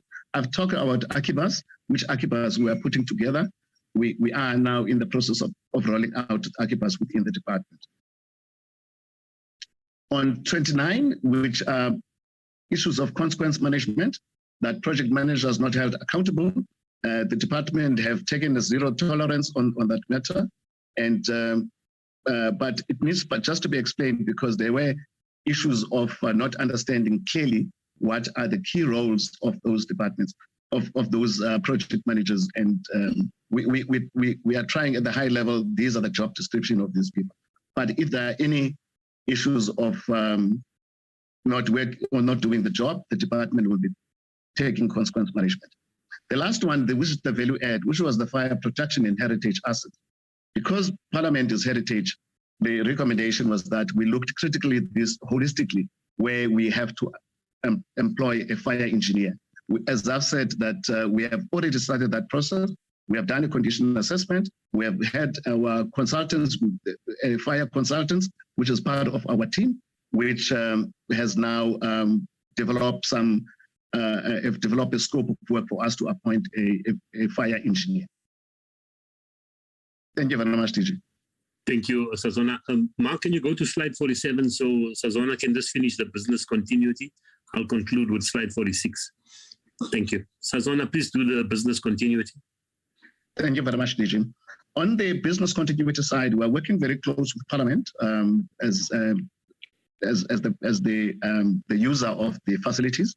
They have identified that 390 offices has been affected by fire, and 210 were offices used by MPs, 5 by presiding officers, 193 by the NA, and 13 by NCOP members. 184 of those offices that were also affected were party support staff. These were the first critical section that or category of people that needs to be accommodated. Parliament is working around the clock in terms of restructuring the offices internally before we go out and find any accommodation. What Public Works and Parliament has done is to identify certain offices first internally before we go and do any expenditure. The 6th floor of the 90 plane will be occupied, will be used and occupied. 8 offices on the 7th floor of 120 has already been identified and will be used by Parliament. The space in the Africa House will also be occupied, and the 2nd and the 12th floor of the Parliamentary towers will be occupied. Now, what we also discussed with Parliament is then what will happen with the rest of the people that will be moved. I think one of the creative ideas that we need to do, for the past 2 years, some of the staff of Parliament has been working offsite. Now, should we continue with that instead of having offices that won't be occupied, external offices? But Parliament is doing that particular exercise, and once Parliament has completed that exercise, we'll then know what size and capacity of offices are needed outside. What also we are exploring, about a week and so, we have done a walkabout. What we're also exploring is to utilize the facilities that we find in parliamentary villages, the halls and other facilities that are not being used max optimally, and to change some of those facilities into what we call business centers. But that is a matter that is still under investigation at this stage. What critically we see as an opportunity as well, the 9th to 14th floor, Parliament has written to us many a times since 2019 to request that we speak to the Department of Rural Development and Land Reforms to be moved into another space so that Parliament can occupy the entire space. There is a meeting that will be held between the DG, the DG of Rural Development, and the acting secretary to explore this and see if this matter cannot be expedited. Funds have already been found for refurbishment of that. If we can, as we do and restore Parliament and also do with this particular project, it will assist us instead of relocating. Thank you very much, DG. Thank you very much, Mr. Gile. Yeah. Sona, you have Sona? Yeah, the Sona Parliament, yes, Parliament, we are assisting Parliament in making sure that Sona is continues and be held. The Parliament has identified the City Hall where we have been requested to put some infrastructure. That is ongoing, and we are now in the process of Parliament has identified Good Hope Chamber as a seat for plenary. We are working with Parliament. This afternoon we are meeting again to finalize the requirements that Parliament has put to us and whether we'll be able to meet those deadlines. Thank you very much, DG. Thank you very much, Mark. Slide 46, please. Chairperson, members of the committee, with respect to the visual assessment on the 6th of January, after conducting a visual assessment of the fire-affected buildings, the department declared the National Assembly unsafe and requested the Secretary of Parliament to cordon off the area and to restrict access. Now, what has transpired subsequent to that is that we developed a scope of works for further technical assessment, especially from a structural engineering point of view. Certain tests need to be conducted to determine the safety of the building, as well as look at the scope of works to determine our options in terms of repairing the National Assembly and possible costings associated with the options presented to us. Chairperson, we followed a procurement process to avoid conducting an emergency process and creating an irregularity for which we'd have to explain.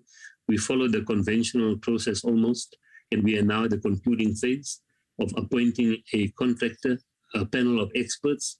And once the contractor is appointed, which I expect to be today, the contractor will be given 1 week to complete the initial phase 1 assessment, which is to determine the structural integrity of the building. And once the authorities have confirmed all of this, they will be given 3 weeks to complete a detailed assessment that gives us options with respect to the structural safety and the different options available to the department in terms of refurbishing and repairing the building and any other options we have available at our disposal. One would not want to speculate what that might be. So that's where we are, Chairperson, with that process. We are on the cusp of making that appointment, and we hope to conclude as speedily as possible. The Chairperson, moving on to the very last slide, I'd like to thank you and the honorable members for your patience and note our presentation on the review of the parliamentary projects through the BDO report, as well as our progress with regard to business continuity and our construction initiatives in the parliamentary precinct. Thank you so much, Chairperson.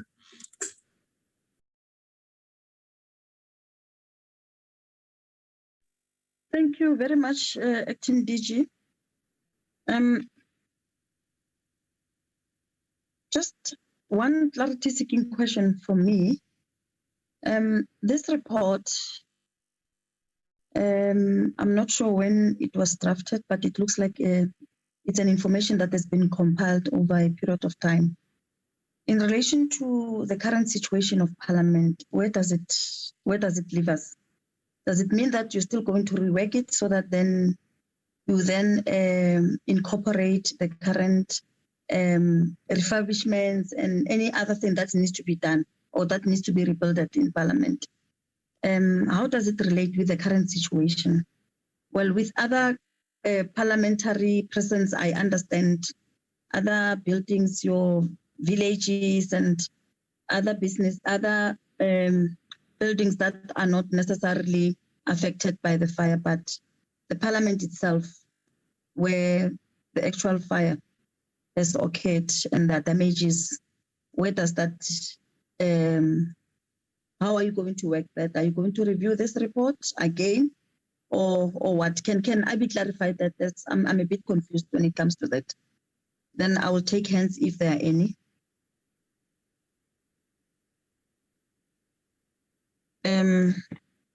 Chairperson, I have my hand up. Yes, I'm taking hands. It's you, Honorable Singh. It's Honorable Samantha. It's Honorable Madeline. It's Honorable Lesoma. It's Honorable Khadebe. It's Honorable Khai. In that order. Thank you very much, Chairperson. Thank you for the presentation. Yeah, just to follow up on what the clarity that you sought.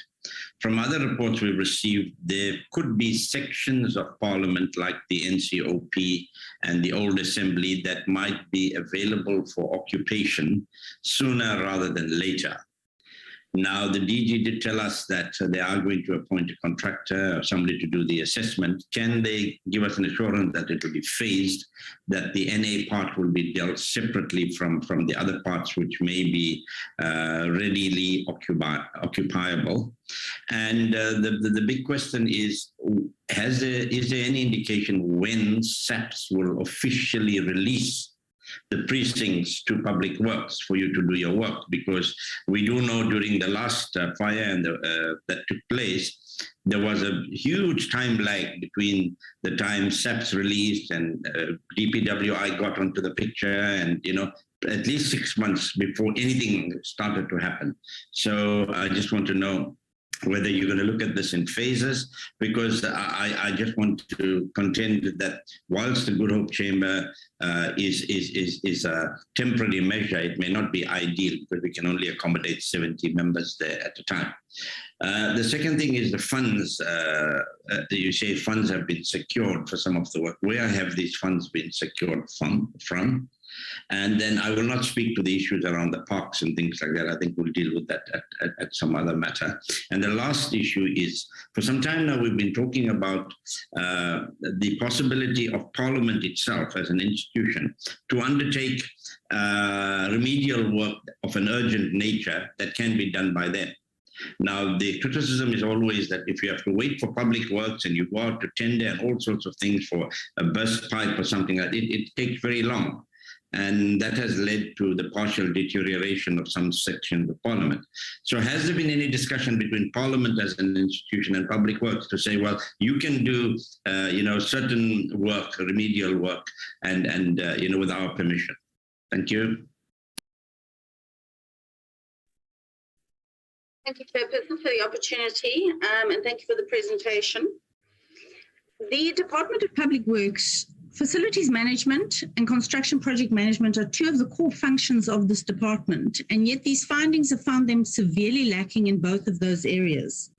Mr. Sozona said that they discovered that there would be a gap between the ability to appoint facilities managers for the two projects. But at the end of the day, that's already an indication of poor project planning, because they should have already provided for the end of those facilities management contracts and advertised for new facilities managers before those contractors ended. In 2020, according to the report, Parliament was advised that Public Works should not do the facilities management in-house because they do not have the capacity to do facilities management. But they went ahead anyway. My question is, you've got Multi-QS who's been the consultant on the facilities management side of things for a number of years. Surely Multi-QS, if you're paying them as a consultant, are in a position to adequately advise the department on what kind of facilities management requirements there are, so that we are getting the correct facilities management businesses in place. I mean, facilities management speaks to things like fire safety, because that's the job of a facilities manager, is to make sure that the fire safety protocols are in place, that all the checks are done every month, that maintenance is done every month.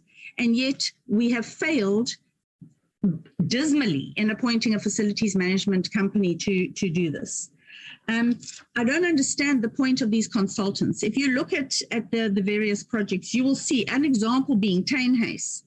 There were consultants appointed for 9 years for a project that should have taken 12 months, that ended up taking 27.6 months and went over cost. What is the purpose of a consultant who's not able to adequately manage a project on behalf of the department? And the same applies to almost every single project that is in this BDO report. There are consultants appointed for years before a contractor is appointed, and for years after the final practical completion is done by the contractor, and yet we have got massive cost overruns.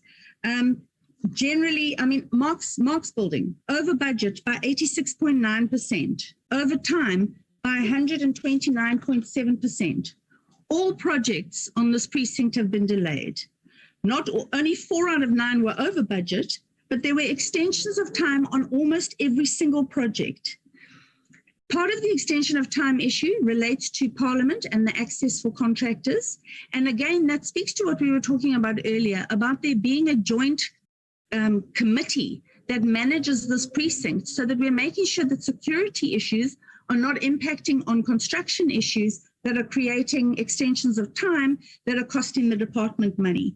We have to find a way of communicating effectively throughout the precinct with all the role players, so that we don't have these cost and time overruns.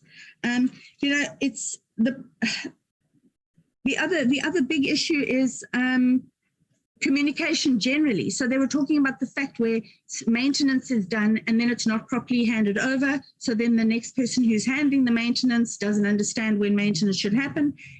All of these speak to the problems that have arisen as a result of this fire, because facilities management is a problem, maintenance is a problem. And of course, the other major issue is, as was covered in the presentation, the difference between day-to-day maintenance and repairs and refurbishment. So one of the examples cited in the BDO report is where there's a roof leakage, so they patch the ceiling and paint that because that's seen as maintenance, but they don't repair the roof because that's a repair and refurbishment contract. So I'm deeply concerned that a department whose fundamental core being is around construction and facilities management is actually failing so badly at its core function. And finally, the last thing that for me is a massive concern is that the department, as we know, has had this report since 2020, and final requests, action plans, etc., are only being done in March of this year. How has it taken 16 months to deal with issues that are critical? If you look at the findings, there are 30 findings. Of those, 2 are medium risk, 10 are significant, and 18 are critical. And we're taking nearly 2 years to come up with treatment plans for these findings. We are in trouble in the parliamentary precinct, because if we don't address these matters quickly, another fire, another disaster is imminent, and we will not be in a position to address it. Thank you. Thank you, Chair. I'll carry on from where my colleague left off. Mr. Sazona, I would like to just alert you to something that you said. Maybe you can clarify it for me. But I would like to just say one thing. The presentation that was just made by Acting DG Faisal has not come to us. We got the BDO report. Granted, we had it 2 or so weeks ago. We did not have this report that was just presented to us by Mr. Faisal. This is a summary report that none of us have seen before. So we were all hastily making notes while he was running through this report, him and Mr. Sazona, while we were trying to make notes. But I do want to say that nothing that was in this BDO report came as a surprise, really, to those of us in the Portfolio Committee on Public Works and Infrastructure, because we have been highlighting the weaknesses relating to facilities management and the lack of cohesion and leadership within the DPWI since we came into Parliament in 2019. But like my colleague, Honourable Graham Morais has said, so many of the issues that we find are critical. But Mr. Sazona, you said that the contractors got this report in May of 2021. Minister DeLille, you claimed that you only got this report in September 2021. So Mr. Sazona is telling us that the contractors got the report before you did. That is amazing to me. And yet, members of the department got the report in November of 2020, because that's when the BDO report was handed to the Department of Public Works and Infrastructure. That's ringing bells all over for me. And to carry on from where Honourable Graham Marie said, please let me read the words to you of what it means to have a critical finding. The results of a critical finding, the results of this finding, along with the identified effects, should the risk materialize, will have a critical impact on the organizational's financial position, reputation, and ability to continue operations. Immediate corrective action at executive management level should be taken. So when we talk about and bandy about the words consequence management needs to be applied equally across the entire department, please let us include our minister and our deputy minister, because that means the executive management needs to be held equally responsible. We cannot buck pass to directors general and other members of the department, because consequence management needs to be taken at executive management level. And it's not a personal thing. It doesn't matter who the minister is in the department. It has to be taken at ministerial level, because at the end of the day, that is who the leader of the department is. Thank you, Chair. Thank you, Honourable Chair. Chair, I think we must try our level best not to liquidate other committees and other select committees in terms of their responsibilities, and try our level best to focus on ourselves. Why are we dealing with this matter? Notwithstanding that the report was more of a public works and infrastructure portfolio committee.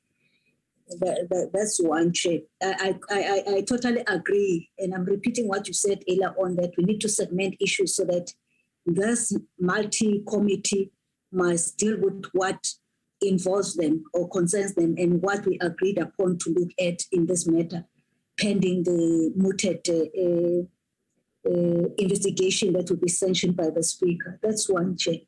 Two, Chair, I would not do justice, however, not to talk to the evergreen projects that one gets and here when the report, which has been reporting to us quite a number of times, to say that the level and the appetite of responding to AG's issues, how much appetite does the department has on that? Because some of the issues, ordinarily AG would have raised them, and he has been raising them. Are we getting any joy in terms of responding to that? And what level is the department have the capacity as the department vis-a-vis outsourcing everything and nothing else? And if you have outsourced everything, and of course you rely and the potential of evergreen projects will continue.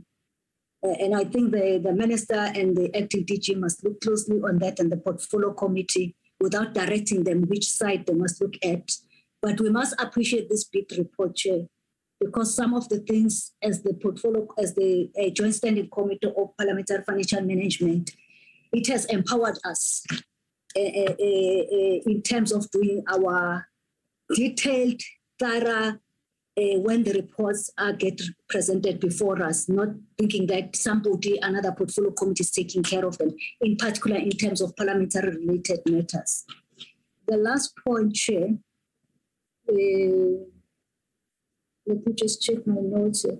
The other one is that the business continuity or the organizational re-engineering or configuration of the department, I'm sure PW's and Infrastructure Committee also will look at that whether it's not an open-ended project that will never end in terms of appointing and restructuring departments so that we place right people with the right skills so that when they give support to Parliament as the asset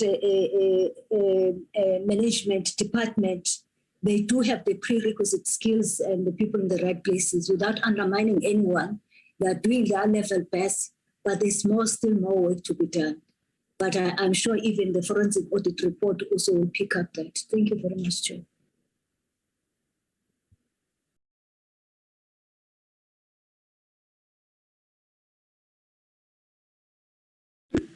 Thank you, Chairperson.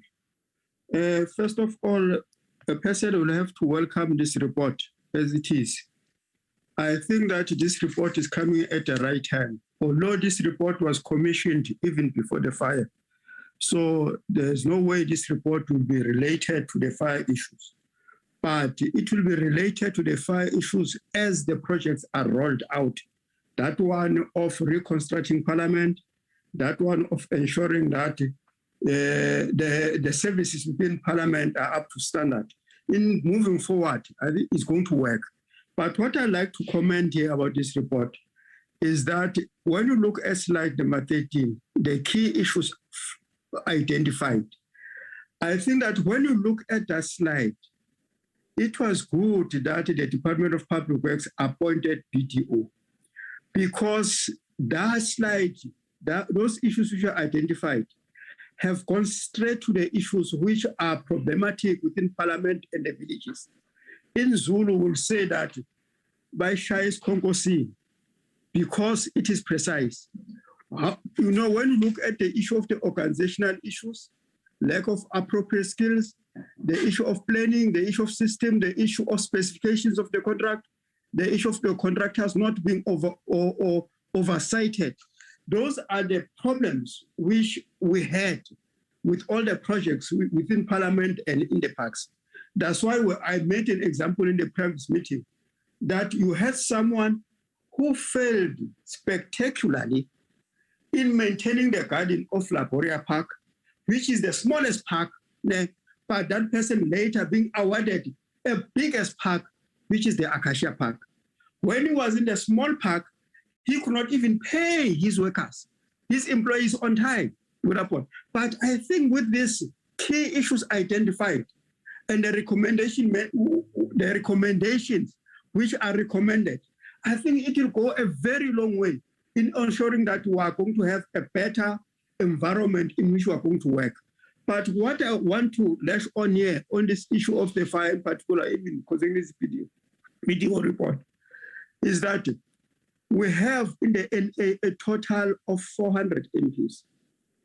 In the NSOP, we have a total of 52 MPs who are full-time.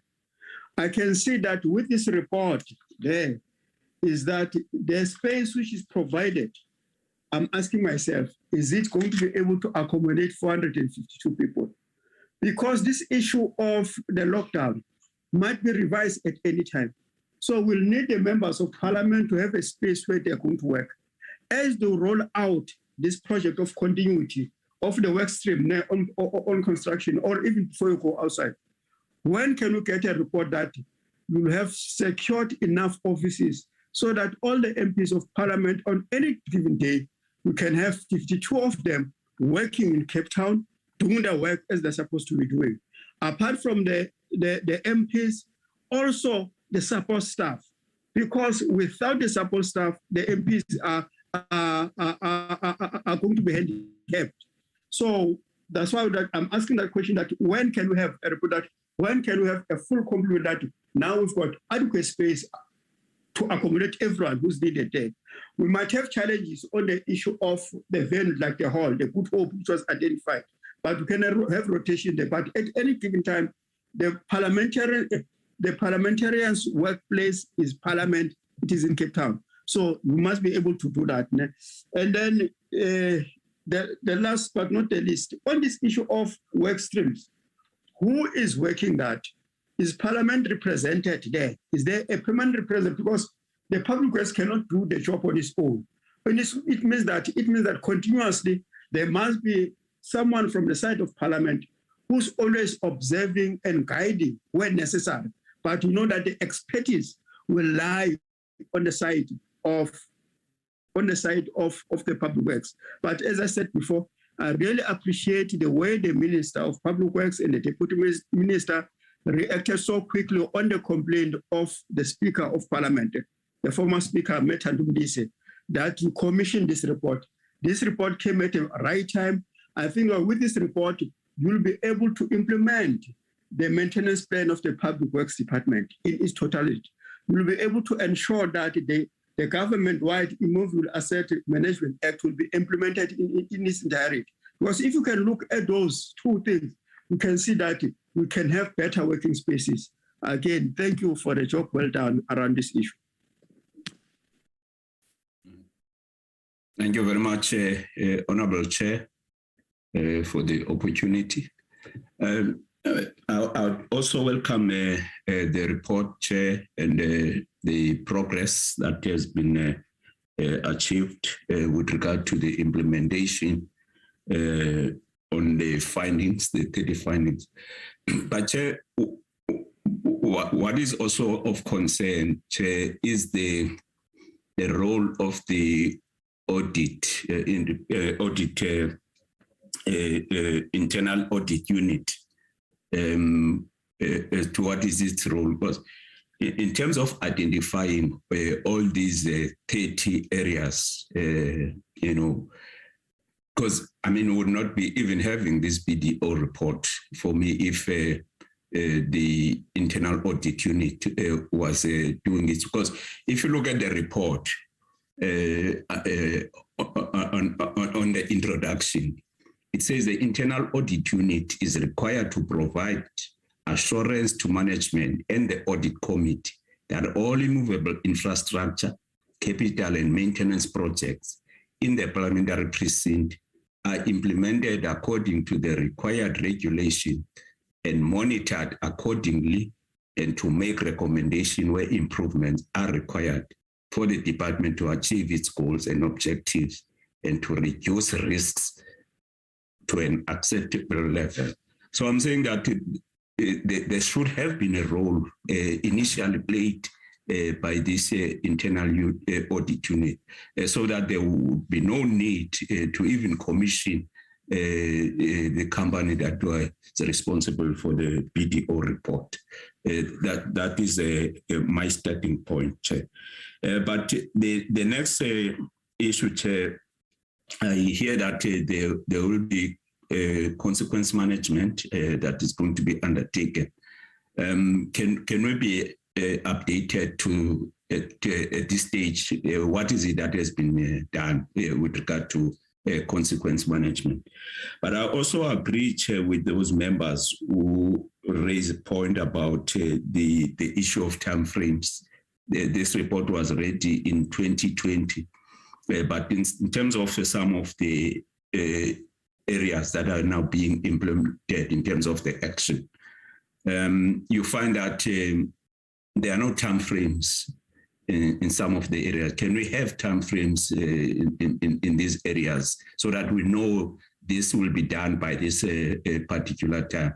For example, the issue, if this report was in 2020, but there's an issue of the intercom, at Acacia Park. I mean, you can't be saying we are investigating in 2022. We are still investigating. It means some of these areas are only prepared for this meeting so that you say something for the purpose of this meeting. You can't be investigating why intercom is not working when this was said to you in 2020, but you still were investigating in 2022. So for me, those are the critical areas that I think management should be looking at. Come up with time frames with regard to the implementation of the action plan, and also this issue of the consequence management, which must be updated on today, because these issues were identified in 2020. So by now we should know whether there has been any suspension, there have been any disciplinary action that have taken place. Thank you so much, Chair.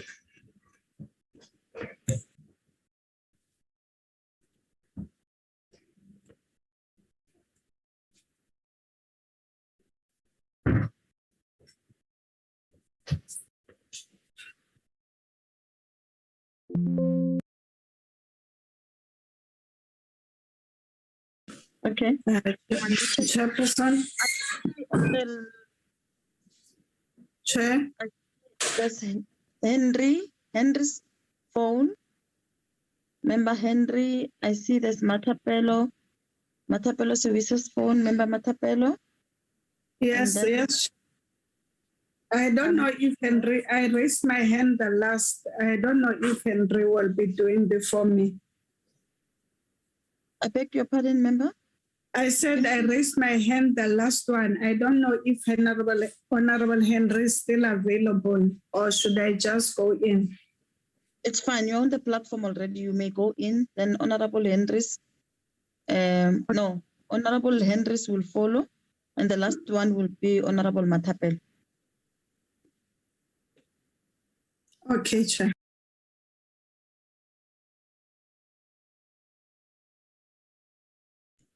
Chairperson, you've just dislodged the Honorable Matapel.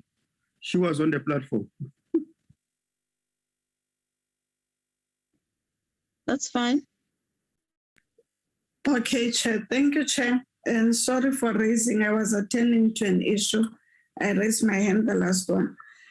Chair, I was looking at the presentation, and you know, there's a tendency that is being done by the Department of Public Works, especially, and I feel that it's injustice to the Portfolio Committee that we never get documents on time. We only see them here. And this is what happened even the last time, which makes it very difficult for the committee to do proper oversight and to hold them accountable for them to come and answer questions. And in the last meeting, I said it and I'm going to say it again. The Department of Public Works lacks leadership. You can just see how the degenerating role of Public Works is. And there is no accountability, failure for delivery of work, and which leads to fruitless and wasteful expenditure by the department, where you find projects can run if they say, as Honorable Graham has stated, that a project would be told that it's for 24 months and then it runs for 10 or 15 years with the same contractor. That leads to wasteful and fruitless expenditure. And it's very worrying because of Public Works will not be able to do their work as they are supposed to be doing their work, and it becomes a problem. So I'm still saying that Public Works lacks leadership. Leadership does not mean that you must sit in an air-conned office and wait for reports without you getting your hands dirty and making sure that everything is done as it's supposed to be done. That's where we are with Public Works. There are still other cases that are going to come.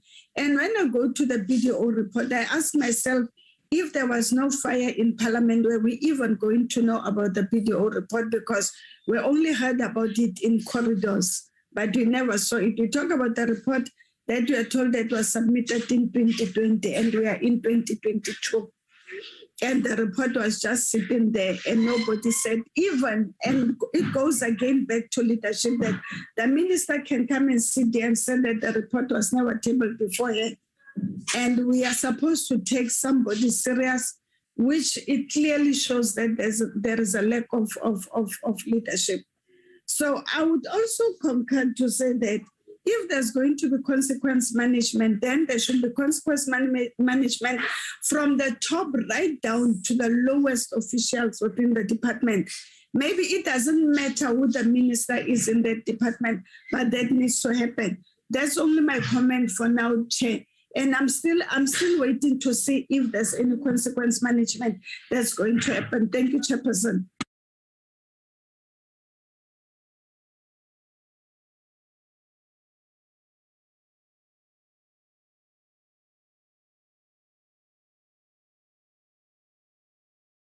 Thanks, Honorable Matapelo. Louisa, you still want to speak? No, I'm done, Chair. Yes, I've spoken. Okay. Is there any member that would like to speak? None? I will now invite the department to give us the responses. Good afternoon, Honourable Chairperson, Honourable members. Can I proceed? Oh, Minister, you are welcome. I'm sorry, I did not recognize your presence. You're welcome, and thanks for attending. Thank you, Honourable Chairperson.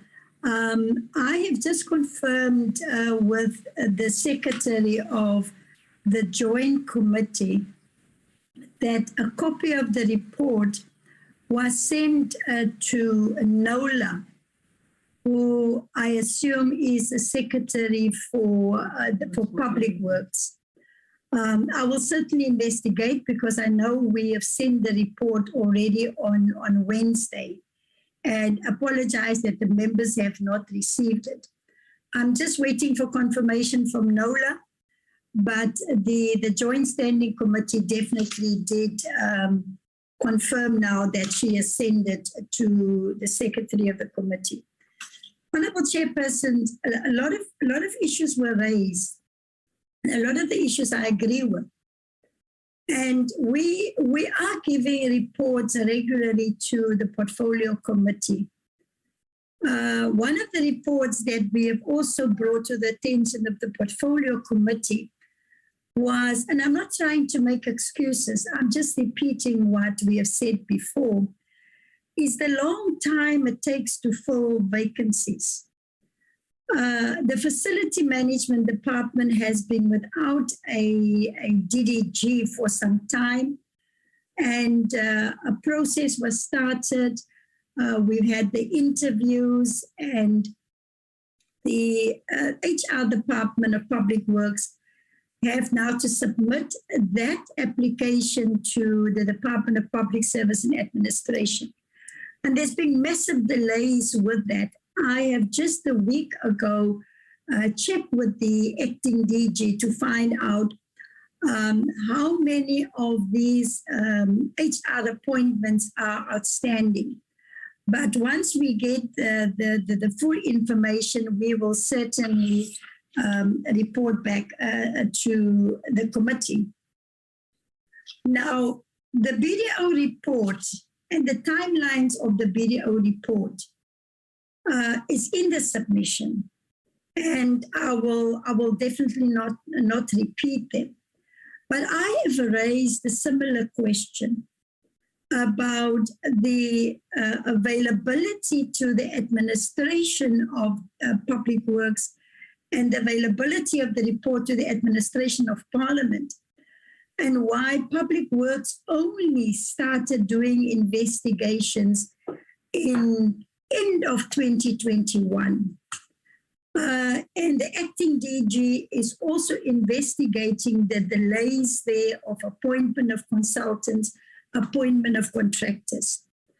Part of the delays that I've always questioned is that before we can do any work on a particular key point, national key point area, or a heritage site like Parliament, we are obliged in terms of the SARA Act to appoint consultants with that heritage experience. And I must say that from a heritage side, when it comes to Parliament, they have always been helpful to the department. But it is the delay in procurement of first consultants must be procured, then the consultants must then do the scope of work. And once the consultants has done the scope of work, then finally there will be a tender process. And the shortest time a tender takes in the Department of Public Works and Infrastructure is 56 working days. So the acting DG has come up with what he calls a 10-point plan that we have started implementing as from the beginning of 2020 already. And there are some green shoots that we are beginning to see. But I will be the first to admit that there is still big room for improvement. We've also discussed with the acting DG, honourable members, that the department called Governance and Risk, where all the risk identified in the department and the Internal Audit Committee also identified that our government and the risk department is also a risk to the organization, and that we need to make sure that we get the proper risk register of all the branches within the Department of Public Works and Infrastructure. In our monthly meeting next week in Pretoria with the mint of the top management, a lot of the issues raised by the members today is also part of that agenda. And we will certainly report back to the honourable members. The issue around project management. Project management in government in general has a lack of skills there. We've asked the acting DG to do an audit of the qualifications of all project managers within the department, because we've got project managers in all 11 regional offices that report to the regional managers. Then we've got a project management at national level. There's also a shortage of proper, skilled, qualified project managers within the construction and project management branch. And I just want to assure the members that we are aware about all of these shortcomings, and we are addressing that within the framework of the law. In terms of accountability, I think both the Deputy Minister and myself, over the past 2 years since we have taken over the department, we have always come to the Portfolio Committee for advice and for direction. And as far as the recommendations from the Portfolio Committee, we have tried at all times to keep the Portfolio Committee up to date on what we are doing. I don't want to go back and blame anybody that were there before the DM and myself, because it's one government, it's one constitution, it's one country. And therefore, we have to continue to bring improvement. And we are working, honourable members, in terms of one of the 7 key priorities within government to build a capable and ethical state, is the recognition that there are shortcomings. And a project led by the Deputy Minister, she is busy implementing change management within the department. Next week, we will be up in Pretoria, and the Deputy Minister is going to go a walkabout to inspect and to make sure that some of these things have been implemented. So yes, we want to be held accountable by the Portfolio Committee.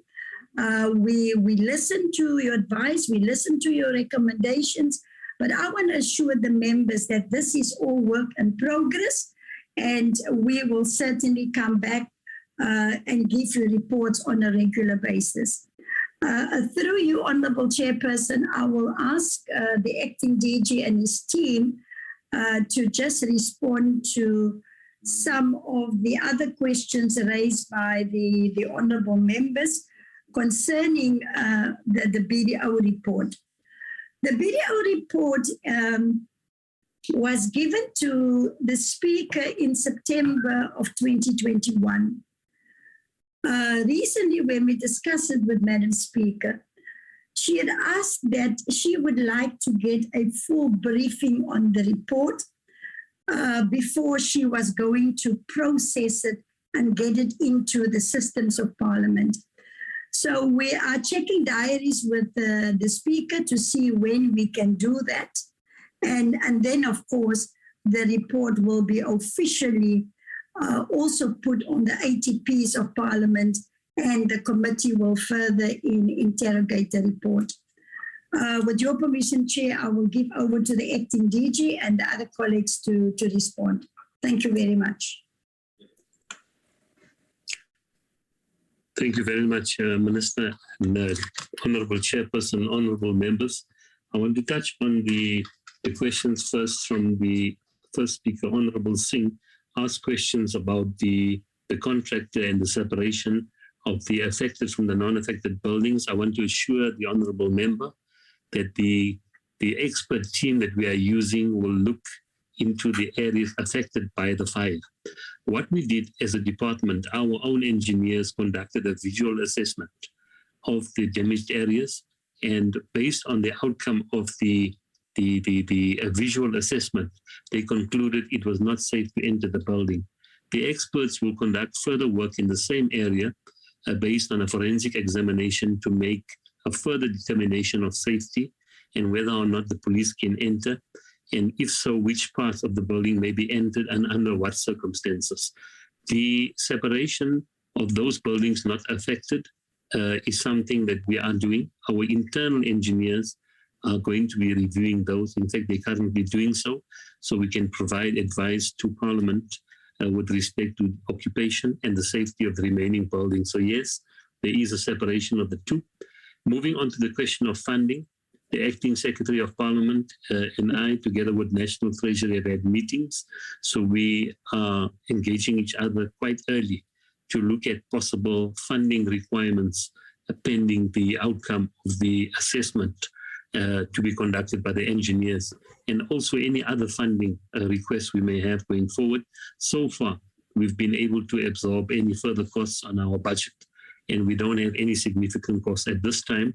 But once we conduct the further assessments to the National Assembly and the building itself, there obviously will be a budget to talk about and to deal with.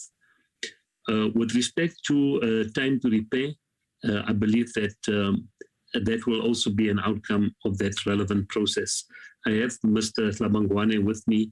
He is the head of our construction work stream dealing with this. Mr. Slabangwane, please raise your hand if you wish to add to my comments. And then moving forward to the areas in connection with the BDO report itself, for Honorable Chairperson, I think I must just echo what the Minister has said, that we accept the findings of the BDO report as symptomatic of deeper chronic weaknesses in the department, of project overruns, poor quality jobs, and also time overruns, so having budgetary implications. So we do acknowledge this. And in fact, I want to also note that this audit was initiated by the Minister as well as the Speaker. So it's commissioned by the organization itself in recognition of our challenges to commission an independent view of some of our control weaknesses. And Honorable Chairperson, I want to add that the department has implemented the IDMS, which is the Infrastructure Delivery Management System. It responds in a large way to the control weaknesses and the symptoms contained in the BDO report. In fact, the IDMS has been in the pipeline for a number of years. That has involved the National Treasury as well as Construction Industry Development Board. It's a methodology for the delivery of infrastructure from cradle to grave. So we are in the process of implementing the IDMS, and we see this as an opportunity to mainstream IDMS in our business and deal with some of the ongoing challenges one is vulnerable to, which is the construction industry being vulnerable to cost overruns, to budget overruns, and time delays in projects. So we're looking forward to implementing the IDMS and having a stronger control environment from which we are allowed to operate.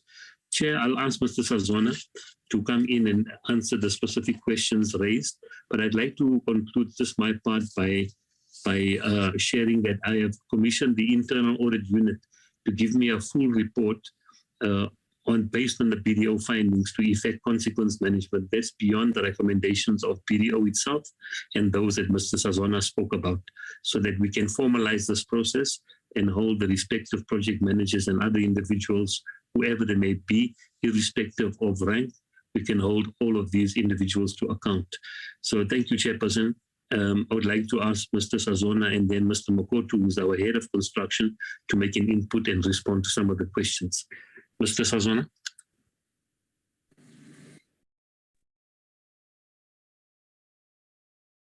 Thank you very much, DG. Thank you very much, Chairperson, as well. DG, I will respond on Honorable Graham Marais, as much as you have responded on part of the issue of cost overruns. and what the department is doing. I will focus on the issue of the communication between the stakeholders on the implementation of projects in Parliament. We have, together with Parliament, established what we call the integrated project management methodology, where we are now having a close relationship to close the gap of poor planning, because there has not been communication amongst the stakeholders to identify issues of risk. We have implemented that in projects that have been endorsed by the Secretary of Parliament and the acting DG. And we have those committees running to ensure that there is proper planning going forward.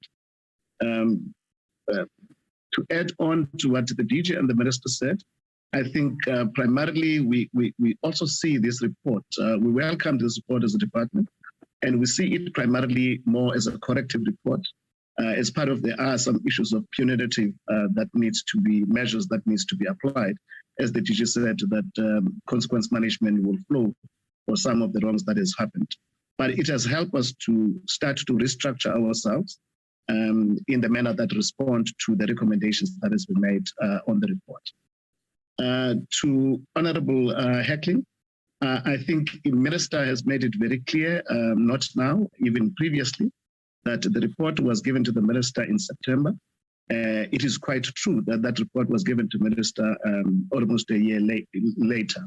However, the report administratively, the issue the Minister has publicly said that is being investigated as why this report was not provided to the Minister. I will try to stay away from that particular exercise and the outcome. But having access to the report and to the meetings and trying to make sure that these things are not happening in the past, we were in the process of being proactive even before the report went to the Minister, for us to be able to implement some of the elements and not wait until the report goes to the Minister. To Honorable Khai, on the issues of timeframes, we have developed the audited action plans with timeframes. It's just that in this report, in our presentation, we're unable to get into the details of the timelines. But it is a moving train, because we have particular timelines, but these timelines are being reviewed from time to time. Like next week, as a team led by our own internal audit, we will be reporting on the action items and the timelines and whether we're meeting the timelines or not. So we do have a document that talks on the timelines, which we can make available.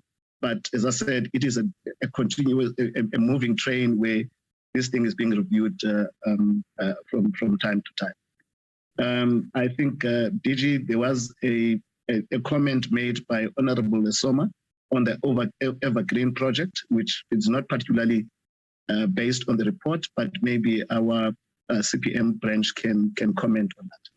Thank you very much. Thank you, Tembeka and Vasna. Can you follow?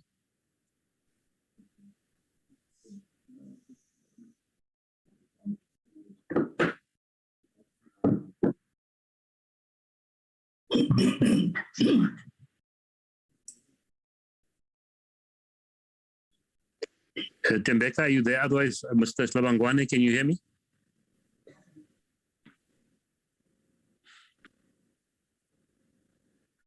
Chairperson, I don't hear from the colleagues.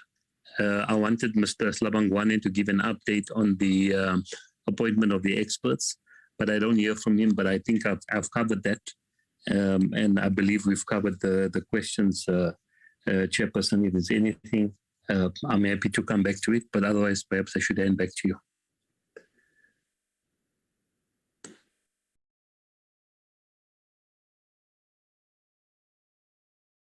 Okay, I first had to check if there are any hands. Okay, yeah, no, thank you. This is work in progress. Thank you very much for the presentation. Okay, that's fine. I think we've come to the end of our first part of the meeting, which I'm now going to allow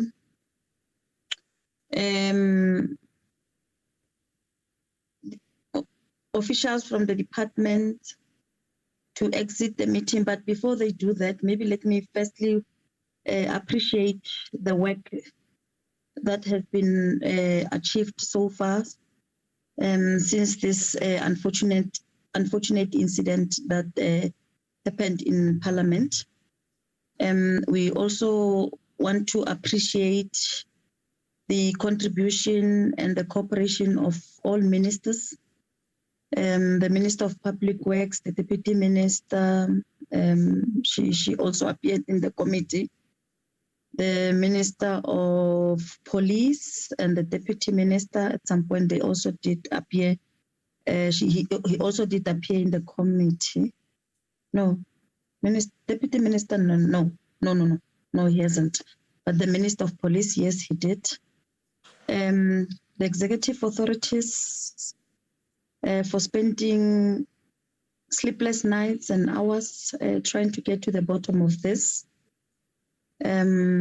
Officials from the Western Cape Fire Department, you were there, you know, you are the first ones who felt the heat.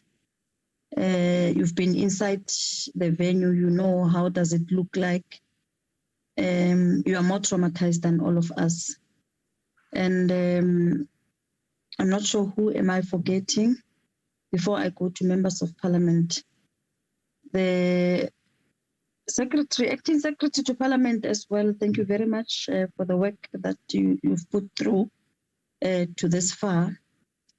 As agreed earlier on that this is work in progress, I want to officially say that issues related to security now, they will be tabled before the police portfolio committee.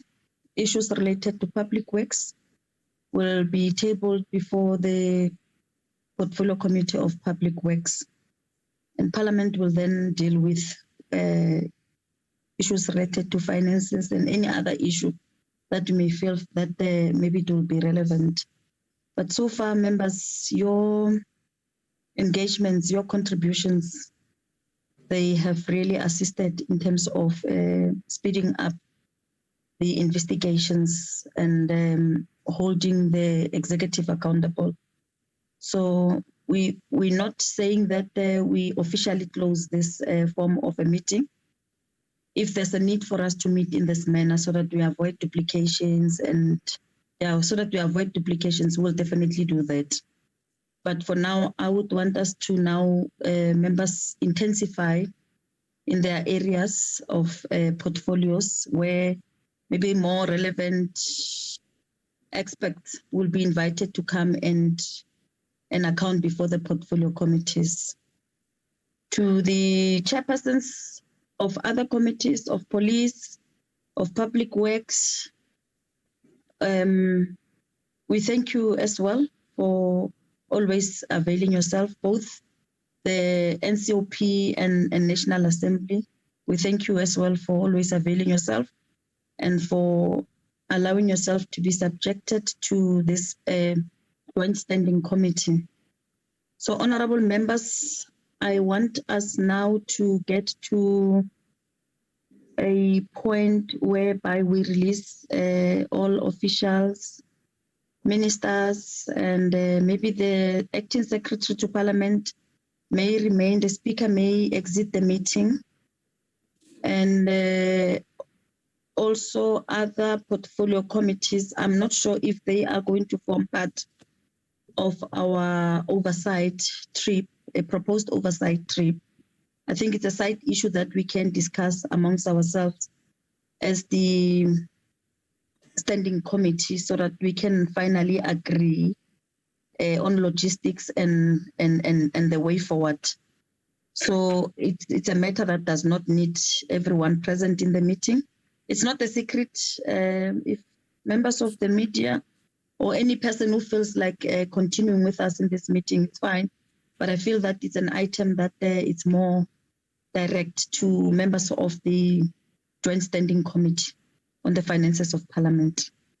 With those words, I want to officially say that you are free to exit the meeting. Thank you very much.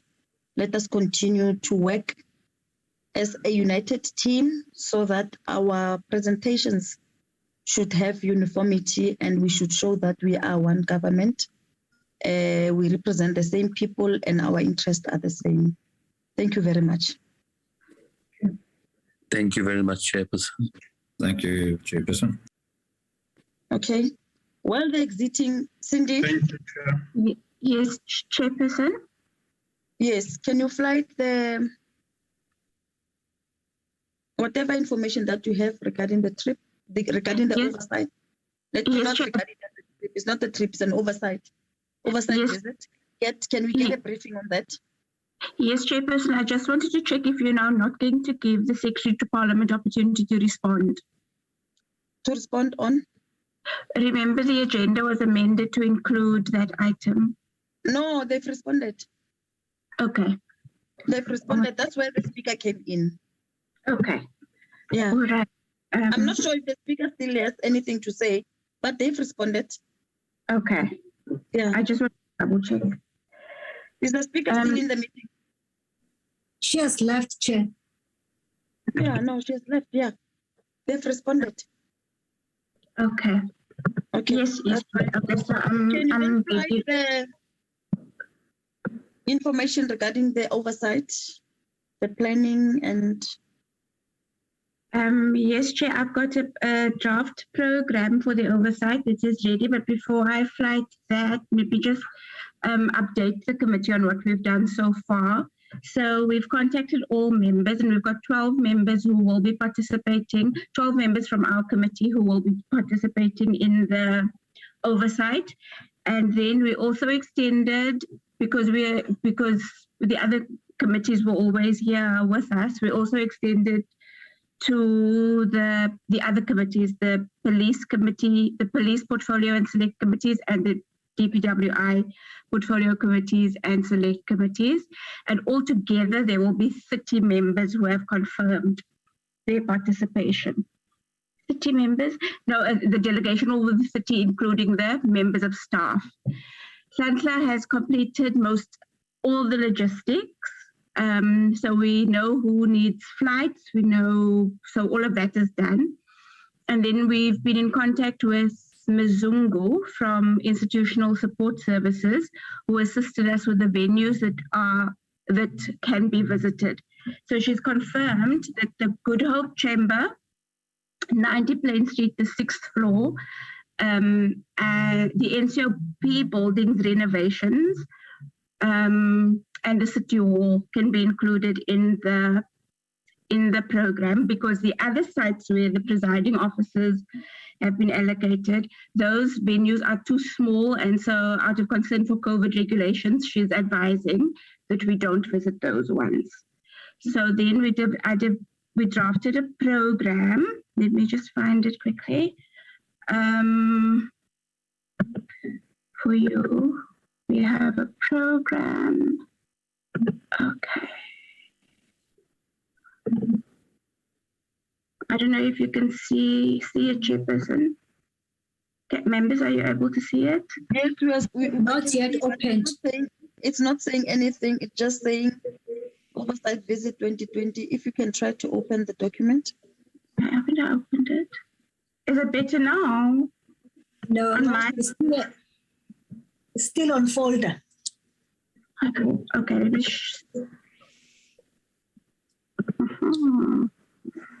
let me share it from here quickly. Is it better now? No.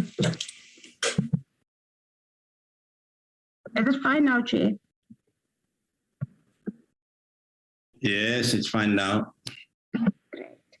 So based on the information we got from the ISSD, this is the program we've developed. So that we can start with an orientation briefing where all the stakeholders will present a joint briefing just to talk us through the visit that we will be undertaking. Then the tour of the Good Hope Chamber, the tour of 90 Plain Street, the tour of the NCOP building for an update on the renovations, and then we'll proceed to the City Hall.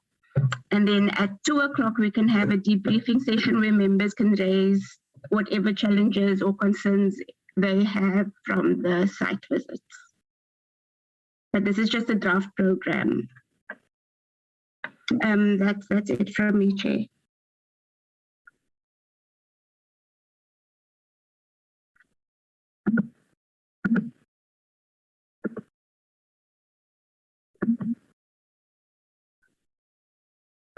Chairperson, are you there?